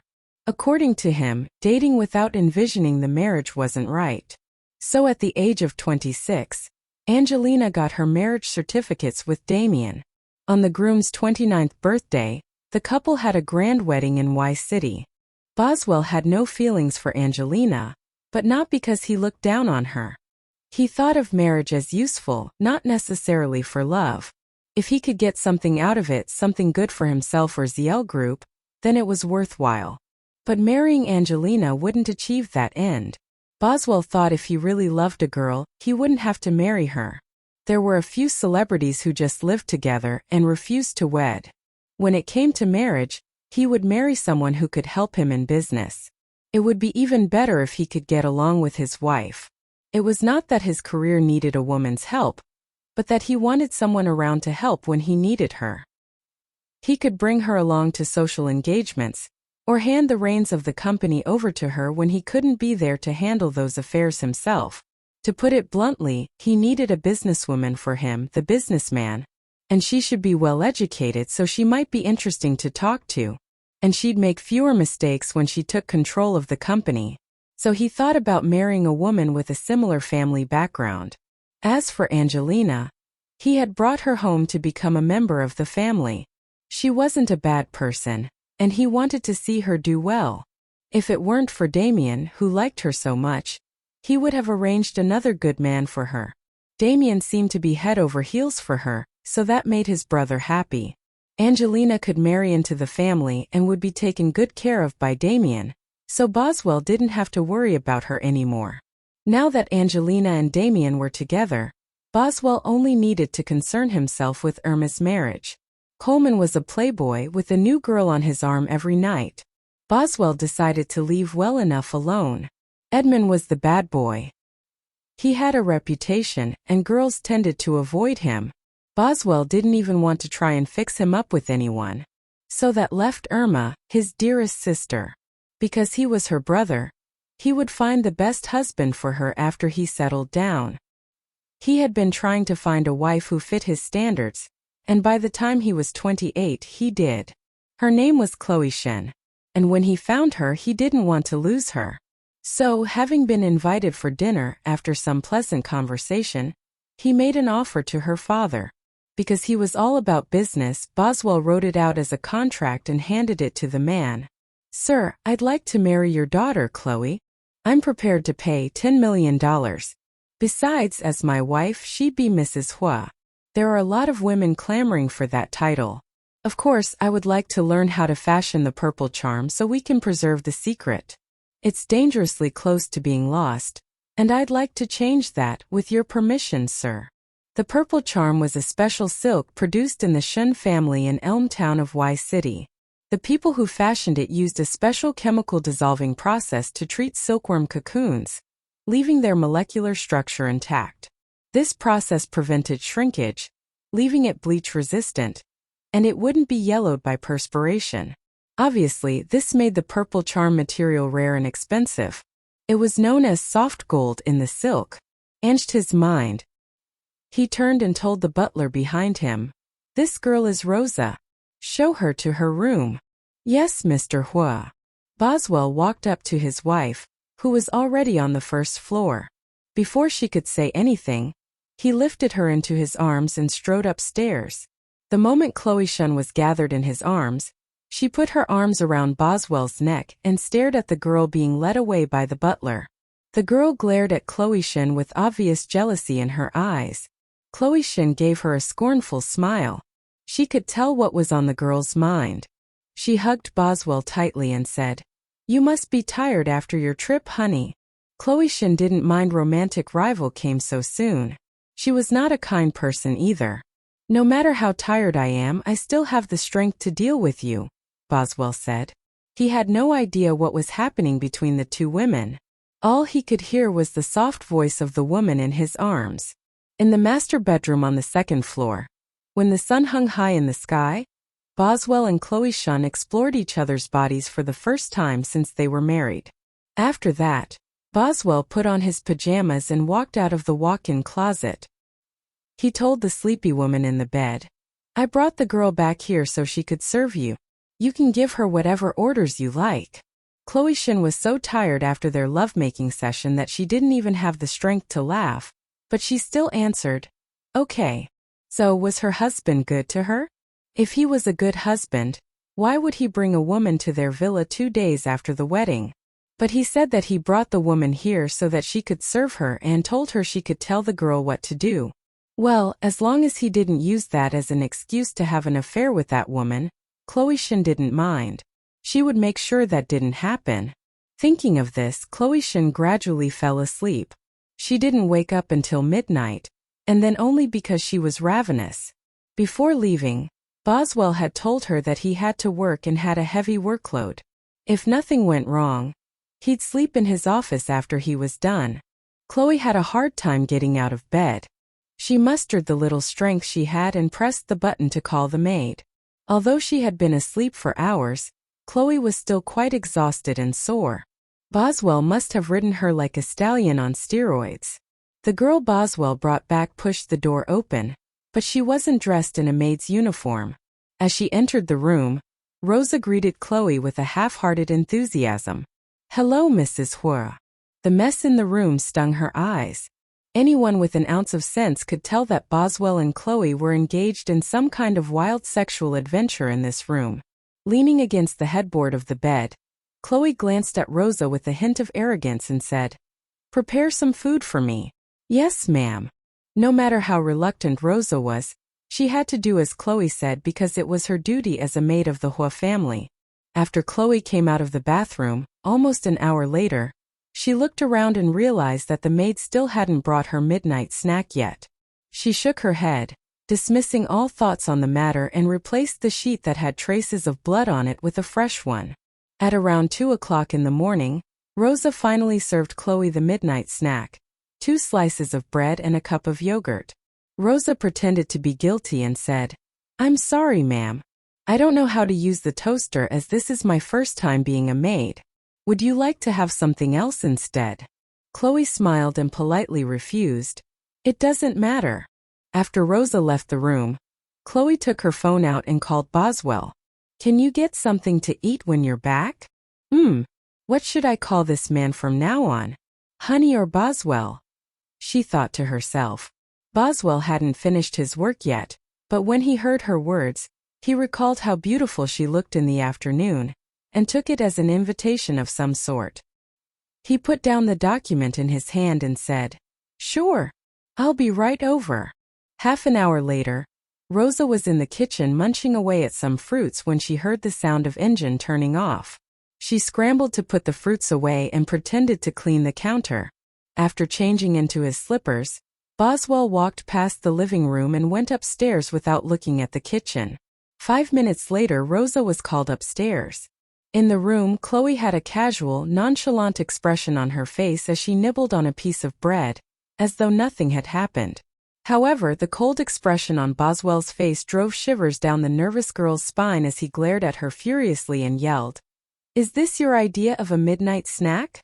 Rosa's heart skipped a beat. "Please don't misunderstand me. I just don't know how to use the toaster yet."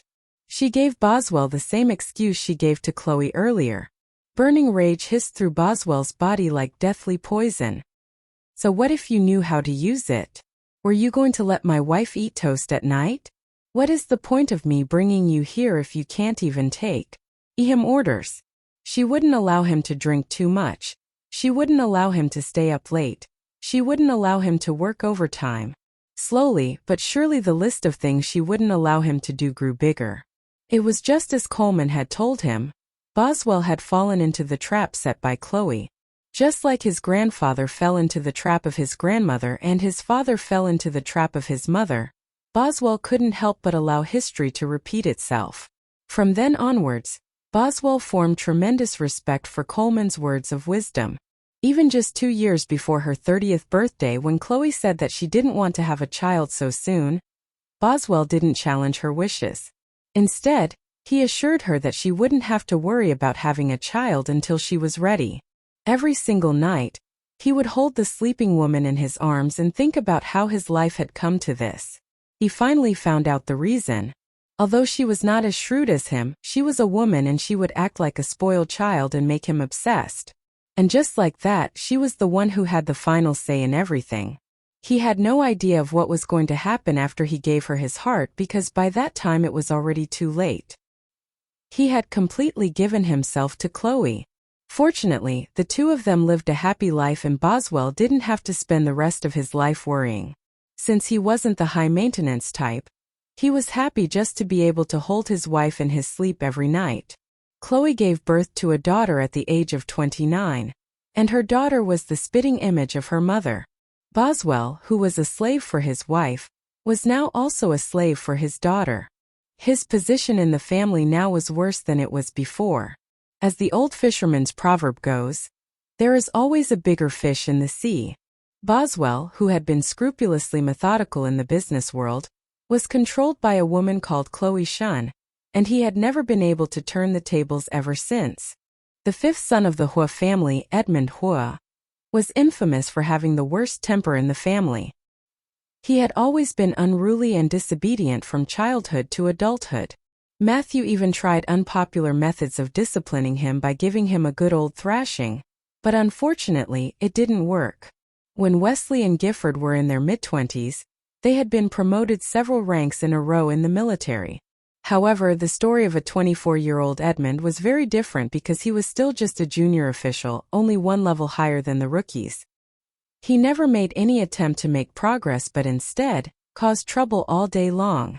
It was as if his mind was wandering elsewhere.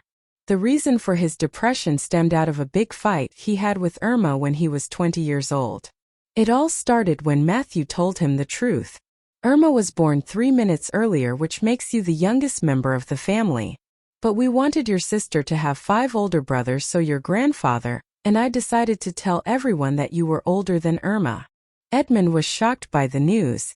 In fact, he didn't speak for 3 days after that. The poor young man could do nothing but bottle up his anger. After all, he couldn't turn back the hands of time. All of a sudden, Irma started bossing him around.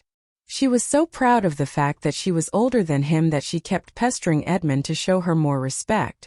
Fortunately, Edmund's anger didn't last long. After all, he loved his sister from the bottom of his heart. It really didn't matter whether he was the older or the younger between them. He was happy to have her as his sister anyway. One day during the training, the superior announced in public that a high-ranking official would be paying them a visit in 2 days. And this person was a woman. This caused a heated discussion in his platoon, but Edmund brushed it off disdainfully as he couldn't care less about some woman just because she was a superior officer. In his head, he could beat 10 women with one hand. Unfortunately, the woman he thought he could beat with one hand was the very same woman who ended up embarrassing him in front of his associates for the first time in his life. The woman was in her early 20s, but she was already several ranks higher than he was. She was dressed sharply in a neat uniform with short hair, and she had an imposing aura. During the break, Edmund leaned against the horizontal bar with a blade of grass in his mouth and listened to others talking about the female instructor. He sneered. She's just like a hard ass.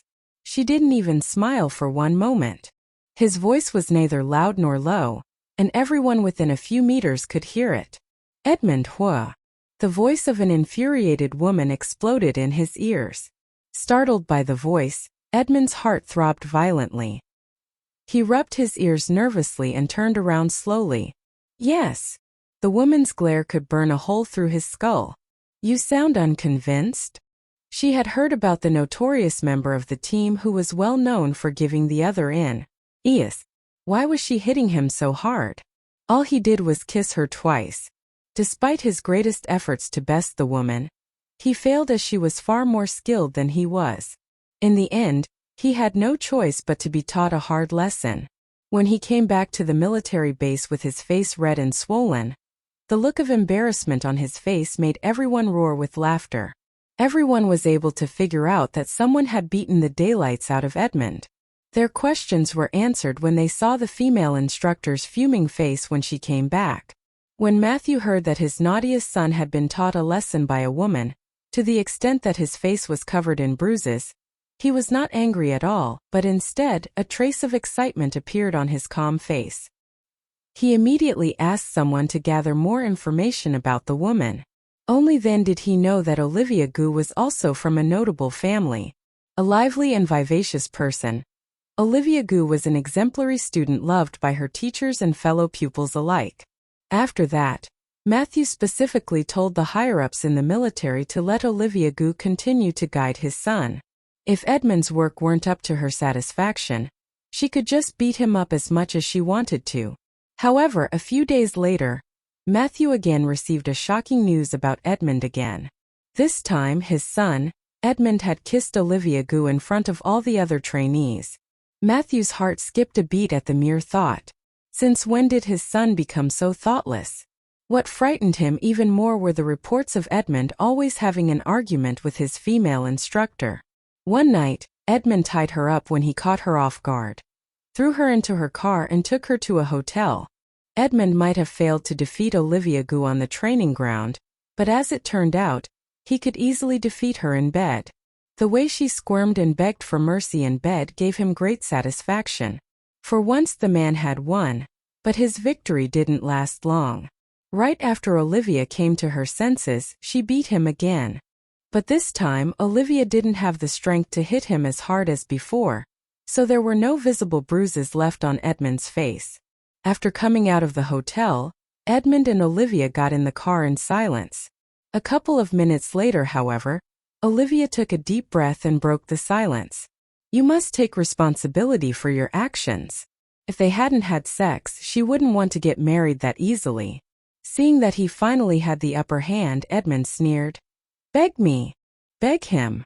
Olivia was pissed off at his audacity. Immediately, she got out of the car and dragged him to the back seat to beat him up. She didn't let go of him until he was begging just like she did in bed. She also made sure to make him promise he would take responsibility for what happened.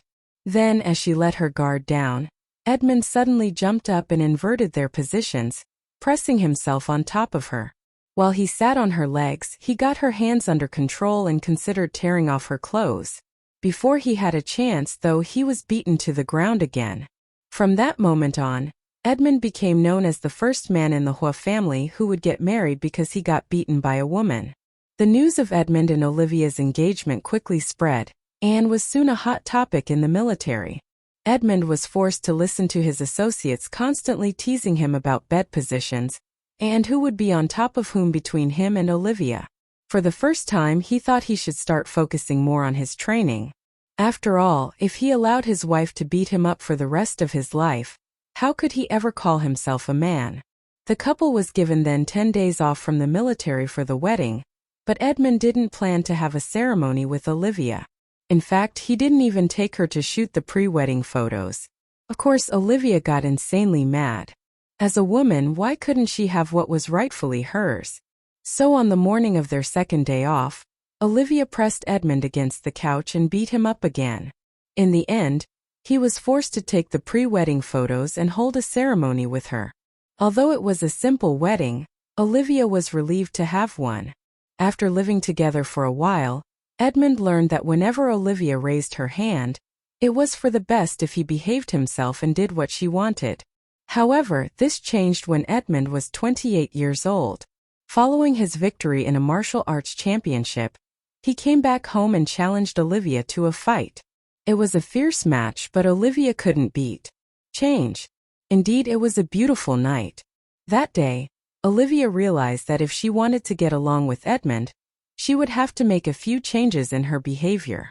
After all, since she had chosen to marry Edmund, she wanted to make it work and spend the rest of her life with him. It seemed that for that to happen, she would have to learn to compromise a bit more in the future.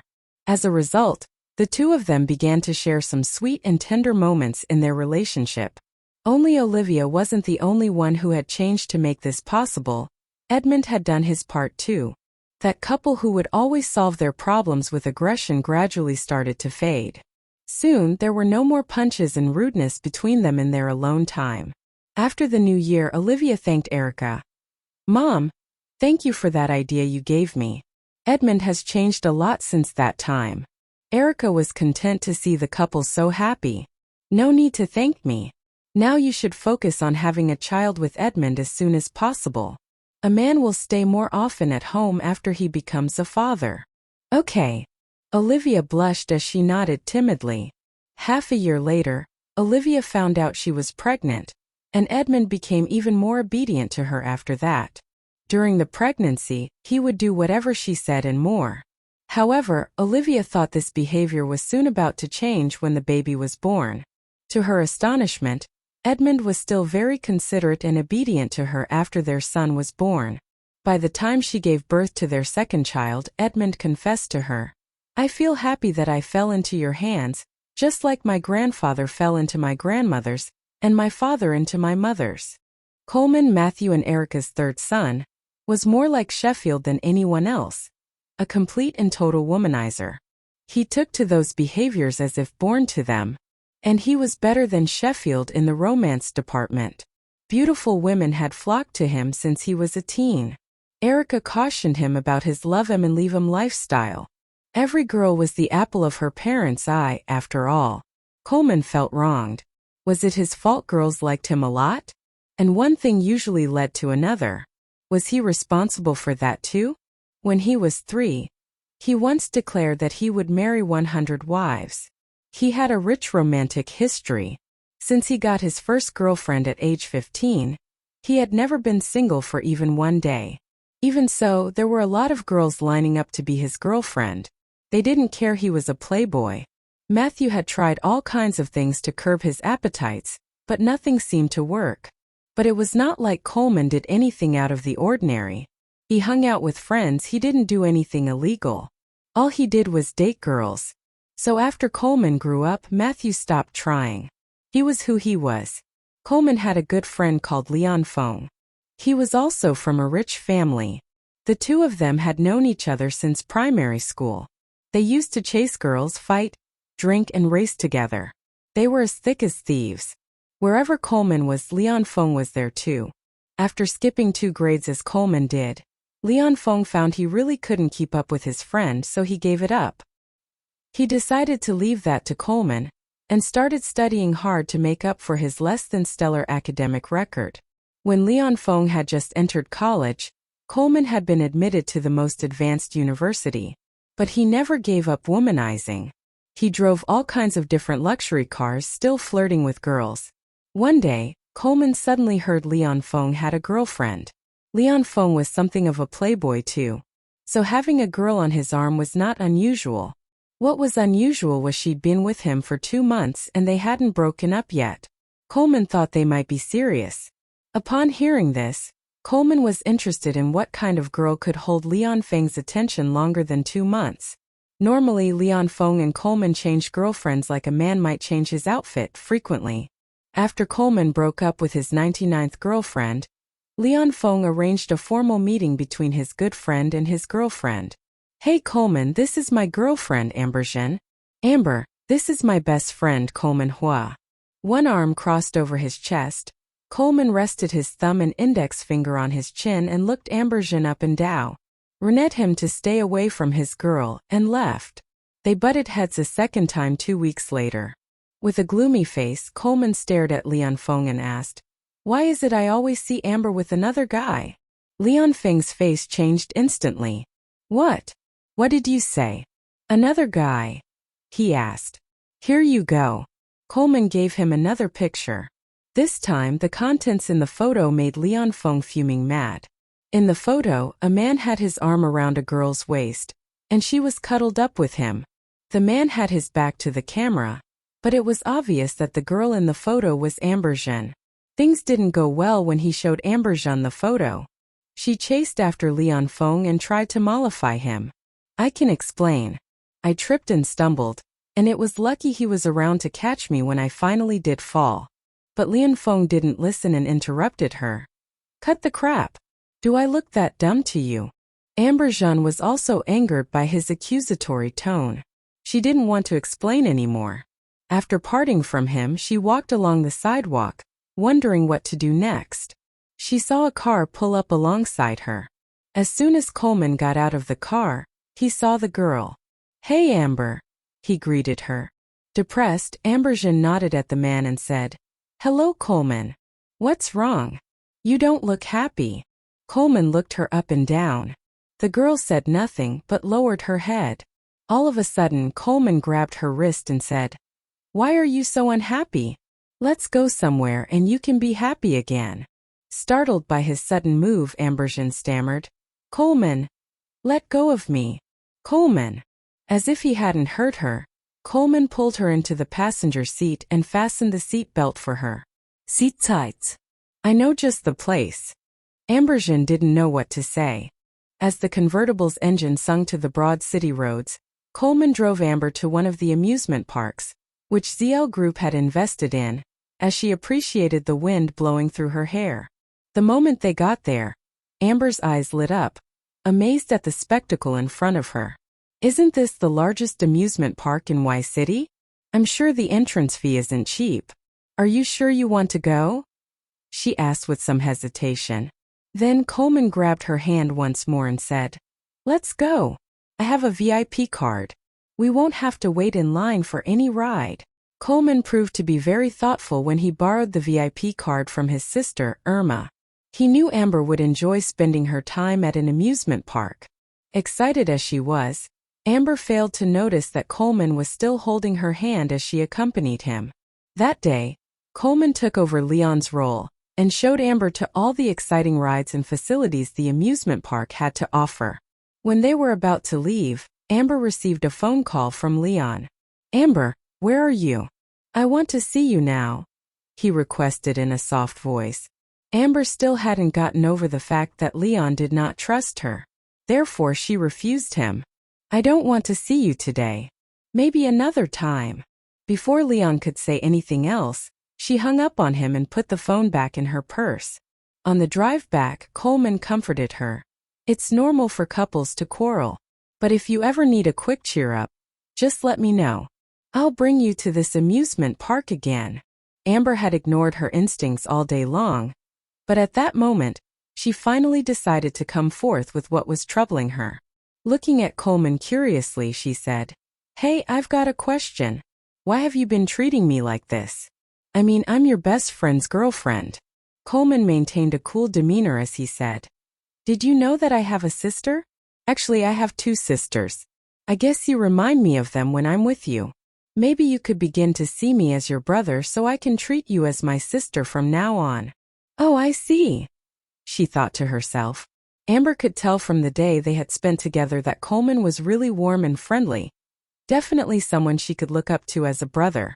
As it turned out, she had completely misread the man's feelings for her. From that day on, Amber let her guard down around Coleman and started treating him as her brother. Coleman, on his turn, also treated her very well, even better than her boyfriend Leon did. For instance, on hot summer days in school when Amber had a hard time focusing on her studies, Coleman would let her study in his apartment. During the fight, her mind went blank as she stared at the two men engaged in the fist fight. God knew how long the two fought, but once Coleman finally emerged victoriously, he held Amber's hand and walked with her towards the door. At that moment, Leon's hoarse voice reverberated from behind. Damn you! You and I are done, you hear me? Coleman Huo, you are no longer my friend. Coleman stopped in his tracks and turned to look at his friend. Leon, don't blame me. If you loved her, you would have trusted her. And let's be honest, you never have. All it took was a lousy rumor for you to start a fight with her. From now on, you're no longer in a relationship with Amber. She will be with me now. Leon couldn't believe his ears. Damn it. Can someone pinch me and wake me up from this nightmare? This has to be a dream, right? Afterward, Coleman drove Amber home, but the two didn't say anything to each other the whole way. Only when they got at the entrance of her community, Coleman broke the silence. Amber, I wasn't kidding. Go back and think about what I said carefully. Whether you want it or not, you will be my girlfriend from now on. Huh. Amber had never come across such a domineering man before. Later, Coleman walked into the Huo family villa. The left side of his face was slightly swollen.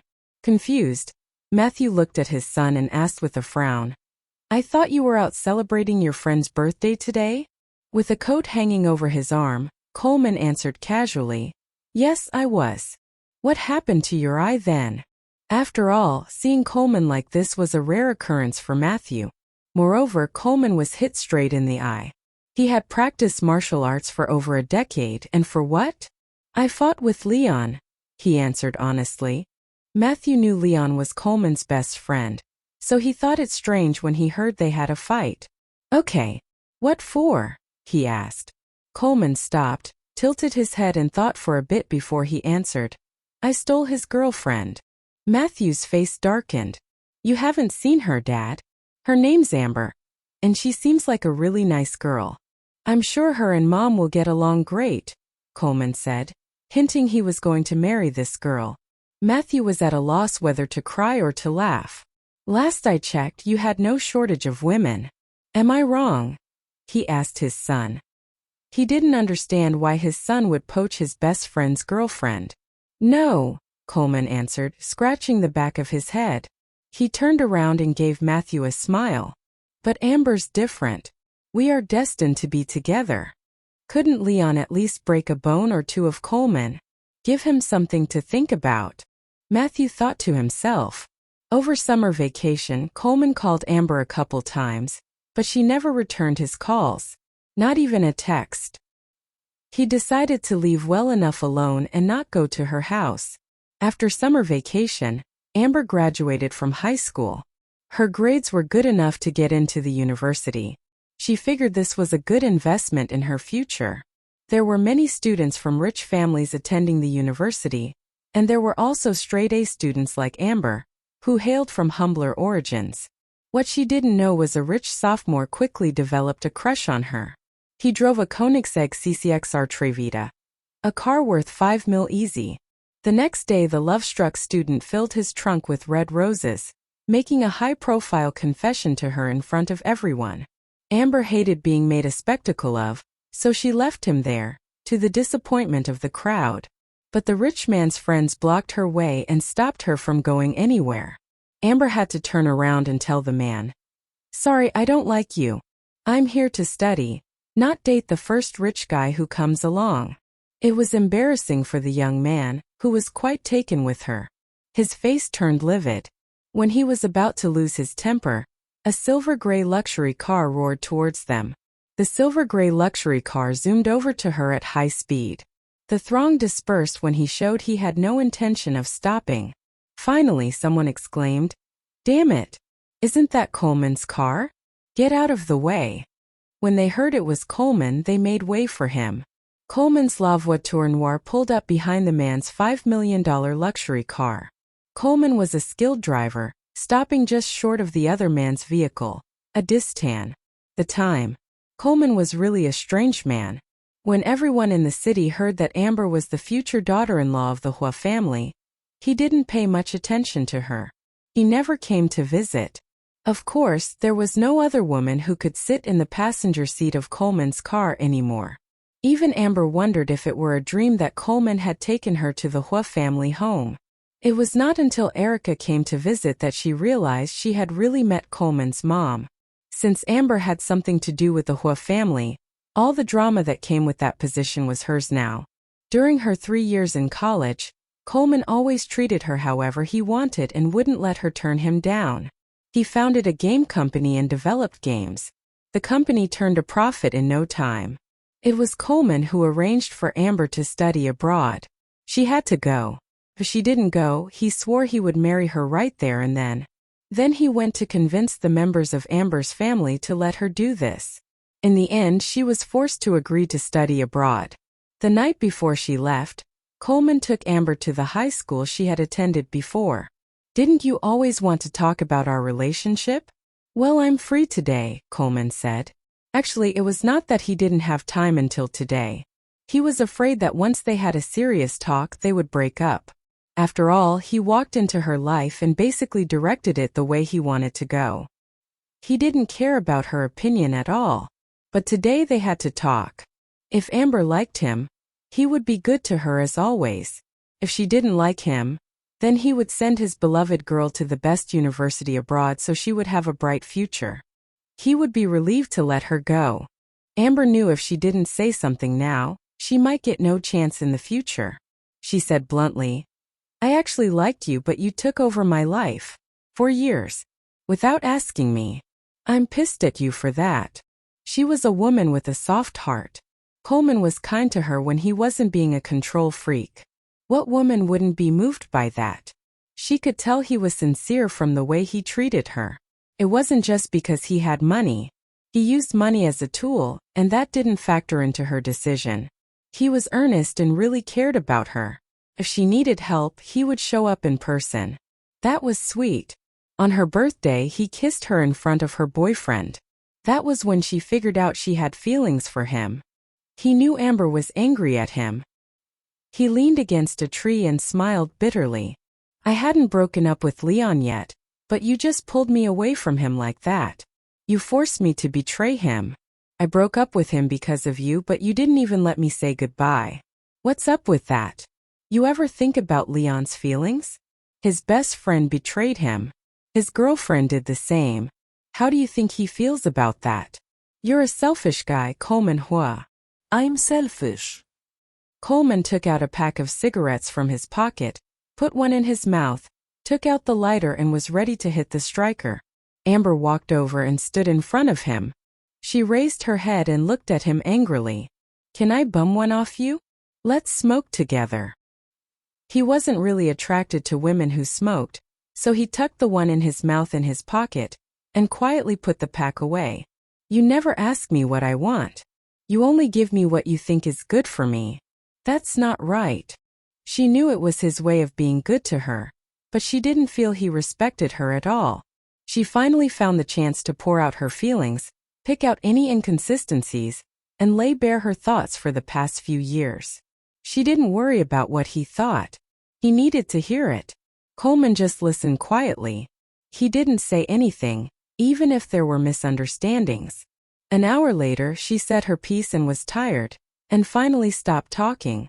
It was emotionally draining to do this. "Thirsty?" Coleman asked with a smile. In fact, she was thirsty. After all, she had been speaking for an hour now. Her mouth felt like the ground in the desert. But she was still angry and said impatiently, "I'm not thirsty." "I think you are," he said. "I said I'm not thirsty. In a single quick movement, she was encircled in his arms, and he kissed her passionately. Then Amber left to catch her flight. She went abroad for further study. At first, Coleman thought he would just give up on Amber. Even she thought things would fall apart right here. However, 3 months later, at a university art, Amber said nothing. She had mixed feelings. After he said that, any guilt she had over Leon vanished like a ghost. The second day, the couple went to Tow Village. Coleman took Amber to see the place where his mom and his 3 brothers had lived when they were kids. But Tow Village had changed a lot. Things had grown up around there. Businesses had moved in. It was a lot different than it was 20 years ago. However, the house they had lived in had been torn down, replaced with a 3-story building. Although he felt a little sad about it, Amber was good at talking him through it. He got over it quickly. During the honeymoon trip, Amber was pregnant. 3 months later, they found out she was carrying twins. At the end of the new year, a pair of beautiful girls were born. The Huo family members had been immersed in happiness for a long time. After all, the men in the family all loved little girls and lavished their attention on them. And that was when Amber figured out another layer of Coleman's deception. He was the one who had taken those photos he had shown to Leon. He spread the rumor she was having an affair. He hired those boys to get close to her. When Leon tried to get to that boy close to her with a group of his friends, Coleman hired some men to protect the boy. He made sure that whoever he'd set up was protected. Coleman was not allergic to shrimp either. It was all just part of his plan to make sure she would fall for him. Every time she was in a bad mood after fighting with Leon, Coleman made sure he'd be there to comfort her. He hadn't left anything to chance. Her husband just made it look that way. It was the perfect plan and perfectly executed. He had everything planned out. He would poach Amber from his best friend and make her his woman. He was a match for even the most devious members of the Huo family. In the Huo family manor, a young girl in a pink and white dress was sitting on the sofa, chatting with her friends over the phone. On the table beside her, there was an open box of Band-Aids. In the trash can nearby, there were a few used Band-Aids.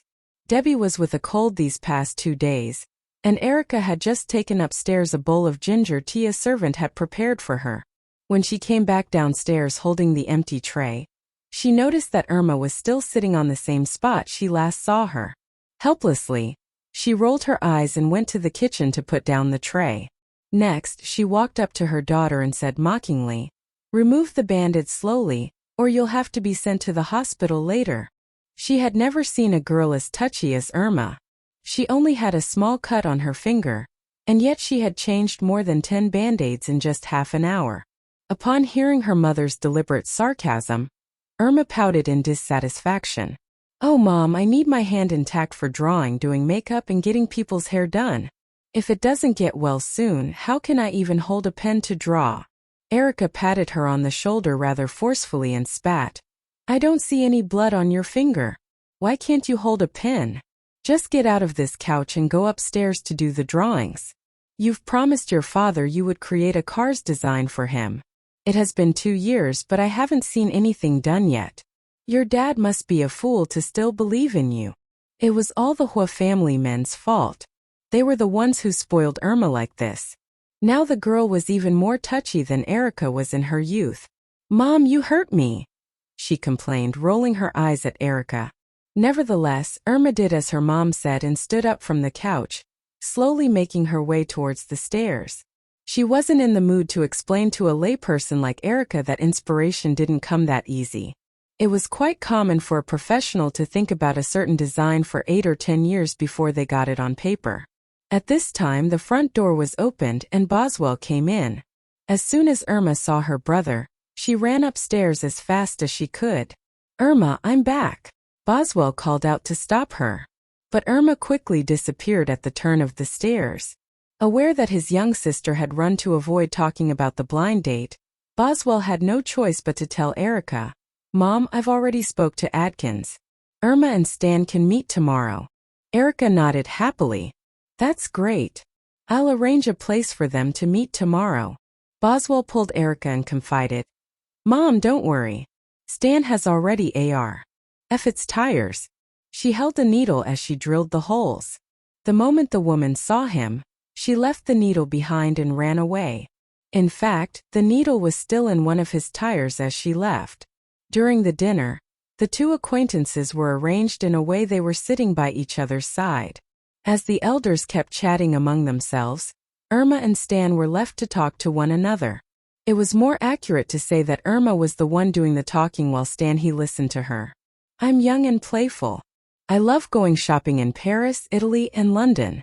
Not to mention that I also appreciate extreme sports like bungee jumping and skydiving. I'm sure you don't have the time to keep up with me. In my opinion, a serious man like you shouldn't waste your time on someone as sentimental and childish like me. Instead, you should get married to a dignified and elegant woman. So when they ask us later how we feel, we will tell them that we're not suitable for each other, and then we can part ways. What do you think? Stan nodded. Irma was so happy to see that they had come to an agreement. Yet she had no idea that Atkins, who was sitting on the other side of Stan, was secretly telling him a few words of his own. Don't listen to my sister's nonsense. Although it's true that she likes to go shopping, she wouldn't dare to practice any extreme sports. She's also a little sentimental and childish, but overall, my sister is very cute. Irma flashed him a wide grin as she continued. That's great. Mr. He, I'm a great makeup artist. If you get married one day, I can do your bride's makeup for free. Stan nodded again. It feels so good to deal with people like him. He always nods at anything I say, she thought to herself. However, this feeling of Irma's didn't last long. When dinner was about to end, Erica asked Stan. Stan, so what do you think of Irma? Stan nodded and replied politely. Auntie, Irma is not only beautiful, but also a very dignified young lady. Irma stifled her satisfied smile in an act of modesty, but it was true that she was always respectful of her elders. Atkins went straight to the point and asked, but is Irma your type? Irma's eyes jumped to Stan almost immediately, and while she failed to hide her expectations in her stare, her instincts told her that he was going to shake his head. But she was wrong. Stan nodded his head again, but this time he stood up from his seat, hoping to reach everyone clearly. Uncle, Aunt, I think Irma is an interesting girl to say the least. It is my honor and blessing to have such a wonderful opportunity marrying someone like her. You know how the people in my family are. Everyone's always so serious and grumpy. I'll bet when Irma becomes a part of my family, she will bring nothing but joy and happiness to everyone.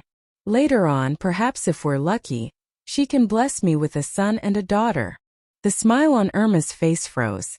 Wait. What? What did he just say? Didn't we have an agreement to part ways after this dinner? Is this his idea of revenge for what I did to his car? She wondered. Stan's grandpa looked like he was on the same page as his grandson. He looked at Irma lovingly and said, Matthew, you've done a great job raising Irma. She is sophisticated, well-educated, and intelligent. If you don't mind, can we just agree to have her marry into the He family? I give you my word that we will treat her well. Stan looked at his grandfather with gratitude and said, Thank you, Grandpa. Uncle, Aunt, if you have no objections, I'd like to take Irma's hand in marriage. Atkins looked at Stan with eyebrows raised in disbelief. When he first brought up the idea of introducing him to his sister, Stan blew him off with a single sentence. I only have time for my work right now. When Atkins spoke for his sister again, Stan replied, How long do you think people like us can stay interested in one person? In fact, Atkins had almost given up on the idea of playing matchmaker, but he wanted to give it one last try before he called it quits. His desperation, however, wasn't because it would be hard to find a matching suitor for Irma. Atkins just thought that Stan was the perfect man for his sister in all aspects. Atkins had little to no idea whether Stan was too embarrassed to turn him down again or not, but fortunately he managed to get his approval in the end.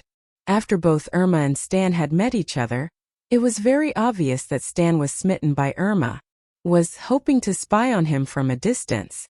But in less than 10 minutes, his assistant appeared in front of her. Mrs. He, Mr. He asked me to fetch you. The thought that Stan not loving her for real only lasted until Irma got pregnant and gave birth to their baby. A few days before her childbirth, Stan took a leave from his work so he could stay at home and take care of her. Whenever she'd get hungry, even if it was in the wee hours of the night, he would go downstairs and make her something to eat. One night, Irma needed to go to the bathroom desperately, but she didn't want to disturb Stan's sleep. She was too careless to notice the water on the floor of the bathroom and slipped. When she was rushed to the hospital, half of her body from the stomach down was covered in blood. When Irma opened her eyes in pain, the only thing she wanted to tell him was to look after her parents if she were to die because of this. However, before she could say anything, the look of horror in Stan's face silenced her. His eyes were bloodshot, and he was holding her in his arms, sweating, and running towards the operating room. After putting her on the bed, he grabbed the doctor by his collar and roared at him. "Do what you must to save her. Do you understand me? Sir, to be honest with you, this doesn't look very good. If it comes to it, should we save her or the baby first?" the doctor asked. Stan glanced at the doctor coldly and said, "Do you really need to ask me such a stupid question right now? Of course you're going to save my wife first." Later on, he made the hospital authorities set a rule that no doctor would ever be allowed to ask the family members of a pregnant woman such a silly question. When faced with such a situation, no matter what the cost, they should have to rescue the adult first. Tears welled up in Irma's eyes. It was not because of the pain, but because she could clearly feel the man's feelings for her at this moment. She finally understood how much he really loved her. The newborn baby emerged into the world as a beautiful girl. Although it had been quite some time after the baby was taken out of the operating room, there was still no news of Irma. Suddenly, the doctor rushed out of the operating room looking for Stan. "Mr. He, I'm afraid your wife has lost a lot of blood. We need to get her a blood transfusion as soon as possible. There isn't enough of her blood type in the blood bank. Can you find someone with blood type B?" Without hesitation, Stan answered, "Doctor, I have the same blood type. Take as much blood as you need. We must get to it at once." The doctor advised him to donate 300 milliliters first. If required, they would look for someone else with the same blood type. Stan, however, refused. That day, disregarding the doctor's dissuasion, he donated a total of 500 milliliters of blood and gave it to Irma. A day later, Irma woke up. When she opened her eyes to Stan's pale white face, she got worried. Instead of telling her the truth, he came up with an excuse of not being able to rest well enough the night before. On the day Irma was to be discharged from the hospital, she overheard one of the nurses say, "It's clear how Mr. He feels about his wife." He gave her 500 milliliters of his own blood, without hesitation, after she suffered a massive hemorrhage from childbirth. 500 milliliters? Oh my God, is Mr. He okay? He's okay. Everything is fine except that he doesn't look very well. We tried to convince him to allow our colleagues to donate blood for his wife, but he didn't agree. What else could it mean? He obviously loves her too much. I am so envious of his wife. Irma's lips trembled as she stood at the corner, secretly listening to the nurses. As it turned out, the reason why Stan's face was so pale was because he had donated blood for her. The normal amount of a person's blood transfusion each time was 200 milliliters, no more than 400 milliliters. Stan, however, gave her 500 milliliters. When Stan found her in the room, he saw Irma staring out the window with a blank expression on her face. The man came over and gently put his arm around her shoulder. "Hey you, what are you doing here? It's time for us to go home," he said in a soft voice.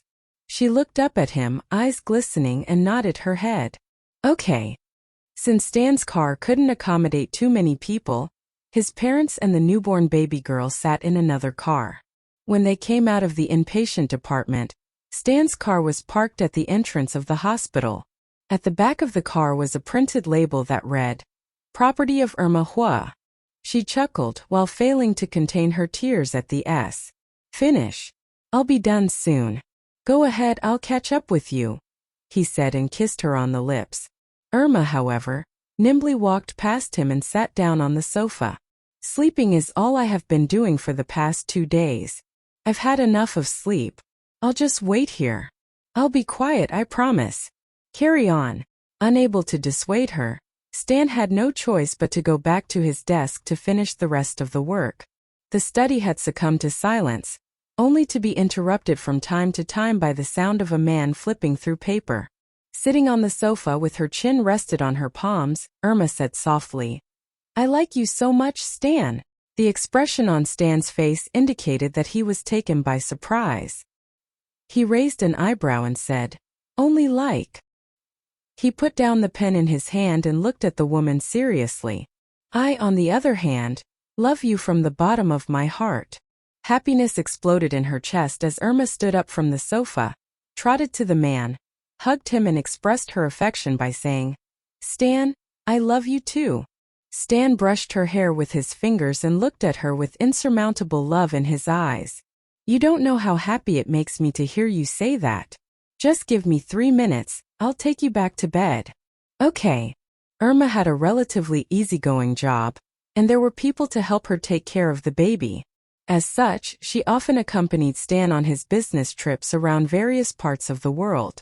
Stan would try his best to leave without telling her so she wouldn't insist on following him because he didn't want her to be stressed unnecessarily. Unfortunately, Irma was always able to find him regardless.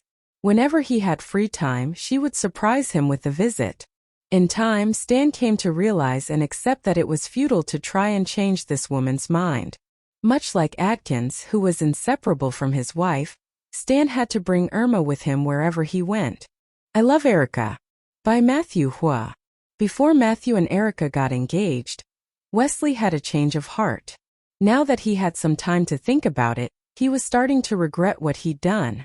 So he went to see Matthew alone and said, "I don't think I should force you two to get married.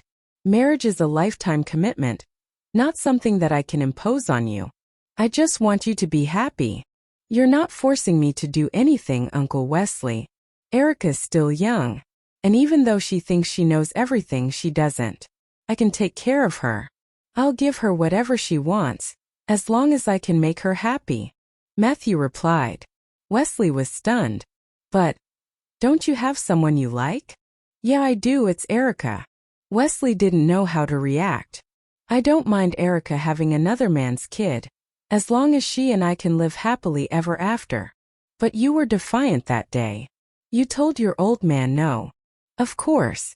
As I said, she's still young. It may be a blow for her to get married so early, let alone marry someone she doesn't love. Moreover, I don't like people trying to control my life. That's what he was doing, so I wouldn't let him. It was his marriage, his life. Carlos might be heavy-handed and domineering, but he couldn't control everything." "Whatever, Matthew. I still think it's unfair." "I don't. She's the one I love, and I'm happy we're getting married. I just needed someone to light a fire under my butt to make me do something about it. I hope you and Aunt Blair can offer me more help after we get married. With your help, I can make Erica fall in love with me ASAP." Wesley fell into silence. "My daughter met a man who loves her a lot and is willing to overlook her mistakes. Why do I think this is such a bad idea?" This conversation was what made Wesley support Matthew wholeheartedly every time he and Erica had a fight. Back when Matthew went to visit the Lee family, he had been interested in the little girl who bought him a shirt from a street stall. When Matthew was studying in America, Erica was vacationing there as well, and lived in his villa. Although they didn't talk much, he still thought the little girl was adorable and interesting. Her dark eyes were always full of mischief and cunning. Every time she saw him coming downstairs, she would nod and bow to him, like a startled rabbit spotting a lion. Matthew had been used to people nodding and bowing to him, but he knew Erica was different from anyone else he met. Although she nodded and bowed, there was no fear or panic in her eyes when she looked at him. She was special as always. One year in the Huo family manor, he heard Erica talking about what she wanted in husband. He eavesdropped on her conversation and filed the information away so he could use it in the future if he needed to. He met at least a couple of her specifications. He was tall and rich. No matter what she wanted, he could give it to her. The reason why Carlos thought he had anything to do with Phoebe was that Matthew helped her out when she was injured. He carried her to the car. But she was his best friend's girlfriend. If not for that, he wouldn't care at all. In Matthew's opinion, Carlos forcing him to marry Erica was the best thing the old man had ever done for him. It turned out that Carlos also loved his son, and was willing to give him what he wanted the most in this world. Erica didn't like him then. She was taking care of another man's child. The girl didn't want to marry him at all. But he passed couple days and he had no time to spend with her. He silently decided to wait, just deal with his affairs. He'd be done with Nathan and Phoebe, and he could spend more time with her. It turned out that she blocked his way because she wanted to ask him about visiting their parents, something of a wedding tradition. Of course, he would visit her parents with her. No matter how busy he was, he couldn't ignore such a big event. But he wanted to wait until the next day to visit the Lee household. She seemed a little disappointed. Thinking of the disappointment in her eyes, after he returned to his study, Matthew decided to put everything aside and go with her to visit her parents. However, when he asked someone to book a flight for them, he discovered she already bought tickets of high-speed train, because she thought he couldn't go with her. The first time he heard her call him honey was at the gates to her school. He heard that Erica was there and came to pick her up. Erica was in a fight with another girl. It was then that he realized he had caused so much drama in her life. But she had never mentioned it or complained to him, who said she was thoughtless. She was so considerate that he felt sorry for her. She shouldn't have to deal with that alone. Before getting married, Matthew had told himself that since he had decided to marry Erica, he would treat her and the kid well, even though Ethan was not his. When he picked up baby Ethan for the first time, Matthew floated the idea of having a kid together. He mentioned it to Erica. But when he couldn't hold back anymore and tried to make love to her, all he succeeded in doing was frightening her. He had to give up the idea for the time being. The married life didn't disappoint Matthew. Erica was really an interesting girl. She was stupid enough to believe that he loved Phoebe, not her. But the truth was, from start to finish, Erica was the only woman in his heart. Otherwise, why would he marry her? He even washed her hair, washed her feet, made chocolate and macaroons for her, and always bought her gifts. He lied to her, told her the chocolate was for Gwen, and the silly girl believed him. In fact, what she didn't know was that Matthew had learned how to make chocolate in his free time, and then made it for her to eat. It was all for her. When Matthew found out that Ethan wasn't Erica's child, he was so thrilled that on the next day, he showered his employees with rewards in the pretense of appreciating them for the company's excellent performance. Later, when Phoebe had a miscarriage and framed Erica for it, she thought that Matthew had chosen to believe Phoebe over her. Could he ever do such a thing? Who was Phoebe to Matthew? And how could she ever compare to Erica? How could Matthew ever believe an insignificant woman over the woman he married? When the foolish girl said that she would compensate for the baby he had lost with another, he agreed because of his own selfish desire and did not bother explaining to her that the baby Phoebe had lost was not his. And soon after that, he took Erica's virginity. But Matthew felt guilty for lying to his beloved woman. So he did everything in his power to make her happy. After all this, it came as a shock to Matthew when Erica ran away with their babies. The silly woman was too shocked after realizing how much he loved her, and left him while she was still pregnant. Matthew felt so wronged. He silently begged in his heart for her to come home. He wondered why she didn't take him with her when she decided to run away. She would never know how Matthew lived through those lonely years without her. He didn't dare to go back to their bedroom. He was afraid that he would miss her more because of her lingering smell in the room. He patiently waited for Erica for more than 3 years, and finally heard of her whereabouts from his 4 sons. Erica was very smart. In order to stay out of their radar, she had been living in a poor village for 3 years. At the airport, his silly son Boswell secretly told Atkins that he didn't want his mother and Aunt Tessie to stay in Tow Village forever. The boy thought that Matthew didn't hear. But no, Matthew heard it clearly. Erica was in Tow Village. He went to the village and saw her for the first time in more than 3 years. She had changed so much that his heart ached for the silly woman. She could not only do housework now but had also learned to take care of others. In order to punish her for leaving him, he pretended to not care about her and didn't mention anything about taking her back to Y City even after sleeping with her. Erica became anxious and finally returned to Y City on her own accord. After her return, she accidentally discovered all his secrets one by one: the bottle of stars which he had asked her to fold as punishment, her teenage photo which he had taken secretly, the lock of her long hair she had left for him, the letter she had written to him, and the 2 words Myrika embroidered on his every shirt. Matthew was anxious. He wanted to express his love for her. He wanted to tell how much he loved her to her face. But he had hidden his feelings for Erica for too long. So now he didn't know how to express it. He struggled for a while and finally chose to let fate take its course. As time went by, he hoped that she would find out how much he loved her, and her alone. Another event that Matthew had not expected was when Erica blocked the burning beam of the room to save him. The moment he saw her spit a mouthful of blood, he collapsed and his heart broke into a million pieces. She was willing to sacrifice. Loved his granddaughter to bits and couldn't get her out of his mind even while on a trip like this. Debbie shook her head helplessly. They are probably sleeping. Don't disturb the kids. Just record a video and send it to her later. Blair shook her phone. I've recorded one already. I'll post it in the group chat. Debbie nodded and said to Carlos, Blair will post the video in the group chat so you don't need to send it to Irma separately. Just tell her about it in the group chat. The Huo and Li families had set up a family group on WeChat, and all the family members were added in it. Carlos snorted and didn't say anything. After a while, he still sent the video to Irma separately. Debbie sighed seeing his childish behavior. There was nothing she could do about this stubborn old man. The sky was bright now. They recorded the beautiful scenery, while also sending voice messages to the family group chat. Their children and grandchildren were woken up by the messages. No matter how sleepy they were, they still chatted with the 4 elders one by one. Only Irma, who was favored by Carlos, had nothing to fear. She put the phone on silent and continued to sleep without checking the messages.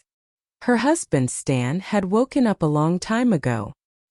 He had no choice but to greet Carlos for her, and told the old man that she was still fast asleep. When the sun was high up in the sky, the 4 stood up from their spot and headed back to the hotel for breakfast. Blair and Wesley walked in front of Carlos and Debbie. Debbie, we should go to the other end of the mountain to watch the sunset tomorrow evening, Blair suggested. Yes. I've been thinking about it ever since I saw the sunset last year, Debbie replied promptly. It was colder than usual at the top of the mountain that morning. They were wearing nothing but thin sports coats, which attracted the attention of many youngsters who had just climbed to the top. They smiled at the old people in admiration. They hoped that if they were also in such good health in their old age, and if they were lucky enough to have a loving partner, then they would love to see this beautiful sunrise at that age as well. It would be the perfect life.